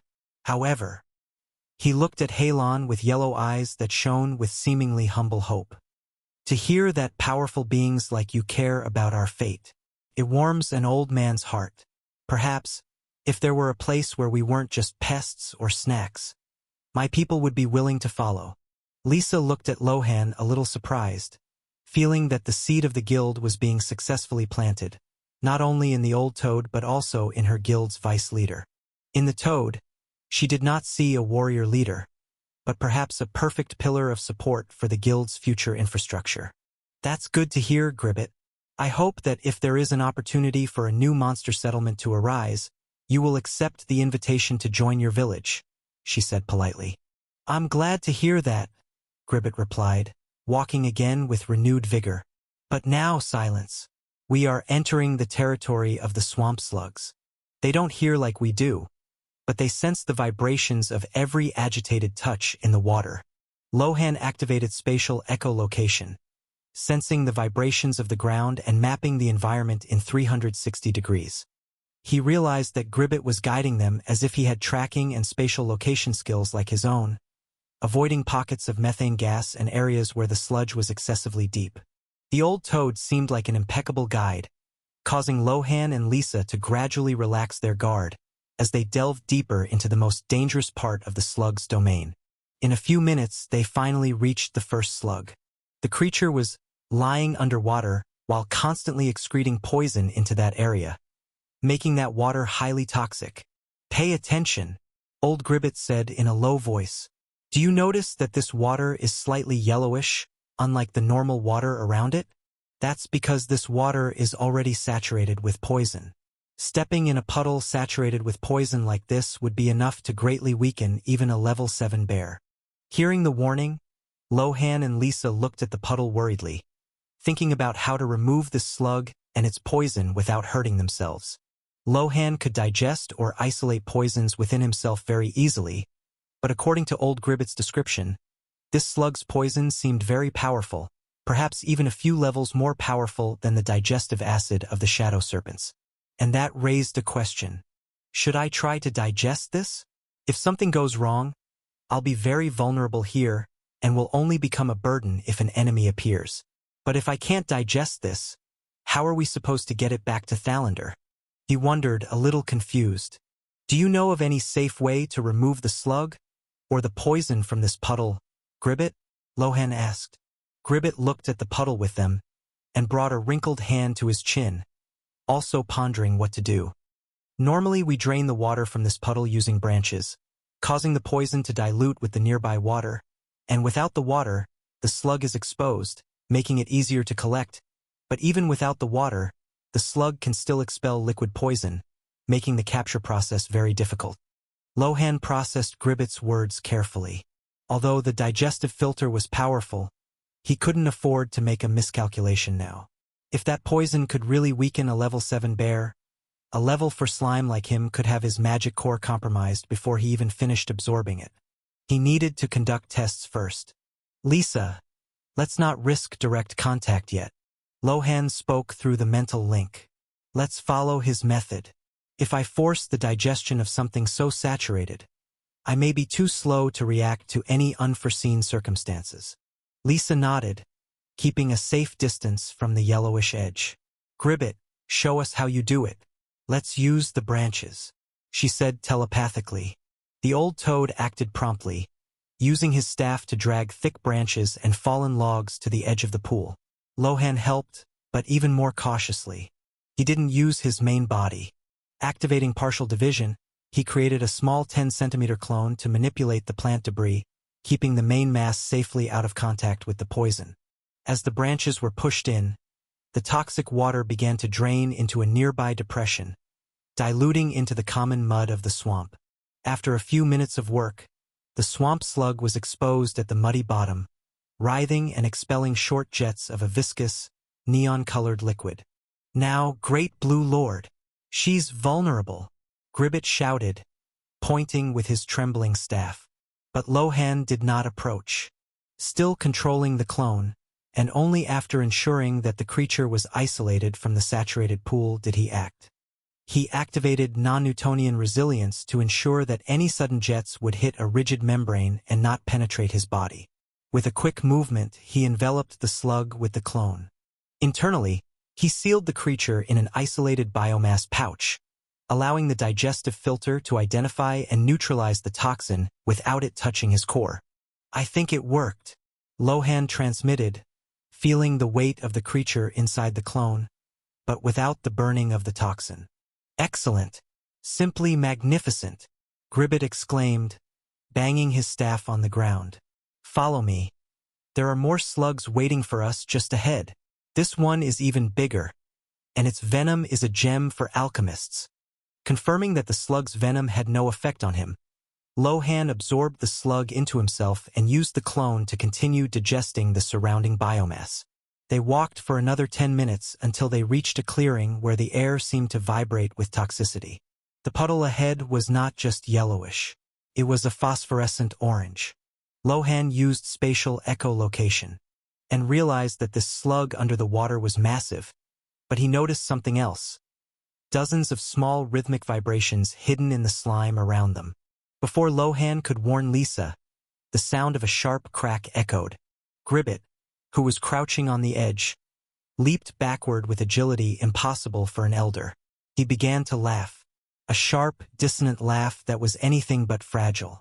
You stupid monsters are so easy to lead, Gribbet hissed, his aura suddenly turning dark. Thank you for saving our village from the kobolds. Now we can deliver something even better to the true master. With a violent swing of his mana-imbued staff, he leveraged the giant slug out of the water. The colossal creature flew like a toxic projectile straight at Lisa while spewing poison in all directions. Receive a gift from Croak Village, he yelled. Digesting such a unique slime will ensure that my tadpoles will never go hungry again. Lohan saw the orange mass cover Lisa's field of vision as the village's helpless frogs began to emerge from the mud with bone spears in hand. But Lisa was no ordinary fox. Before the colossal slug could hit her, she activated Spectral Step, turning into a white blur that moved sideways, letting the toxic projectile crash uselessly into a willow root. Lohan, for his part, was not paralyzed by shock. His spatial echolocation had already mapped the rhythmic vibrations of dozens of toads emerging from the mud around them. Lisa, we're surrounded. They were hiding their mana under the mud. Lohan warned through the mental link, feeling a cold rage rise within him. He realized that Gribbet's supposed gratitude was just a facade to lure them both in and convert them into food for their tadpoles. Lohan immediately activated the obsidian exoskeleton LV-1, coating his membrane with black, rigid hexagonal scales that glistened in the dim light of the swamp. The biomass cost was high, quickly draining his reservoir, but the superior resistance was necessary against the poison-coated bone spears wielded by the toads. Lisa growled, her tail swaying in rage as white flames began to lick her paws, preparing the spirit fire to incinerate the attackers. Although she felt that something was wrong with the situation so far, she did not imagine that she was falling into such a trap. Even with years of training in the family, she still let herself be carried away by a situation like this, being deceived in such a foolish manner. At this point, Lisa's fury caused her body to glow even brighter in a white light, with faint red flashes appearing through her fur. I think they've forgotten who saved their village from annihilation. Lohan spoke in a cold voice, also enraged by the audacity and ingratitude of these toads. Well, it seems we must remind them. Gribbet, who still held his staff aloft, stopped laughing for a brief second when he saw the white trail left by Lisa's spectral step, his yellow eyes widening at the speed of this fox. However, he quickly regained his composure, letting out a dry, confident croak as he watched the colossal slug throb against the tree root where it had collided. Impressive, noble white lady. Your agility matches your power. Gribbet hissed, his voice now laden with a dark authority that he had previously hidden beneath the mask of a frail old man. But you will have to deal with my scouts alone. Your little blue friend may have isolated the first slug, but their venom isn't instant. It acts like a slow tide that corrodes the core from the inside out in 10 or 15 minutes. Mwahaha! He twirled his staff, pointing it at Lohan with scorn. By now, the paralysis must be rising through his gelatin, turning him into nothing more than a static mana battery for my children. What the old toad didn't know was that Lohan's mythic devourer class didn't follow the common biological rules of Eligium. Internally, the digestive filter LV-16 had already identified and isolated each molecular toxin the instant the membrane came into contact with the first slug, turning what should have been deadly poison into pure biomass to sustain his defenses. Lohan felt the magic core LV-7 vibrate with renewed vigor, not with the weakness Gribbet had expected. If he didn't want to store as much of this poison as possible to sell in Thalander, he could use it directly as fuel for battle. Lisa, feeling the fury within her, let the spirit fire envelop not only her paws, but her entire silhouette, causing the red flashes in her fur to glow with destructive intensity. Then she shot like a reddish-white blur toward the scouts closing in. Lohan was not far behind, covering his 37 centimeters diameter mass with black hexagonal plates that reflected the light from Lisa's flames. Using the artificial magic core harmonizer LV2 to synchronize his mana, he simultaneously fired 3 strands of magic weaving toward the branches above Gribbet, preparing to digest this traitor completely while releasing 2 small clones to help Lisa deal with the other toads. Upon feeling the first blow of the bone spears against his armor, the hemolymphatic tissue LV7 boosted his digestion rate to 151 bio/H, making this little blue slime even more lethal. What? How can you still move like that? Gribbet asked in shock, unable to believe the agility the slime showed as it rolled and flew towards him. Seeing the large blue-black mass flying towards him, Gribbet swung his staff and a burst of bright poisonous water flew from the puddle below him towards the slime, slightly changing its flight path. The burst of poisoned water hit Lohan's body with force, but the resulting sound was not that of an impact on soft flesh, but rather that of metal colliding with solid rock. Thanks to non-Newtonian resilience, Lohan's membrane instantly hardened at the point of contact, dispersing the kinetic pressure without suffering a single scratch as the obsidian exoskeleton glowed in an absolute black tone under the light of the swamp. Who are you going to call for help now, Gribbet? Lohan transmitted his mental voice through Lisa's link, which was still active. Ignoring the recoil, Lohan used selective viscosity to anchor himself in the air through the threads of magic weaving he had fired earlier. With a violent tug, he propelled himself downward, falling on Gribbet like a black jelly meteor. Before the frog could jump, Lohan fired 5 mana-fused biological filaments that dug into the elder's limbs, initiating the energy drain. Meanwhile, Lisa turned the scout's encirclement into an open-air morgue. She was a reddish-white blur moving with spectral step, rendering the frog's bone spears mere useless obstacles in the air. Her spirit fire not only burned flesh, Lohan saw, through his thermographic perception, the heat signatures of the frogs collapse instantly as their souls were incinerated by the legendary flame. The difference in scale was overwhelming. The scouts, who were just common low-level monsters, could barely process the fox's speed before being torn in half or reduced to ashes. Beside her, Lohan's two clones acted as mobile anchors. Using selective viscosity at maximum adhesion, the clones stuck to the feet of the surviving frogs, immobilizing them so that Lisa could finish them off or dissolve them right there. Gribbet screamed in pain, but the sound was muffled by the massive Lohan that now enveloped his right arm. The elder felt his mana being sucked away by the blue threads as his green skin was corroded at an alarming rate of 151 bio/H. Please. Have mercy, Gribbet begged, watching his scouts being slaughtered like insignificant insects. You have already received our mercy, and you refused it, Lohan replied mentally. Lohan didn't stop. He condensed icy mana and fired an ice spike point-blank at Gribbet's knee, just to make sure he wouldn't escape digestion. At this point, the battle was not a contest between equals. It was a demonstration of why beings of mythical and legendary races had such advantages over races of lower rarities, treating the local predators as nothing more than raw biomass waiting to be processed. If these frogs were at least level 10 or even level 11, they might have had a chance, but being roughly the same level or even lower as a common race against races at the top of the pyramid, it was an impossible battle from the start. Honestly, it was a little disappointing to see this small warrior race wiped out by them instead of joining the ranks of the guild they were forming, but at that point, they wouldn't be stupid enough to trust a group that had already betrayed them to participate in something that depended completely on trust like a guild. Then we'll have to look for other members for our guild, Lohan commented as he digested the body of old Gribbet. Lisa was a little out of breath, having expended a lot of spiritual energy to kill those dozens of frogs that ambushed them, responding in a still cold voice. Yes, we'll have to raise our selection criteria. Lisa, or rather Isabella behind Lisa, was very disappointed in herself. This was the biggest mistake she had made in judging people in recent years. Perhaps because she had entered a much lighter and more pleasant environment when she met Halon, with him showing that he didn't care so much about her identity, nor that she was just an aggregate of benefits that the Vance surname would bring along. Her guard was down a little. Even more so after meeting Aliana and the other elves in Thalander, who treated her as a slightly unusual monster, obviously with some value for what she had already shown, but still far from the value that everyone tried to extract from the Vances. Looking at the slime, who was also a little out of breath as he digested the disgusting body of that filthy toad, Lisa couldn't help but compare. Halon would obviously have many more reasons to try to deceive, or even use the advantages she had at her disposal.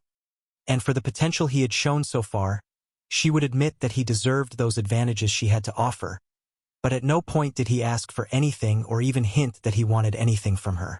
All the while, Halon had only treated Lisa as a partner in the game, acting as he saw fit, not actively trying to flatter her, but still listening to her opinions, following instructions he considered correct, and also giving instructions he thought he had thought through better than she had.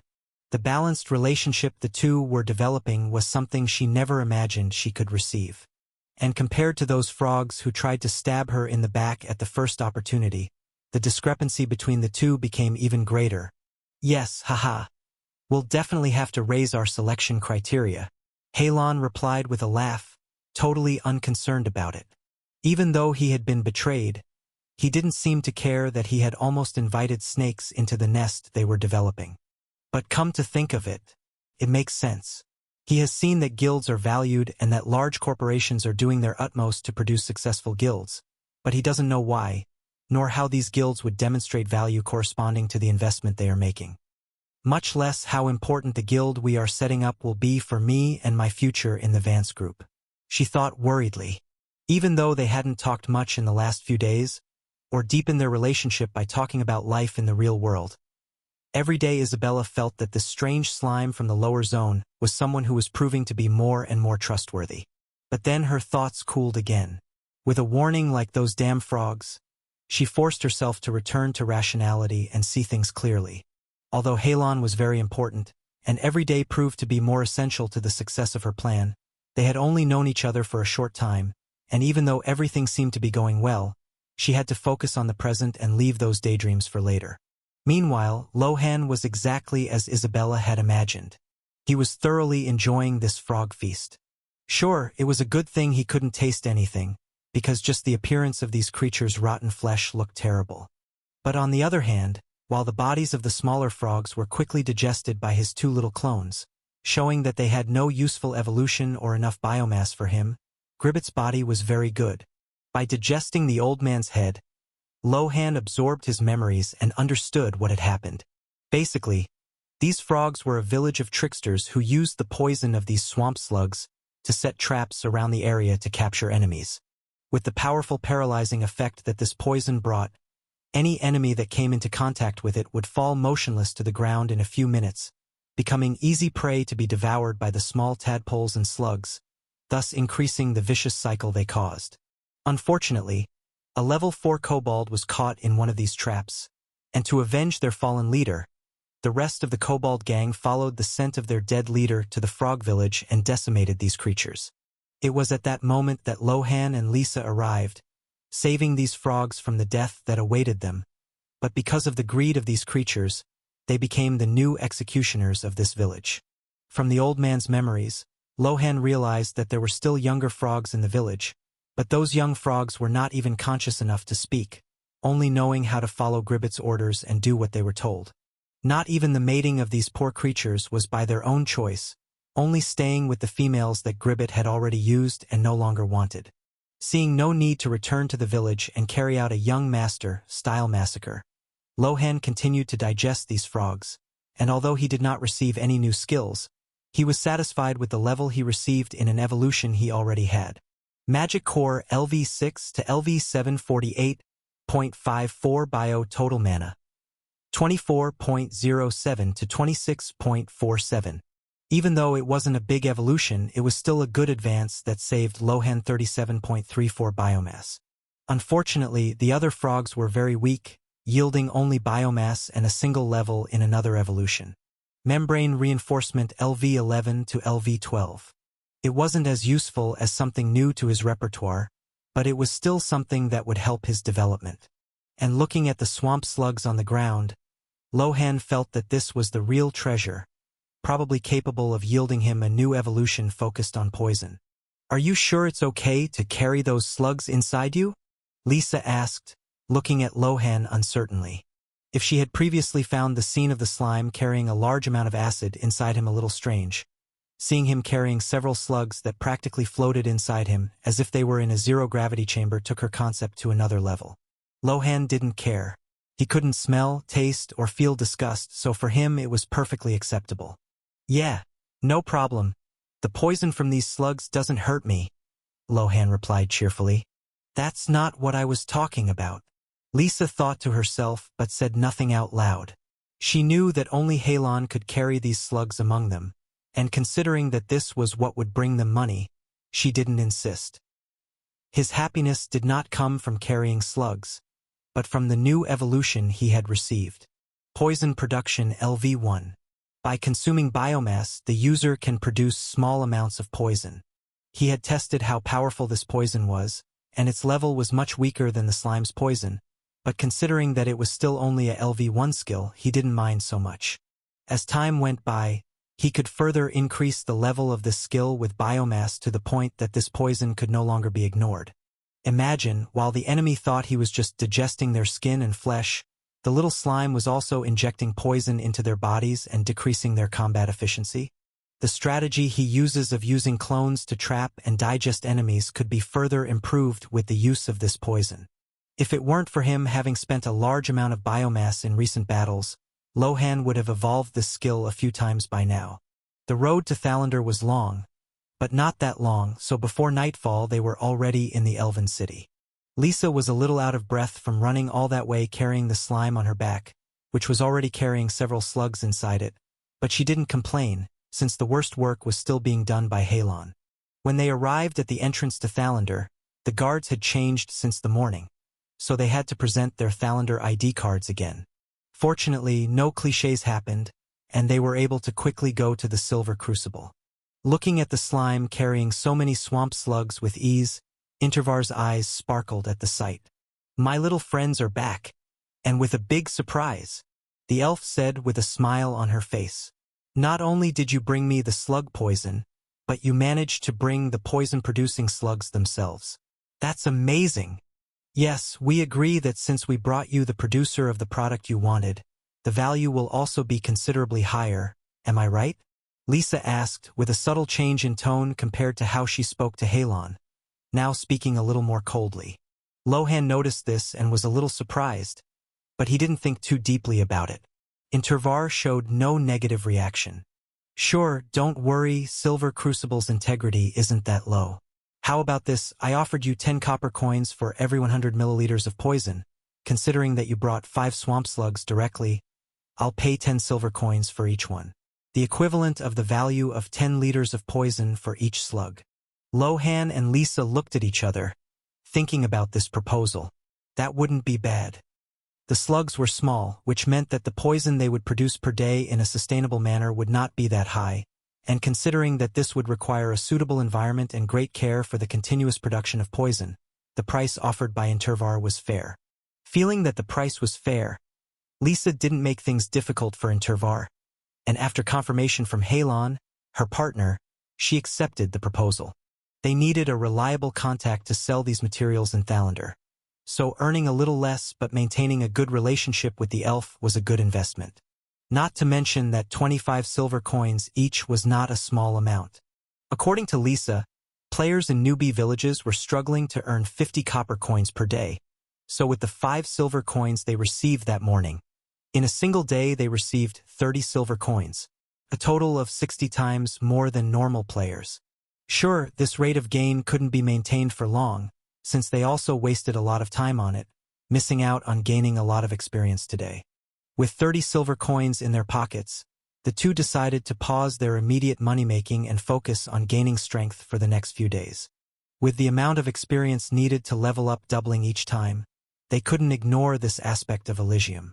Leaving the silver crucible, the small bag around Lisa's neck was heavier and fuller, making more noise as it shook from side to side. With the 11 copper coins that had been there before, adding the 30 silver coins made the weight she carried slightly uncomfortable, but she didn't complain. Even without anything very useful to buy, she still saved this money for after the guild was founded. With humanoid members joining in the future, these coins would be of great use to them. As for Lohan, after selling 10 silver coins in the game system, converting them into $1,000 for the real world, he returned with Lisa to the mana stone shop that Aliana had introduced them to. Those mana stones seemed so expensive this morning, but now I think I can choose at least one useful mana stone, right? I feel like a pay-to-win player buying skills in a cash shop, haha. He thought cheerfully. What he didn't know was that a surprise awaited them at the mana stone store. Arriving at Horizon Bazaar, Lohan was happy to see that the store selling mana stones was still open. Or rather, calling it a store would be an exaggeration. It was just a wooden stall where a beast-like man had put the mana stones up for sale. Don't underestimate this small stall, after all, the value of the goods it had on display in the morning was almost a gold coin, which represented a reasonable fortune even in Thalander, where prices were relatively expensive. As he approached the store, Lohan realized there was a problem. Without Aliana to pick him up, he couldn't see what was on the counter. There weren't many people looking at the mana stones on display, but they were still people he would disturb or even scare if he just jumped on the wooden counter. Looking around, he finally realized a way to make it work. "Lisa, I'm going to climb up. Don't be scared," Lohan said in a playful voice. The fox heard that and was confused, tilting her head, not knowing what Halon meant by that. But she didn't refuse, curious about what he would do next. This small wooden stall was not mobile, but something fixed in the Horizon Bazaar that shopkeepers could rent to sell whatever they wanted. Because of this, the roof structure of the store was also fixed, and made in a seemingly very sturdy manner, so Lohan spent a little biomass and wove a magic web, attaching it to the roof of the store and pulling himself up like Spider-Man. In order not to leave Lisa on the ground, he used selective viscosity to attach himself to her, pulling the fox up as well. Suddenly, in front of the elves and other races visiting that stall, a strange scene of a relatively large blue slime attached to a white fox, hanging from the roof by a blue thread, appeared, with them slowly climbing up as if in an elevator. Both the customers and the stall owner were left speechless when they saw that scene happening in front of them, not knowing how to react. Suddenly, a polite and pleasant male voice appeared in the vendor's mind. "Hello? I apologize for the unusual way of introducing myself, but as you can see, my body is too small to see your counter. Would you mind if my companion and I stood on your counter instead of hanging here?" As that voice spoke, a small hand resembling a human hand appeared next to the hanging slime and waved, making a standard Thalander elven greeting. But instead of reassuring the stall owner or the customers around him, this scene only made it all the more unbelievable, leaving the man standing there with his mouth open, not knowing what to say. Lisa, held by Halon in that way, felt a little embarrassed. Normally, she was the one carrying the slime, which was already difficult for her to get used to, but now being carried by him in such a unique way made a pink blush appear on the fox's cheeks. But seeing the way people looked at them, surprisingly, she didn't feel that it was so bad. No one there knew she was Isabella Vance. She didn't have to keep the Vance honor and dignity intact as an obligation at all times there. Being able to act in such a unique way was something new for her, so she just stayed quiet, maintaining the mental link between them and the store owner for Lohan to communicate. Seeing the shop owner with his mouth open, even she couldn't resist and smiled slightly on her fox-like face, finding the situation hilarious. If it weren't for the years of training and indoctrination by the Vances, she might have burst out laughing right there. The shop owner finally processed what he was seeing and responded with a question. Are you hired monsters? Where is your master?" Lohan wasn't offended by that, considering how unique they were in that place. It was a question he had already expected. So he replied politely, completely contrary to his silly slime image. "We are not hired monsters, sir. We are customers who wish to look at your mana stones and buy one or two if possible." Hearing that was even more surprising to the man, so he finally came back to reality. "Ascension slime? That's incredible. Wait a moment. I'll make some space for you at the counter." Saying that, the man quickly moved some mana stones to one corner, wiped the counter that was a little dusty from the day's dirt, and even laid down a small leather rug for the slime and the fox to sit on. Although it was just a wooden stall, being one of the shops in Thalander's Horizon Bazaar, everything there was large and luxurious, so even this man's small shop had enough space for several people to look at the display at the same time without feeling cramped.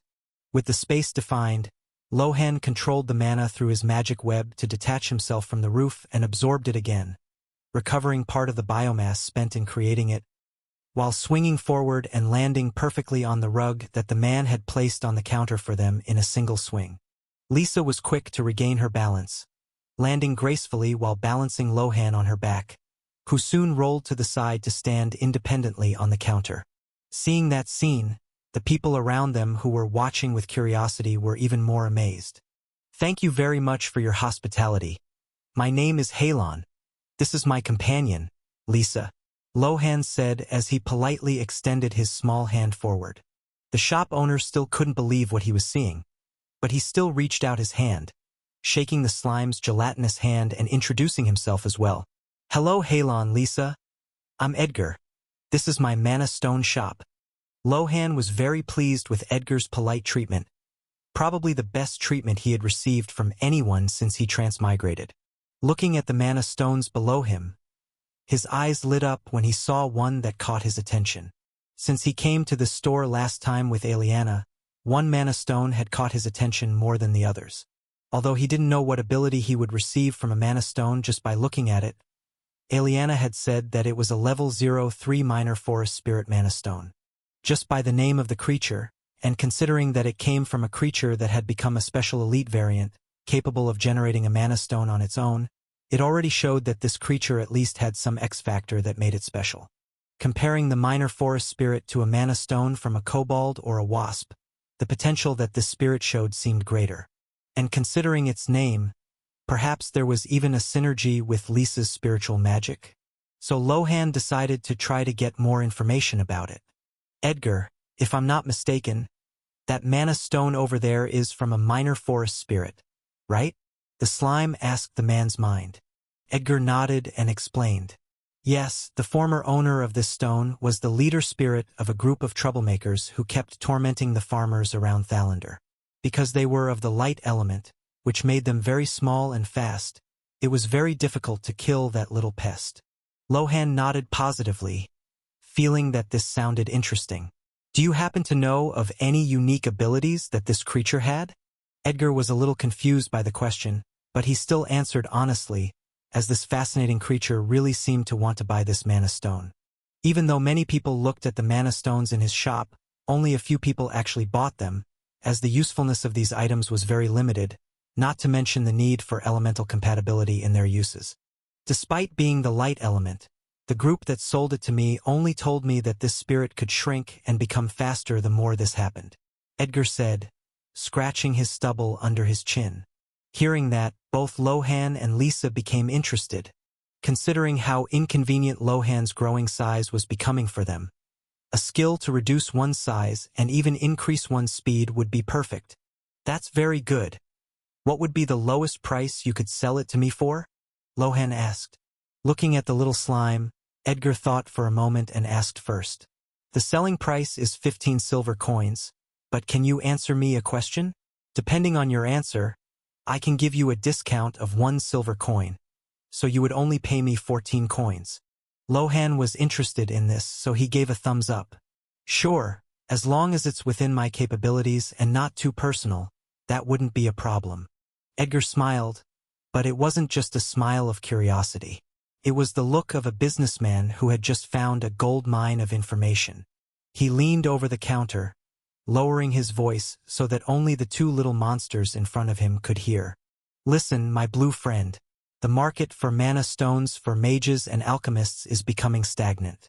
They know exactly what they want and haggle over every penny to increase their profit margin. But there is a new market growing in Thalander, elite tamers.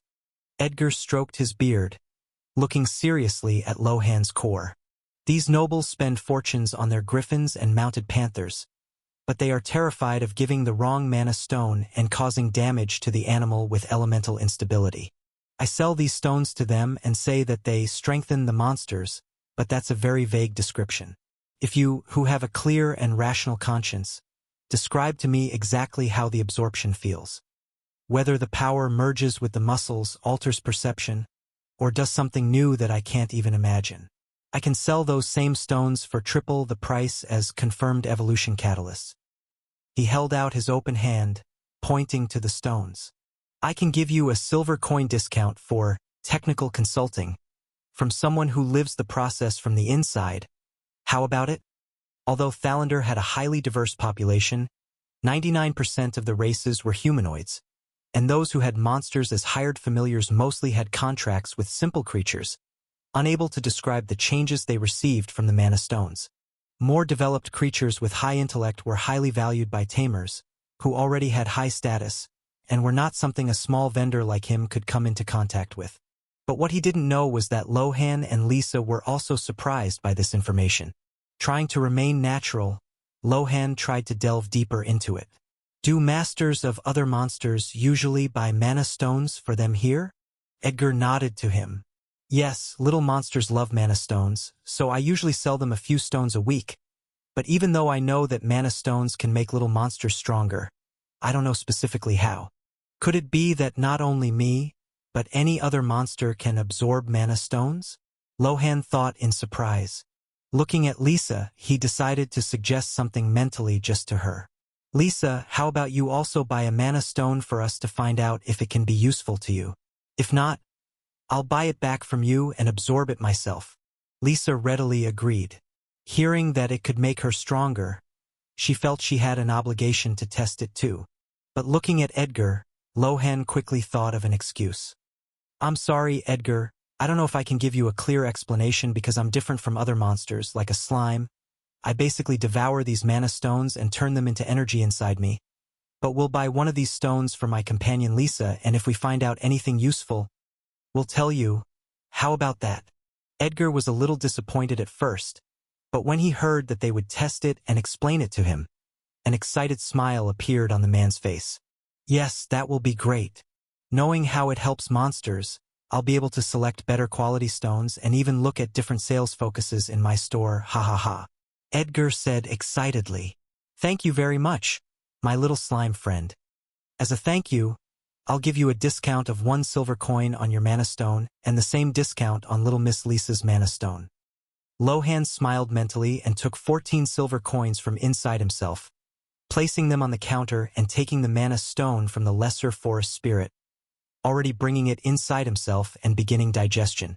As the amount of biomass in it was much less than that of the weaver spider and his digestion speed was already much faster, in a few hours he would receive the new skill from it.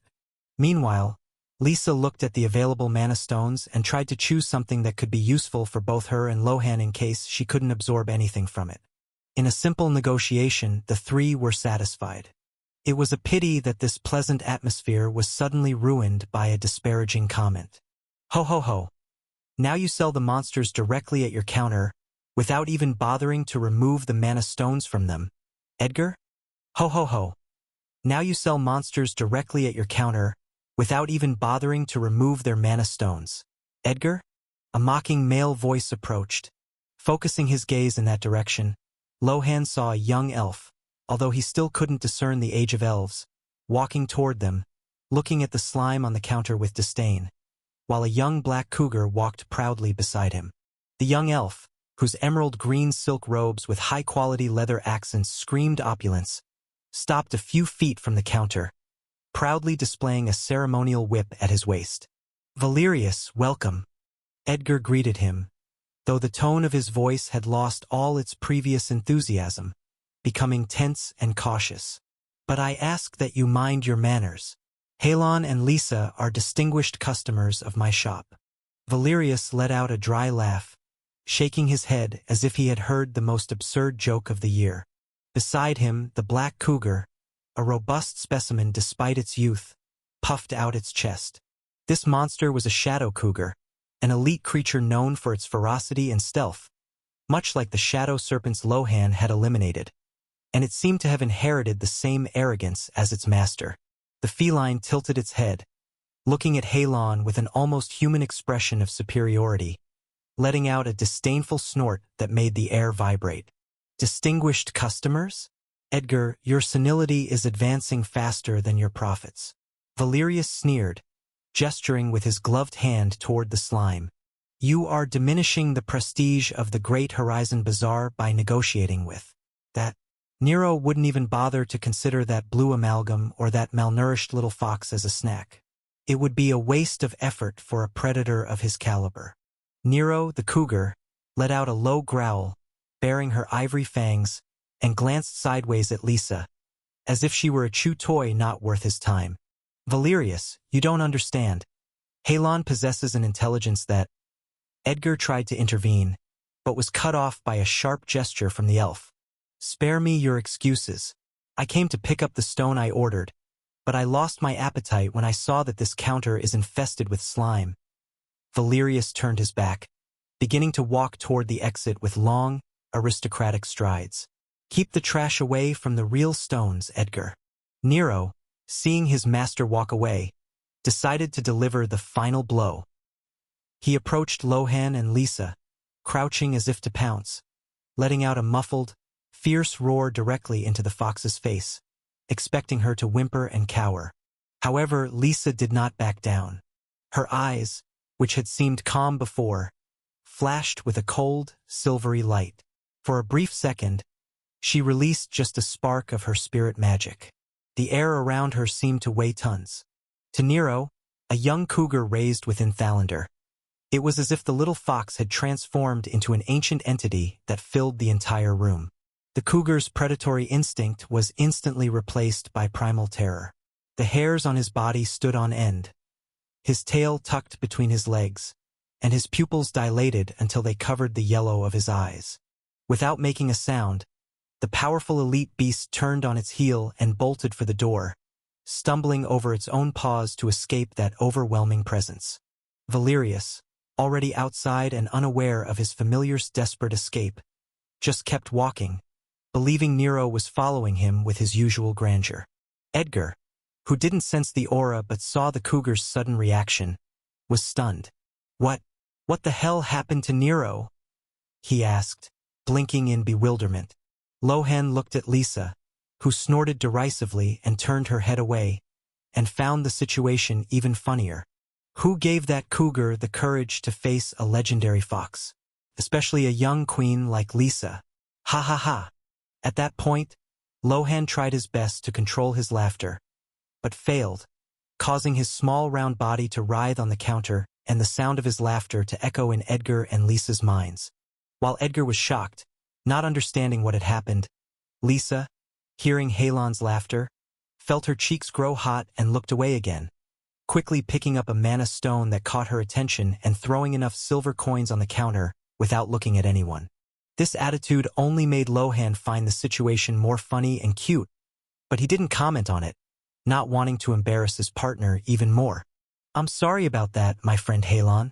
Did you see the ceremonial whip at his waist? That boy Valerius is one of the elite tamers I mentioned earlier, and the whip is the symbol of this new rising class. As a young noble elf, he is used to doing whatever he wants in the bazaar. I hope that didn't offend you, Edgar said apologetically. Honestly, Lohan was offended, but not to the point of feeling that his day was ruined by it. He wasn't foolish enough to let people walk all over him and respond with a smile, but he also wouldn't dwell on every little offense thinking about how to murder that person's entire family like certain people, so he didn't care that much. Don't worry, Edgar. It wasn't your fault. I think we're done shopping here, so when we get the results, or I need more mana stones, we'll come back. Okay. Lohan replied casually. Edgar sighed with relief, surprised that the slime showed more maturity than a wise high elf. Great. Sure. Don't worry. With the results of your help, I can even offer you a permanent discount on my goods, my friend. Hearing that, Lohan was even more pleased with this beastly man who had a muscular body and black wolf ears among his hair, making him seem even more friendly. Leaving the bazaar, Lohan and Lisa wasted no time and ran back to the forest, ready to level up as quickly as possible, with the goal of becoming strong enough to invade dungeon level 10 and found their own guild as soon as possible. Good morning, Lisa, Lohan said as he felt the power of his slime body pulsing, showing the difference that was forming between his virtual body and his real body. His body, which had a diameter of 37 centimeters, gradually shrank until it reached a diameter of 24 centimeters, the size of an official basketball. At that new size, Lohan felt much more agile and flexible, despite having a slight consumption of mana to maintain that form. With his constant digestion of biomass, that consumption was negligible. Although still at a low level, the slime's power was already far above what it had been 2 days ago. Good morning, Halon, Lisa replied, nodding to Lohan before turning and looking around carefully. Ready to attack our first dungeon? He asked excitedly, rolling from side to side to warm up. This was a habit he had developed whenever he entered Eligium, especially after waking up, when his consciousness was still erratic and he had difficulty exercising 100% of his capacity. Yes, even though it will be challenging with just the two of us, we don't have any more time. The rumors I told you about yesterday have come true. Some players representing the Hogue group have already left the starting village and are conducting a major fundraising campaign to set up the first open-world guild. We have to speed up our progress and dominate this guild today. Before they do, Lisa said in a serious voice, revealing the anxiety she felt in this race. Why do we need to be the first? Wouldn't it be better for us to opt for our safety and the stability of the guild's development? We have a legendary race and a mythical race. It will only be a matter of time before we surpass them. Lohan asked, genuinely confused. Lisa stopped and looked at him thoughtfully. After hesitating for a few seconds, she finally sighed and replied, "The go. Eligium has developed numerous rewards for the first players to accomplish important feats. Even for us with our rare races, we would still benefit greatly from the rewards that Eligium would bring us. Leaving something like this to a rival group would be the same as nurturing our enemies. We have to take advantage of our advantage in the open world." Lohan caught her slip at the beginning of her explanation, and knowing Lisa, it didn't seem like an involuntary slip. She was too restrained to make such a basic mistake, but he couldn't understand what she meant, deciding to just keep it in mind and focus on the rest of the explanation. After leaving Thalander on Friday, they killed monsters relentlessly, repeating the same thing on Saturday, trying to gain as much experience as quickly as possible, even with Lohan neglecting some of his biomass gain to focus on gaining experience to level up. This rush came from what Lisa had heard in the real world about a rival group that had reached level 11 and left Novata Village on Saturday before lunch. Although they were only players with common bases, uncommon bases, and only one with a rare base, they were an organized group, focused on forming the first official guild of Eligium. Unlike monsters like them who needed to complete a dungeon to get a dungeon core, humanoid players could directly purchase a license at the city hall of any relatively large and influential city. Sure, money alone wasn't enough. Players needed to complete a series of quests in that city to gain enough reputation for the city mayor to authorize the creation of such an organization there. But now that these players had arrived in the open world, it was only a matter of time before their reputation grew enough to purchase the authorization, and for Lisa it was basically a race. Sure. Is there anything we should take to the dungeon as a precaution? Lohan asked as he stretched and released 3 small clones and got used to the feeling of controlling 4 bodies at the same time, so as not to feel discomfort when he needed to use this in combat. The 3 small slimes rolled around, digesting any available biomass, performing standardized movements, while gradually differentiating themselves and making unique movements. Lisa looked at his warm-up routine, which Halon had started doing the day before, finding it funny and interesting, but not dismissing his efforts to stay in shape with his own skills, and replied, "I don't know what the spiritual energy is like inside the dungeon, so I plan to prepare some food for myself while we're there, because if there isn't any, I'll need to eat to recover my energy. But as for you, I think you'll be fine." "Wait, you need to eat?" he asked in surprise. Lisa looked at him confused, before nodding. "Yes, even players need to eat like people in this world." "Then why haven't you eaten until now?" he asked confused. "With enough spiritual energy, I don't need food to sustain myself, just as I believe you don't need food with your digestion skill. But in a dungeon where I don't know what the spiritual energy is like, it's better for me to take something with me just in case," she explained. This was news to Lohan. He still saw Eligium as a game, so the need to eat wasn't something that crossed his mind, but thinking about how this world was proving to be more and more real, totally different from just a game as he thought it was, and with all the signs he had received, he realized that he had to change that view and mindset as soon as possible. "All right, then let's go to the dungeon," Lohan said excitedly, absorbing the 3 small clones again and feeling ready for battle. The confidence he felt was not unfounded. It had been 7 days since he had focused all day on training and getting stronger, so the gains he made yesterday were sensational. Name: Halon. Race: Slime, mythical. Class: Devourer, mythical. Level 08. Experience: 394/12,800. Mana? 3523/3523. Feeling the new power coursing through his body, Lohan looked at the status screen and felt that, even if there was something unexpected in the dungeon, everything would be fine. After all, what could go wrong? These last few days of grinding earned Lohan a large amount of biomass and experience, and he didn't let those resources go to waste. While maintaining a safe stock of biomass to use in emergencies, any biomass beyond that was instantly spent to level up a skill. With that, his status screen took a big leap forward. Although he hadn't evolved efficient digestion LV16 to receive the maximum benefit from the gains he received with each level he rose, his digestion speed had increased tremendously. Just with the gains in base digestion provided by leveling up, that value rose from 14.52 bio/H to 36.52 bio/H, more than tripling it. Viscous flow LV18 to LV23 1.18 m/s to 1.90 m/s. Hemolymphatic tissue LV7 to LV10. Passive digestion LV6 to LV8. Structural stability LV11 to LV17. Obsidian exoskeleton LV1 to LV3. Instinctive perception LV11 to LV15. Membrane reinforcement LV12 to LV22. Partial division LV3 to LV7. Artificial Magic Core Harmonizer LV2 to LV7. Chemosensory Aptitude LV7 to LV11. Monocular Telescopic Vision LV1 to LV9. Magic Weaving LV1 to LV3. Thermographic Perception LV4 to LV9.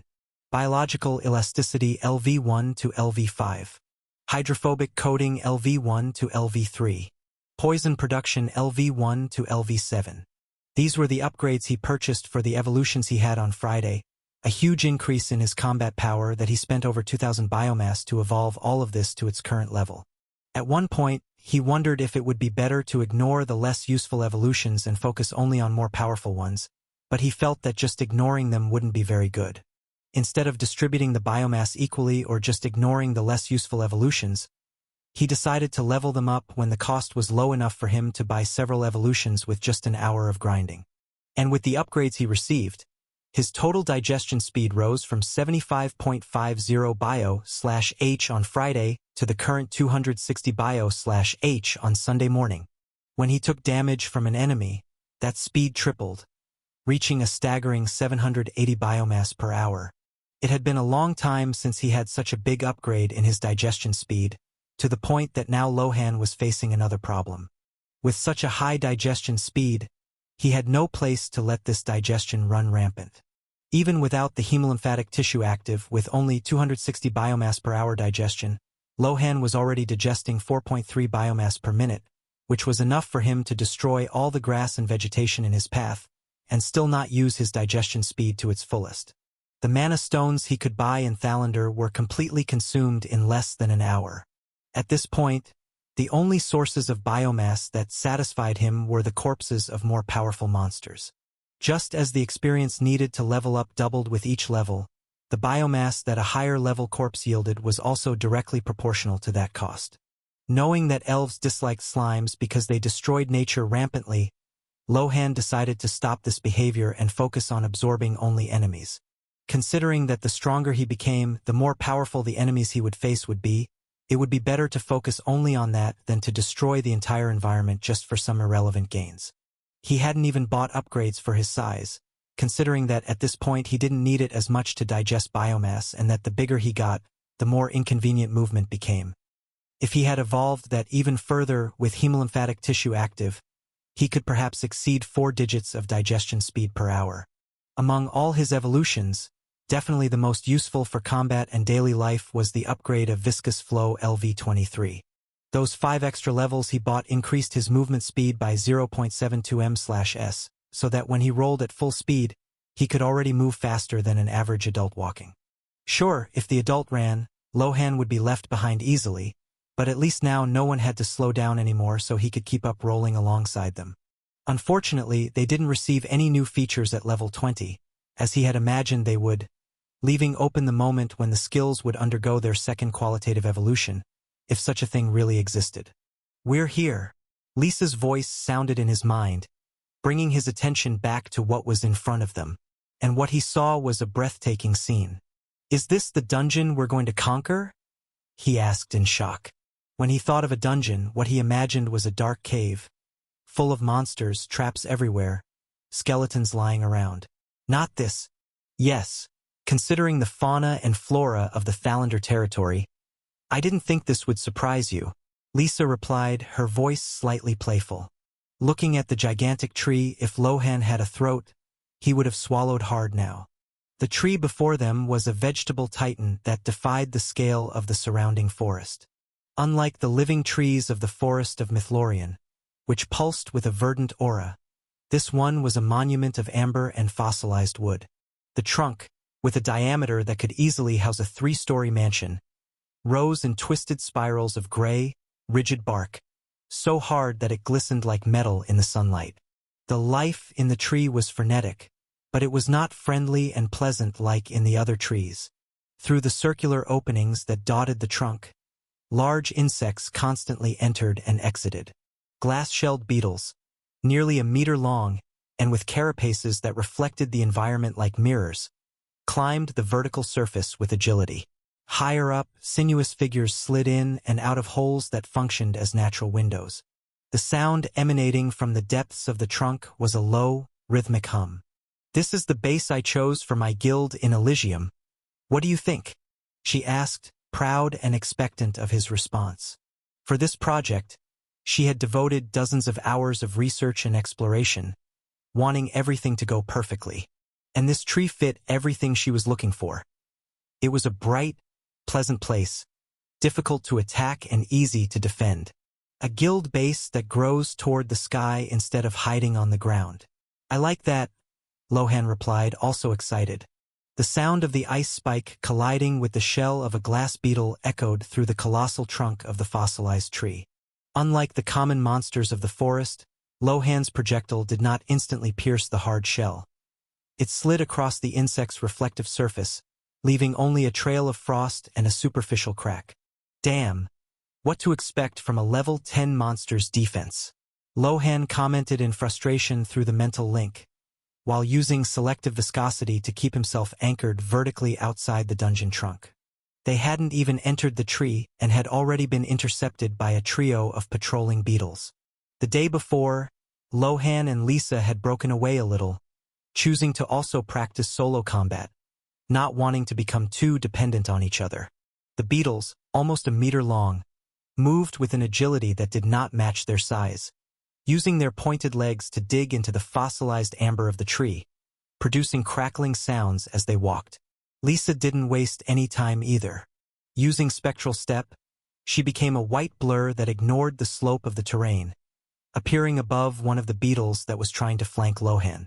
Her legs glowed with spirit fire, and she delivered a downward blow that struck the monster's head. Boom! The explosion of white flames forced the beetle to lose its grip, falling a few meters before it could reattach itself.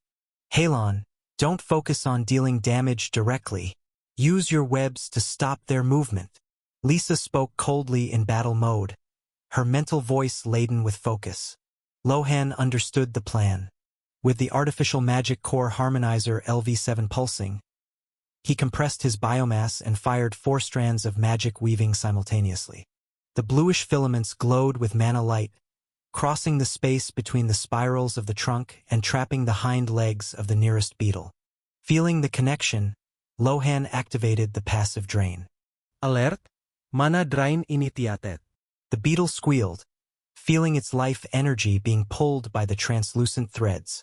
Taking advantage of the enemy's immobilization, Lohan stretched out 2 tentacles reinforced by the obsidian exoskeleton LV3 and wrapped them around the lower part of the insect, where the carapace was less dense, to begin digesting the giant insect's body. But the beetle did not stand still. As it struggled to free itself, the spikes on its leg grazed Lohan's tentacle, causing a small cut. And that was exactly what Lohan wanted. Hemolymphatic tissue LV10 activated. Digestion rate, 260 to 780 bio/H.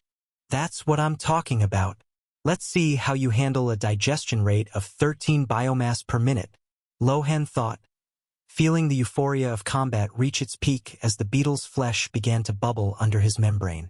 Just as he had suffered from the blood-sucking worm when he was a level 01 slime, this level 10 beetle was suffering under his digestion. Below him, Lisa finished off the second beetle with a flurry of quick attacks, while the third insect, realizing that its companions were being wiped out, tried to retreat into one of the holes in the log to alert the rest of the insects. No way! Lohan fired another ice spike, this time enhanced by the precision of monocular telescopic vision LV9, hitting the fugitive's wing joint and knocking it directly toward the fireball thrown by Lisa. In less than 2 minutes, silence returned to the base of the tree, broken only by the hiss of Lohan's digestion. Experience. Plus 175. Experience. 569/12,800. The level 10 dungeon was dangerous, extremely dangerous, but as a level 08 monster, the rewards he would receive there would be incredible. That was how he and Lisa had leveled up so quickly the day before. Although he didn't receive bonus experience for killing higher-level monsters, the leveling efficiency from killing higher-level monsters was much higher. For now, they felt that a 2-level difference was the limit they could achieve, especially considering that level 11 monsters were in a completely different league from their current power. But perhaps when they leveled up even further, Fighting monsters like this would not be impossible, even before they themselves underwent the level 11 evolution. Sure, so much experience might make it seem like leveling up is an easy task, but that's only because they are hunting monsters far above their level and dividing that experience between just 2 people. If it were a normal group of 5 players hunting instead of 175 experience points, he would have received only 70. Lisa, I think the inside of that tree is full of insects. I think we'd better get back together, Lohan said seriously. Lisa agreed. Although their isolated style was very powerful compared to other monsters from smaller bases, the joint combat they had developed was even more powerful than 1 + 1 is equal to 2, so there was no reason to take risks now. As Halon's size had shrunk again, it became much easier for the fox to carry him on his back. Then, with Lohan clinging to his mount, a nickname he wouldn't even dare say out loud, a frightened voice vibrated his membrane. Wait! A high-pitched, worried voice rang out in the forest.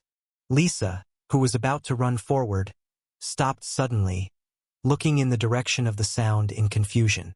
Lohan, who had 360-degree vision, immediately saw who was responsible for that scream.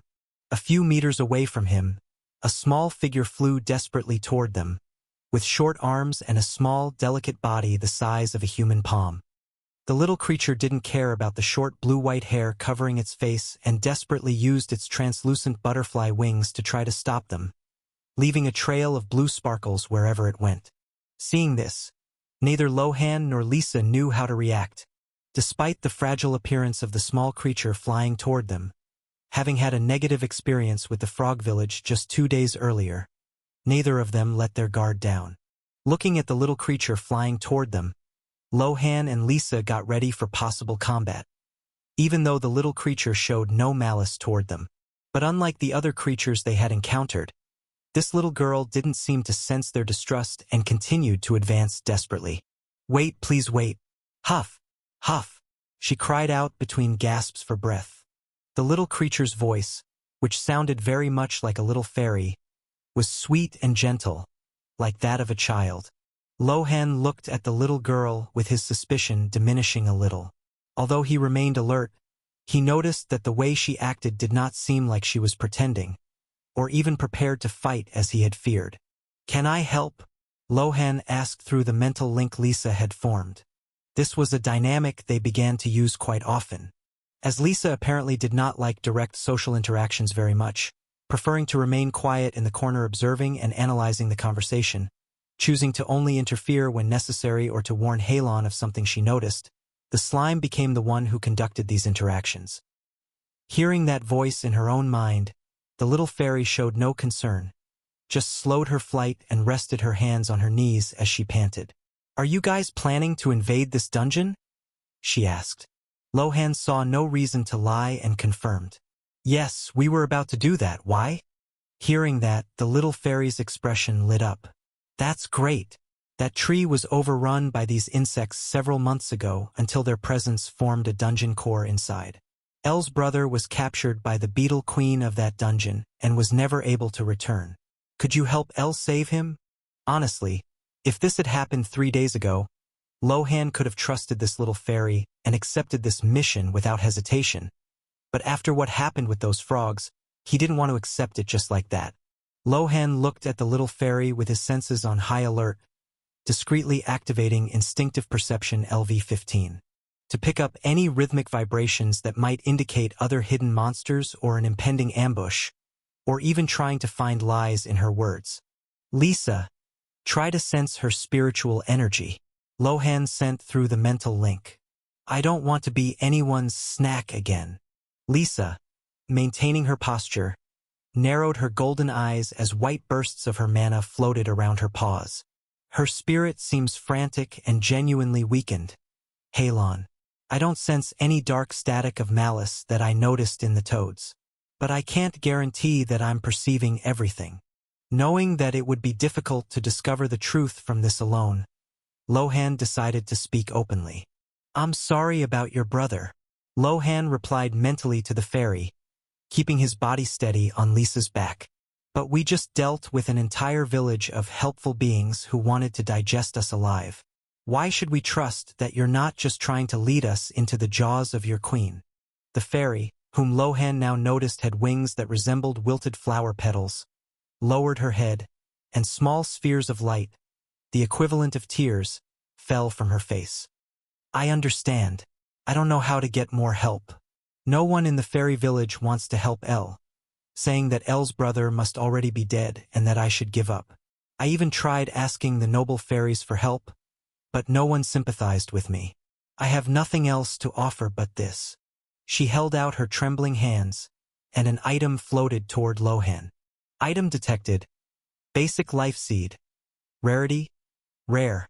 High compatibility with magic core LV10 detected. Possible fusion unlocked. Upon seeing this notice, Lohan was completely shocked. This item can generate a fusion evolution with my magic core? Just like my exoskeleton evolved with the obsidian scales? This was an incredible discovery. He had never encountered items capable of triggering this kind of thing, which showed how rare it was. Lohan felt his magic core LV10 vibrate in resonance with this item. Feeling this, most of his hesitation disappeared, so he explained to Lisa what was happening.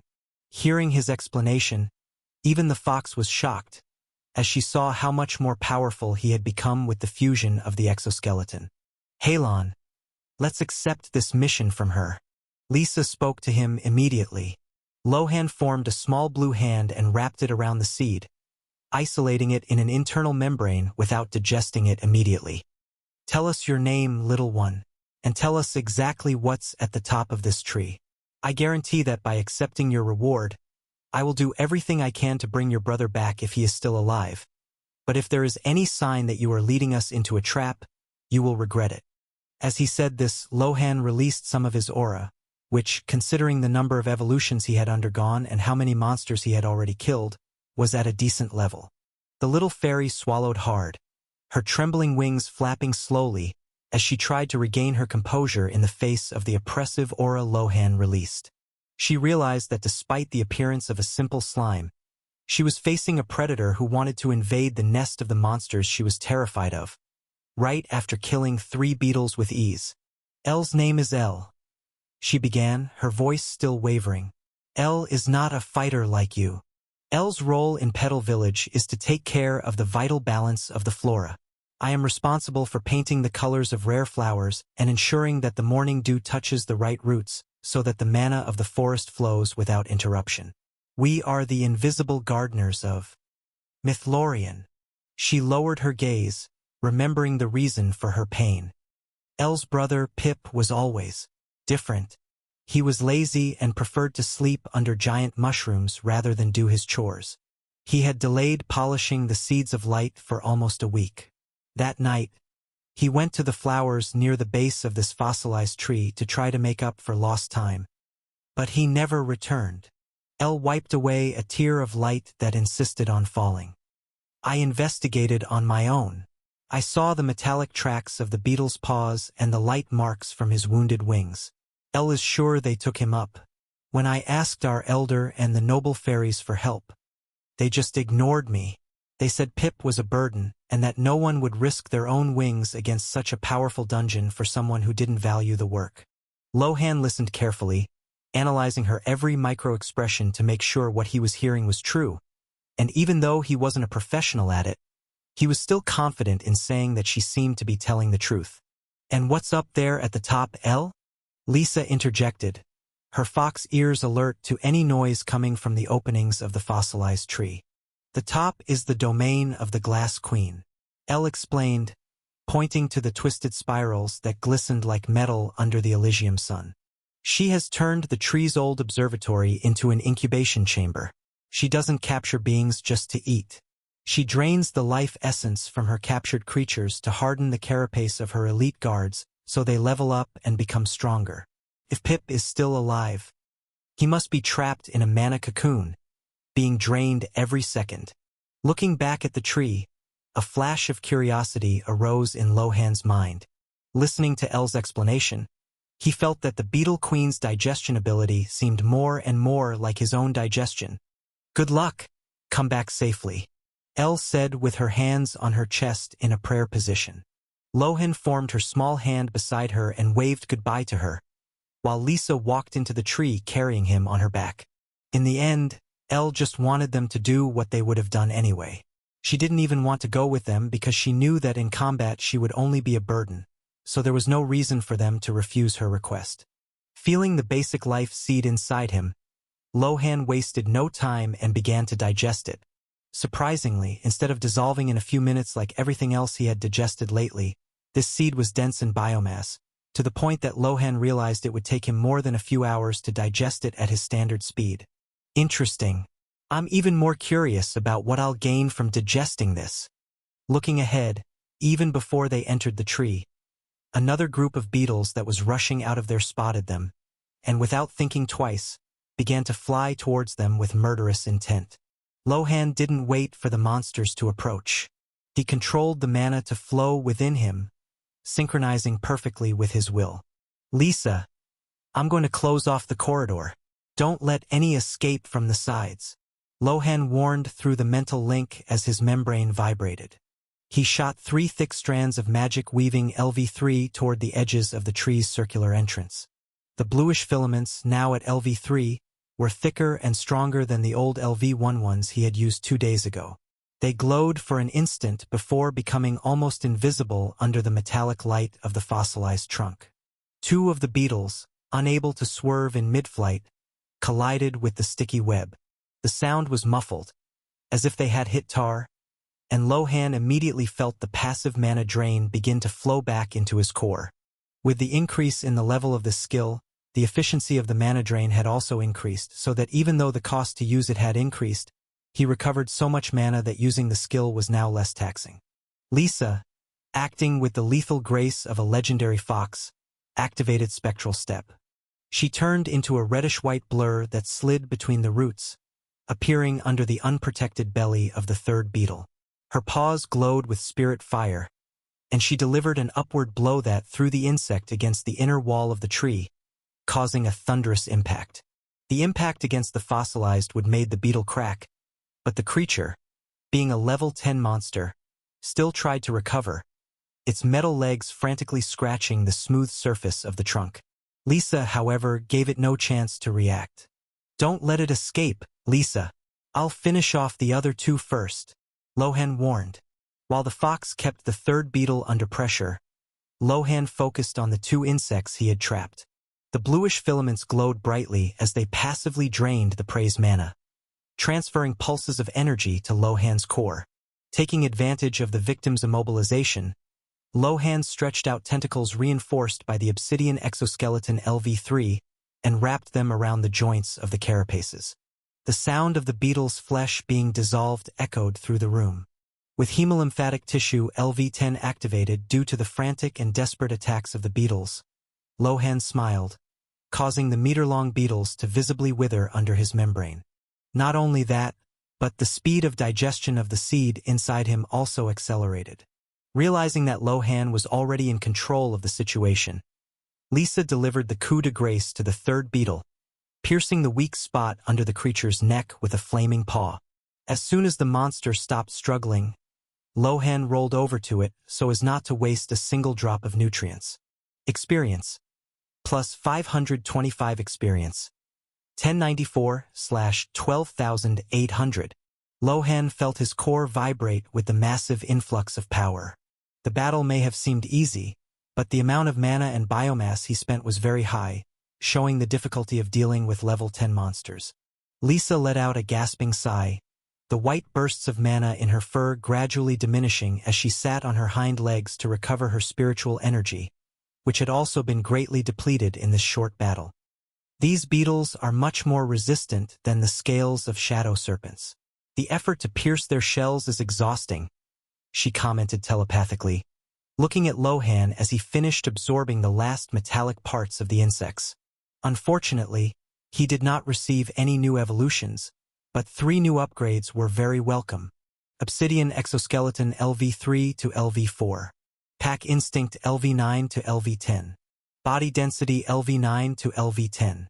After 2 minutes of rest, Lisa got up and looked at the circular entrance in the trunk in front of them. As they entered the interior of the tree, Lohan was surprised by its internal structure. The interior of the tree was not just a hollow hole. The space was large, about the size of an average apartment in his previous world, but with fossilized wooden walls that rose in natural curves, forming tunnels and niches where the beetles apparently rested. Halon, look up. The exit to the next level must be that hole in the ceiling. Lisa warned, keeping her silver eyes fixed on the side tunnels. Lohan wasted no time and released 3 small clones through partial division. Thanks to pack instinct, he was able to control the 4 bodies with a mental clarity that the Lohan of a week ago would never have had. While the main body remained on Lisa's back, the clones rolled into the side tunnels, using selective viscosity to stick to the vertical walls and gather as much information as possible for them. Despite the acceleration of digestion by the hemolymphatic tissue, the basic life seed inside him was still a little far from being digested.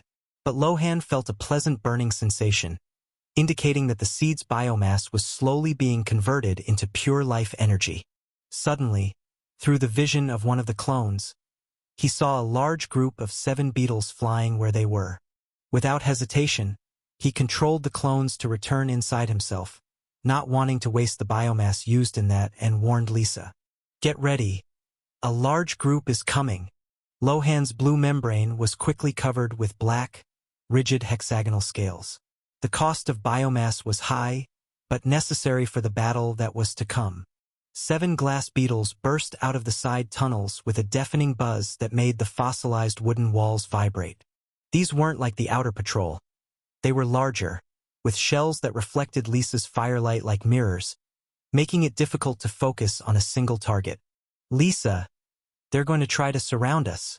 Don't let them use the walls. Lohan shouted through the mental link as he stabilized his mass on the fox's back. Lisa didn't wait.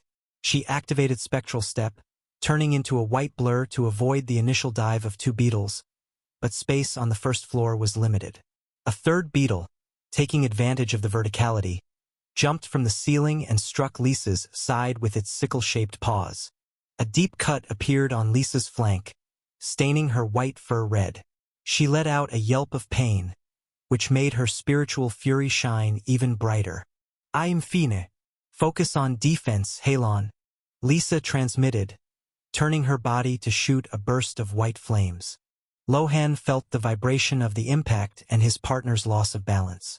He knew that if they didn't act quickly, they would be crushed by the numerical superiority and level 10.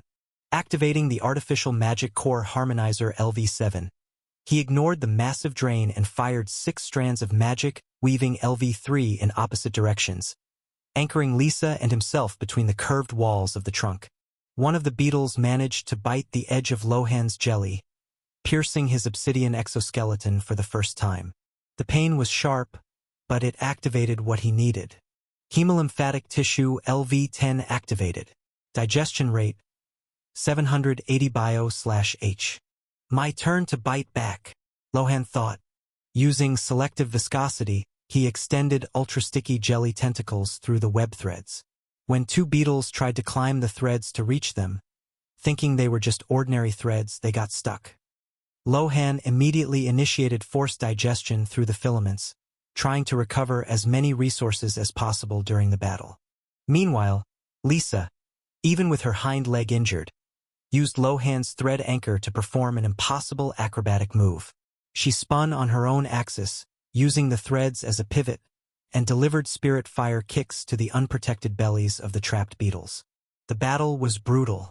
Lisa received another cut to her ear, and Lohan lost almost 15% of his total mass trying to protect the core, but the strategy was working.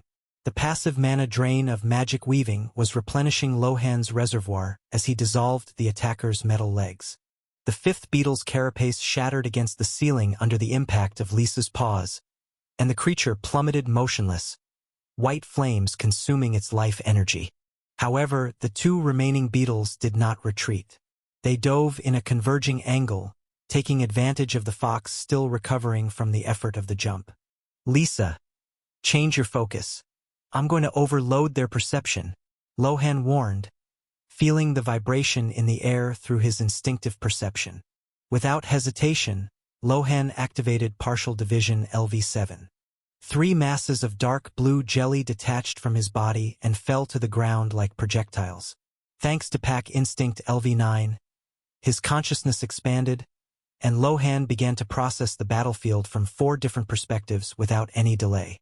The 2 beetles, confused by the sudden multiplication of targets, hesitated for a split second, and that was all Lohan needed.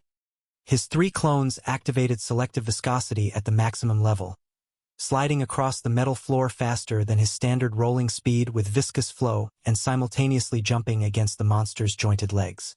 Lisa saw the opening and didn't waste her power. Even with the wound on her flank burning, she activated Spectral Step again, appearing as a shadow behind the 6th beetle that was trying to shake off one of the clones. With a growl, she sank her fangs, wrapped in spirit fire, into the junction of the monster's thorax.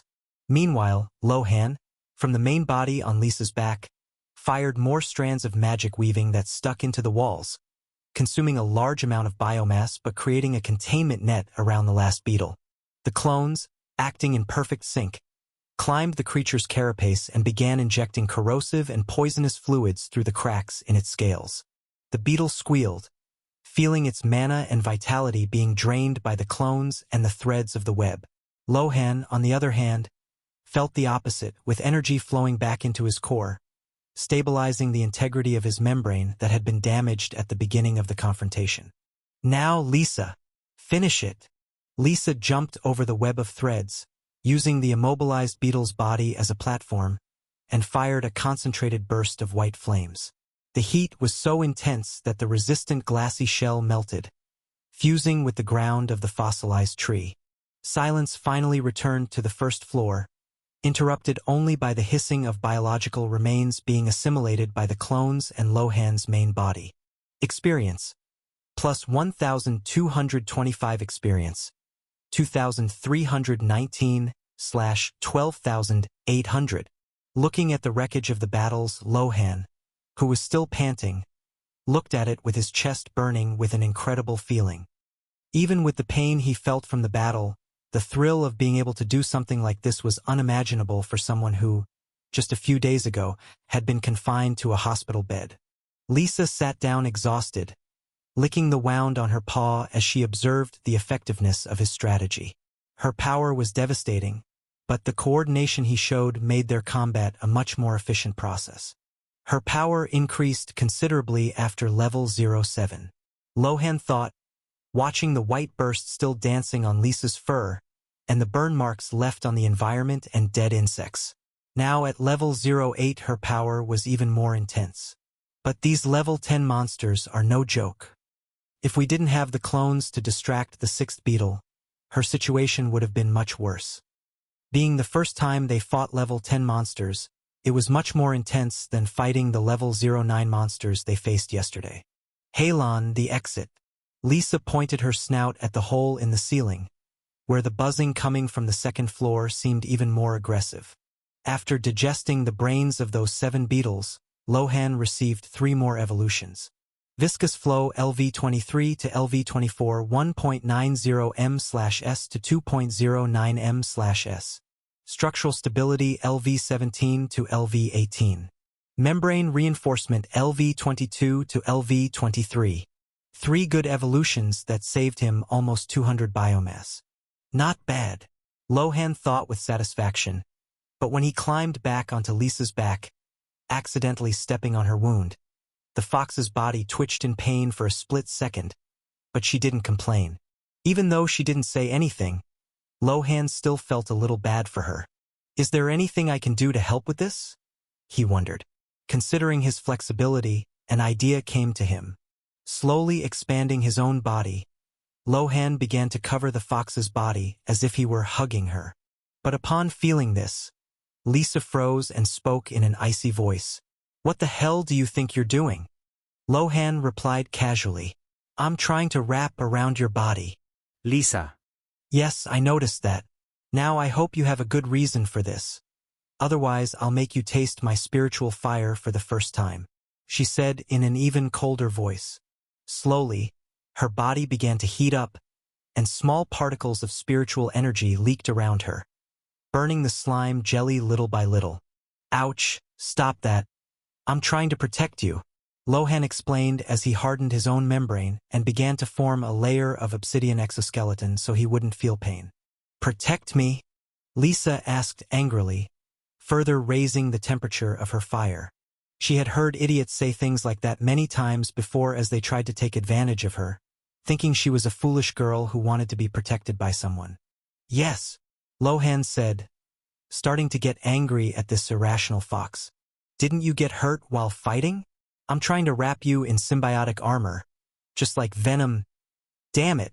Stop it. You're hurting me. Lisa had no idea who Venom was that Lohan had mentioned, but when he said he was trying to wrap her in armor, she felt his body getting harder and more resistant and saw that it seemed to be true.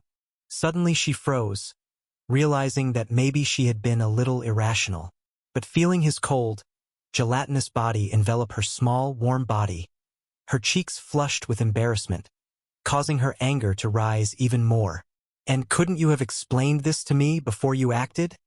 Pausing for a second, Lohan looked at the fox more closely, and losing his evasive attitude and her slightly flushed fox cheeks, he finally understood the reason for her irrationality. Pfft, you think I was taking advantage of you to feel your body? What do you think I am? A furry? Animal ears are fine, but who would like a 100% canine body like yours? He replied while trying to hold back his laughter.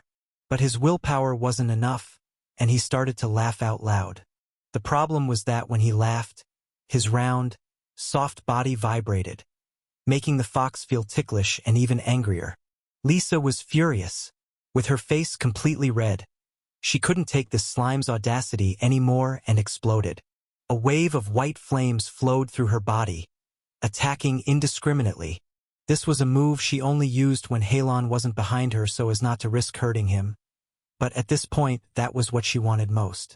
Lohan sensed her anger, and instead of being afraid, he felt that the situation was even funnier. It is known that an angry man can be scary, pathetic, foolish, weird. An angry woman can be freaked out of control, crazy, strange. But an angry, beautiful woman is totally different. Even though Lohan had mocked Lisa's body as unattractive, which was true because of the closeness they had developed over the last few days, he really felt that this girl had a lot of charm, making it difficult for him not to imagine that she was beautiful in the real world.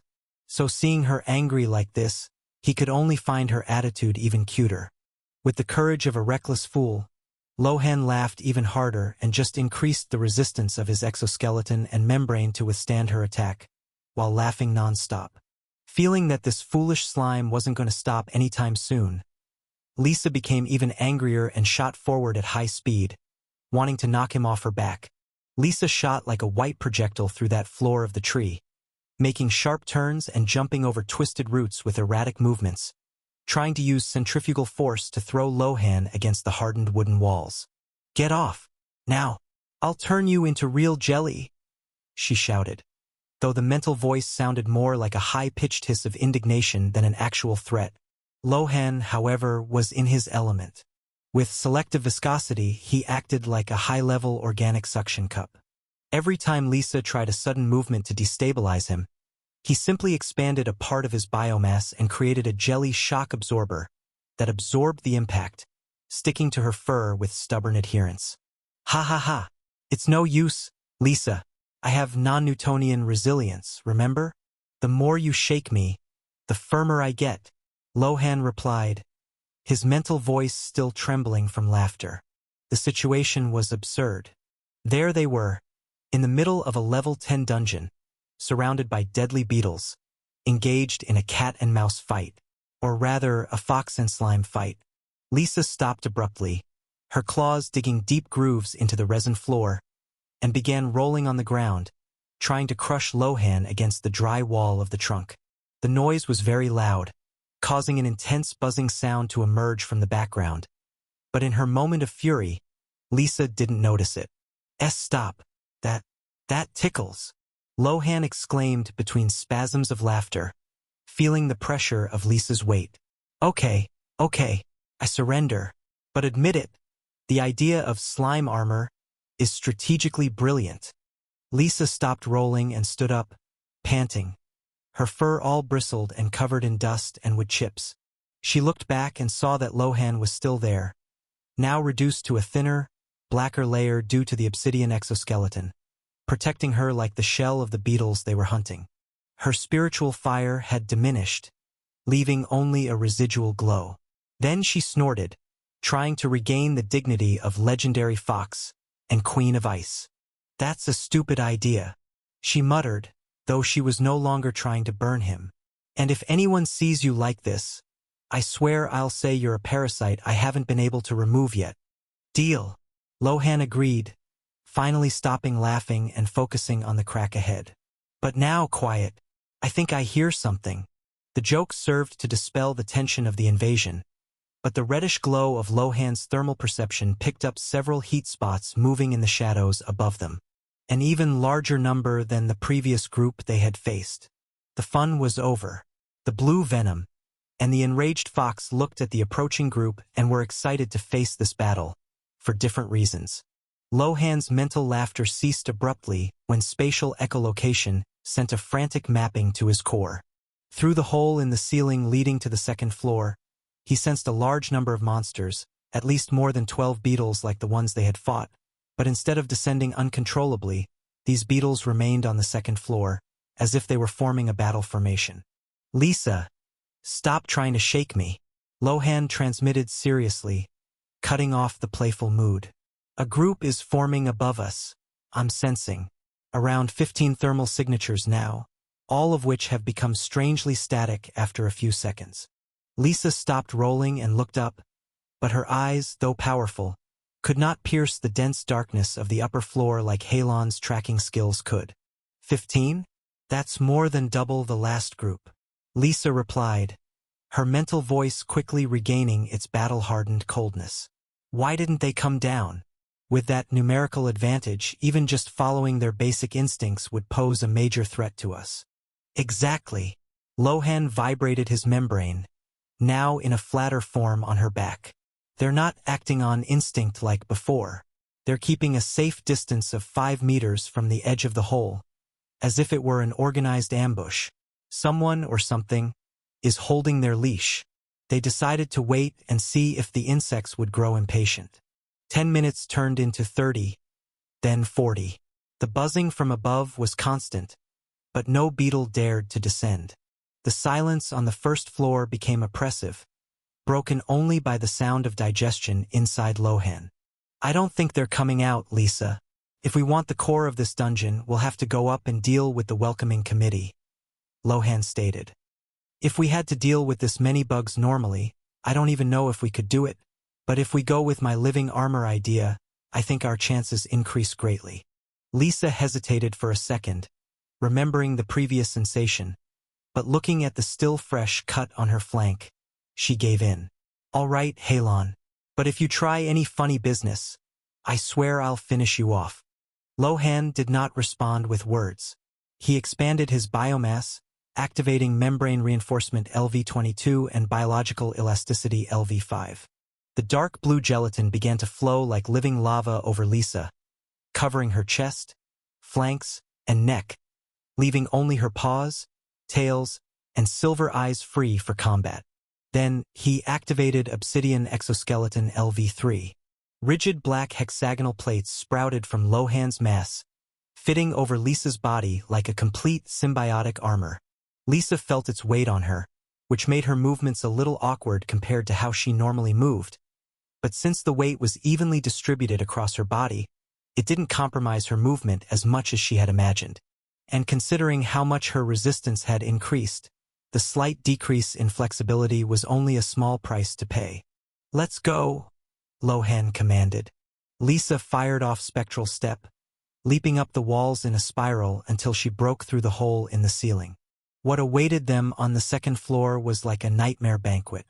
15 glass-shelled beetles were positioned in a semicircle, their metallic jaws snapping in unison.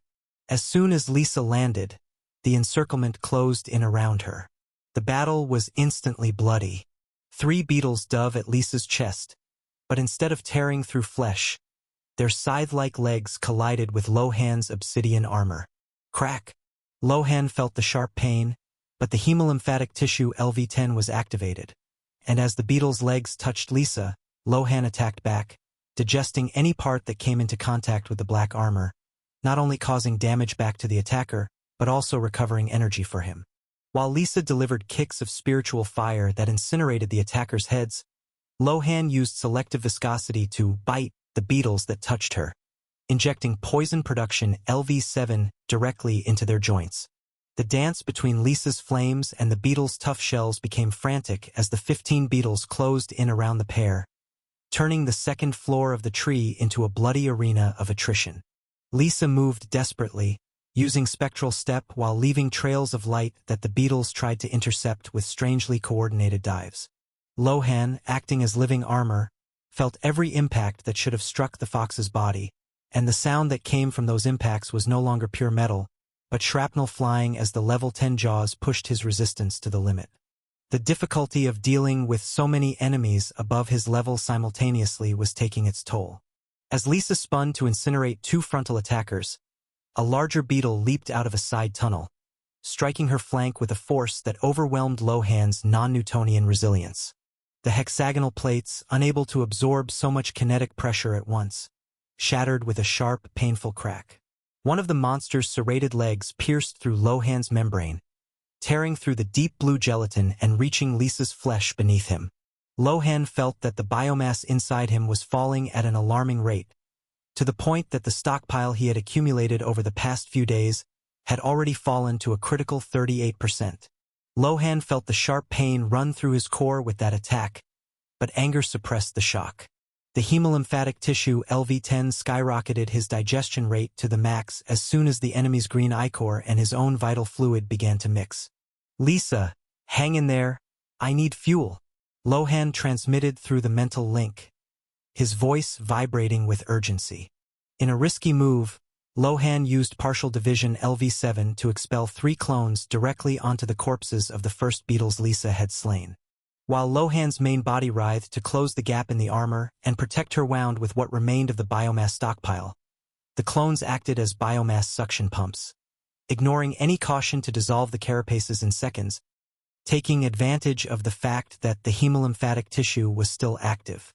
Renewed by the large influx of energy, Lohan gradually increased the thickness of the armor and fired a net of magic-weaving LV3 from Lisa's back, creating anchor points that glowed neon blue.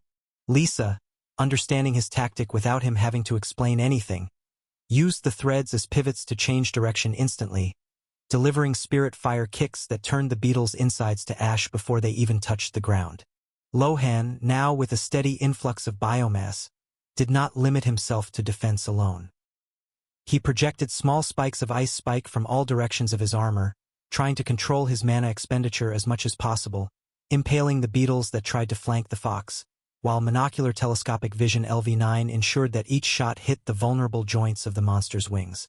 The battle of attrition swung in their favor when the last group of beetles, seeing his power regenerate through the death of their own companions, tried to retreat.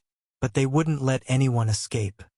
With a final burst of power, Lohan and Lisa cleared the floor in a brutal synchrony of destruction. By the time they dealt with the last beetle, both of them were mortally exhausted. The armor that had completely covered Lisa's body at the beginning of the battle was now much thinner and had several painful holes in Lohan. Lisa, who had beautiful silky white fur before this invasion, now had her fur completely messed up and stained with a mixture of her own blood, the beetle's blood, and the dirt that had flown around. Neither of them looked like someone who had emerged victorious from a glorious battle, but reading the notification that appeared next made them both very excited. Experience. Plus 2,683 experience. 5,003/12,800. In just a few hours of battle, the amount of experience they received was almost equivalent to what was needed to go from level 7 to level 8. Considering that they had only been raiding this dungeon for 2 hours, if they could find other dungeons like this to raid today, even leveling up from level 8 to level 10 would not be impossible. But this speed could not be maintained for long, so they would have to make the most of it while they could. Huff, that was more intense than I imagined. Can you sense anyone else? Lisa asked worriedly. Even with Lohan protecting her as much as possible, she still sustained some injuries, and unlike Lohan, who could digest biomass to heal himself in a short time, even though she was a legendary fox, her body was still a physical organism that needed nutrients and time to recover, so the wounds would remain with her for some time. If they had to deal with a few dozen more beetles like these, Lisa wasn't even sure she would survive until the battle against the boss. Lohan heard her question and was also concerned. While using his main body and 3 clones to digest the beetles as quickly as possible, he began scanning the tree as thoroughly as he could, hoping not to find anything else. This dungeon invasion was much more difficult than he had imagined. "I think I found it," Lohan said excitedly as he digested the brain of one of the beetles. Although he didn't receive any new evolution from these latest creatures, Lohan was digesting hundreds of biomass per hour while they rested. Unlike the low-level monsters he digested days ago, these level 10 beetles were highly dense in biomass. If Lohan had time to completely digest their bodies, each beetle would yield him between 300 to 400 biomass. That was around 4,000 biomass available to him. Unfortunately, to digest this at his normal speed, he would still need 15 hours, and even with hemolymphatic tissue active, it would still take him 5 hours to digest it all. Sure, after finishing the dungeon raid, it wouldn't be too late to go back and finish digesting these beetles. For now, Lohan focused only on digesting the most important parts, such as the head with the brain of each creature. And while digesting that brain, he read an interesting memory. In that memory, the world was a strange mixture of refracted lights and rhythmic vibrations felt through the strange jointed legs. The insect flew through the tunnels of the 3rd floor, where the air was denser and laden with a sweet smell of manna. There, the internal architecture of the tree changed slightly. The wooden walls were not only curved, but supported dozens of cocoons hanging like macabre fruits. Inside some, the beetles saw small figures of creatures whose wings were withered, and in other niches, pulsating eggs awaited the vital essence to be drained from the prisoners so they could hatch. The beetles' flight was steady, driven by a simple instinct to patrol without any critical or individual thought, until the air seemed to freeze. Suddenly, a powerful and overwhelming consciousness invaded his mind. It was not a cry, but an absolute command that crushed the insect's already low individuality in a millisecond. His body no longer belonged to him. His wings flapped with artificial force, driven by the power of a higher source. To the 2nd floor. Ambush. Kill. He felt his mind being connected to a network. Through this connection, he realized he was not alone. Dozens of other beetles, coming from deep crevices and from the floors above, were being artificially moved like lifeless puppets. Consciousness controlled his every movement, forcing him to position himself in absolute silence on the 2nd floor, keeping a safe distance so that the invaders would not notice the trap. When the slime and the fox crossed the hole in the ceiling, the mental voice gave the signal. The beetle dove under the direct command of that will. He saw the commands appearing as flashes of light in his mind. Flank the fox on the left. Bite the slime's black shell now. He fought with a coordination he would never have had on his own, moving in perfect sync with his hive brothers to overwhelm the defenses of the pair of intruders. At first, the beetle was satisfied to be carrying out the mental orders he received, but when his brothers began to die and he realized that he might not survive the attack of these monsters that had invaded his nest, the consciousness that controlled him also began to tremble. When the last group of beetles was wiped out, a wave of pure, destructive mental rage hit his mind, coming from the top of the tree. The control disappeared as quickly as it had arrived, leaving the beetle stunned and vulnerable.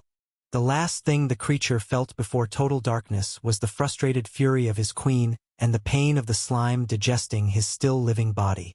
Through the beetle's memories, Lohan was able to better understand the structure of the tree and find the place where the eggs of captured creatures were kept, as well as the location of the queen. "Lisa, I have good news," Lohan said with relief. Hearing this, the still-wounded fox looked at him with hopeful eyes, totally different from the unshakable confidence she had when entering this dungeon. With so many accumulated injuries, Lisa was already wondering if they would really be able to complete this dungeon. Lohan could recover from his injuries, but for her, with each battle, The accumulated injuries and the pain she felt increased. "What is it?" she asked, confirming the information again through the beetle's memories. Only then was Lohan sure. "I found the locations of the creatures captured by the beetles. They are scattered across the upper floors at specific strategic points in the tree, guarded by other beetles, but although the remaining beetles are even more powerful than the ones we've faced so far, their numbers are much smaller than those of ordinary beetles. The queen values the cocoons of the captured creatures very highly, so she leaves one or two of these beetles to guard these areas separately." Lohan didn't need to explain to her why this was good news.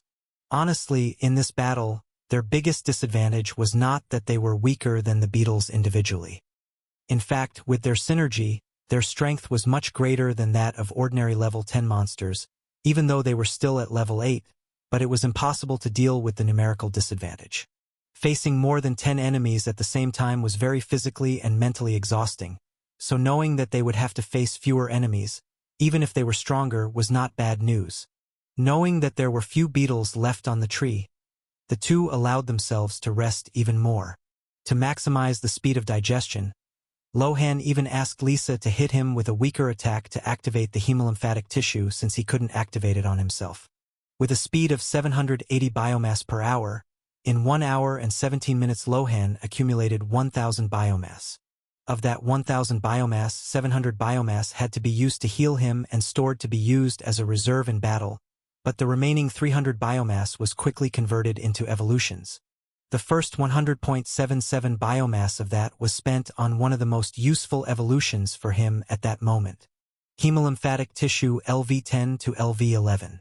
After 10 minor evolutions, hemolymphatic tissue is undergoing a qualitative evolution. New trait obtained: biosynthetic mana circulation. Biosynthetic mana circulation. The hemolymphatic system becomes capable of channeling byproducts of accelerated molecular breakdown directly to the core. During the processing of biomass under combat stress, a percentage of the converted matter is refined into pure mana, replenishing the user's reservoir proportionally to the digestion rate. Reading this description made Lohan's eyes light up. Now I can recover mana while using my digestion in battle. With this, I'll be able to use my spells with much more intensity. This was great news for him. Before, he depended solely on the standard, slow rate of mana recovery he had, but with this new feature, just as his biomass was almost infinite during combat if he had corpses around to digest, his mana now had that potential too. With such a big advantage on his magical side, Lohan decided to invest a little more in magic, to try to abuse it to be even more useful in combat, accepting even more the symbiotic and supportive side that he was developing for now.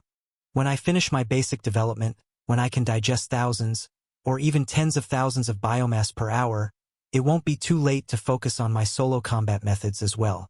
Seeing that the cost for the next evolution of the magic core was only 106.64 biomass, he didn't hesitate and bought it too. Magic core LV10 to LV11. After 10 minor evolutions, Magic Core is undergoing a qualitative evolution. New feature obtained: Parallel Processing Core. Parallel Processing Core. The Vital Core expands its internal architecture to support the opening of multiple independent mana paths operating simultaneously. Upon reading this new feature, Lohan became even more delighted, not because he wanted to fire magic simultaneously like a machine gun, which could also be interesting, but because he saw in it the possibility of making his little clones even more useful. Before, even if he tried to use magic through the clones, the process was almost impossible, with him having to stop using spells in his main body to allow the clone to also use spells. His limit was to use pigmentation mimicry on the clone's body and his main body simultaneously, and that alone was very exhausting for him. Now with this new feature, instead of the clones being useful only for setting small traps to capture or digest enemies, the level of strategies he could form would escalate directly. The clones could serve as small turrets to attack unsuspecting enemies from angles that were impossible to defend against. Since he was already at it, Lohan gritted his teeth and spent a little of his budget to purchase another evolution in this area. Artificial Magic Core Harmonizer LV7 to LV8. The cost for this evolution was 144.25 biomass, but with greater control over his mana for combat, Lohan felt even more excited to deal with the next enemies. "Are you ready, Lisa?" Lohan asked. Lisa looked at him, and without understanding the reason for his sudden excitement, considering the difficulty of the battle they had fought a short time ago, she answered positively, but a little hesitantly. She didn't want to show weakness to him. The family training she had undergone would not allow that. To listen to the next episode, contact us directly via the description below to receive lifetime access to join our Telegram group and listen to the latest audio.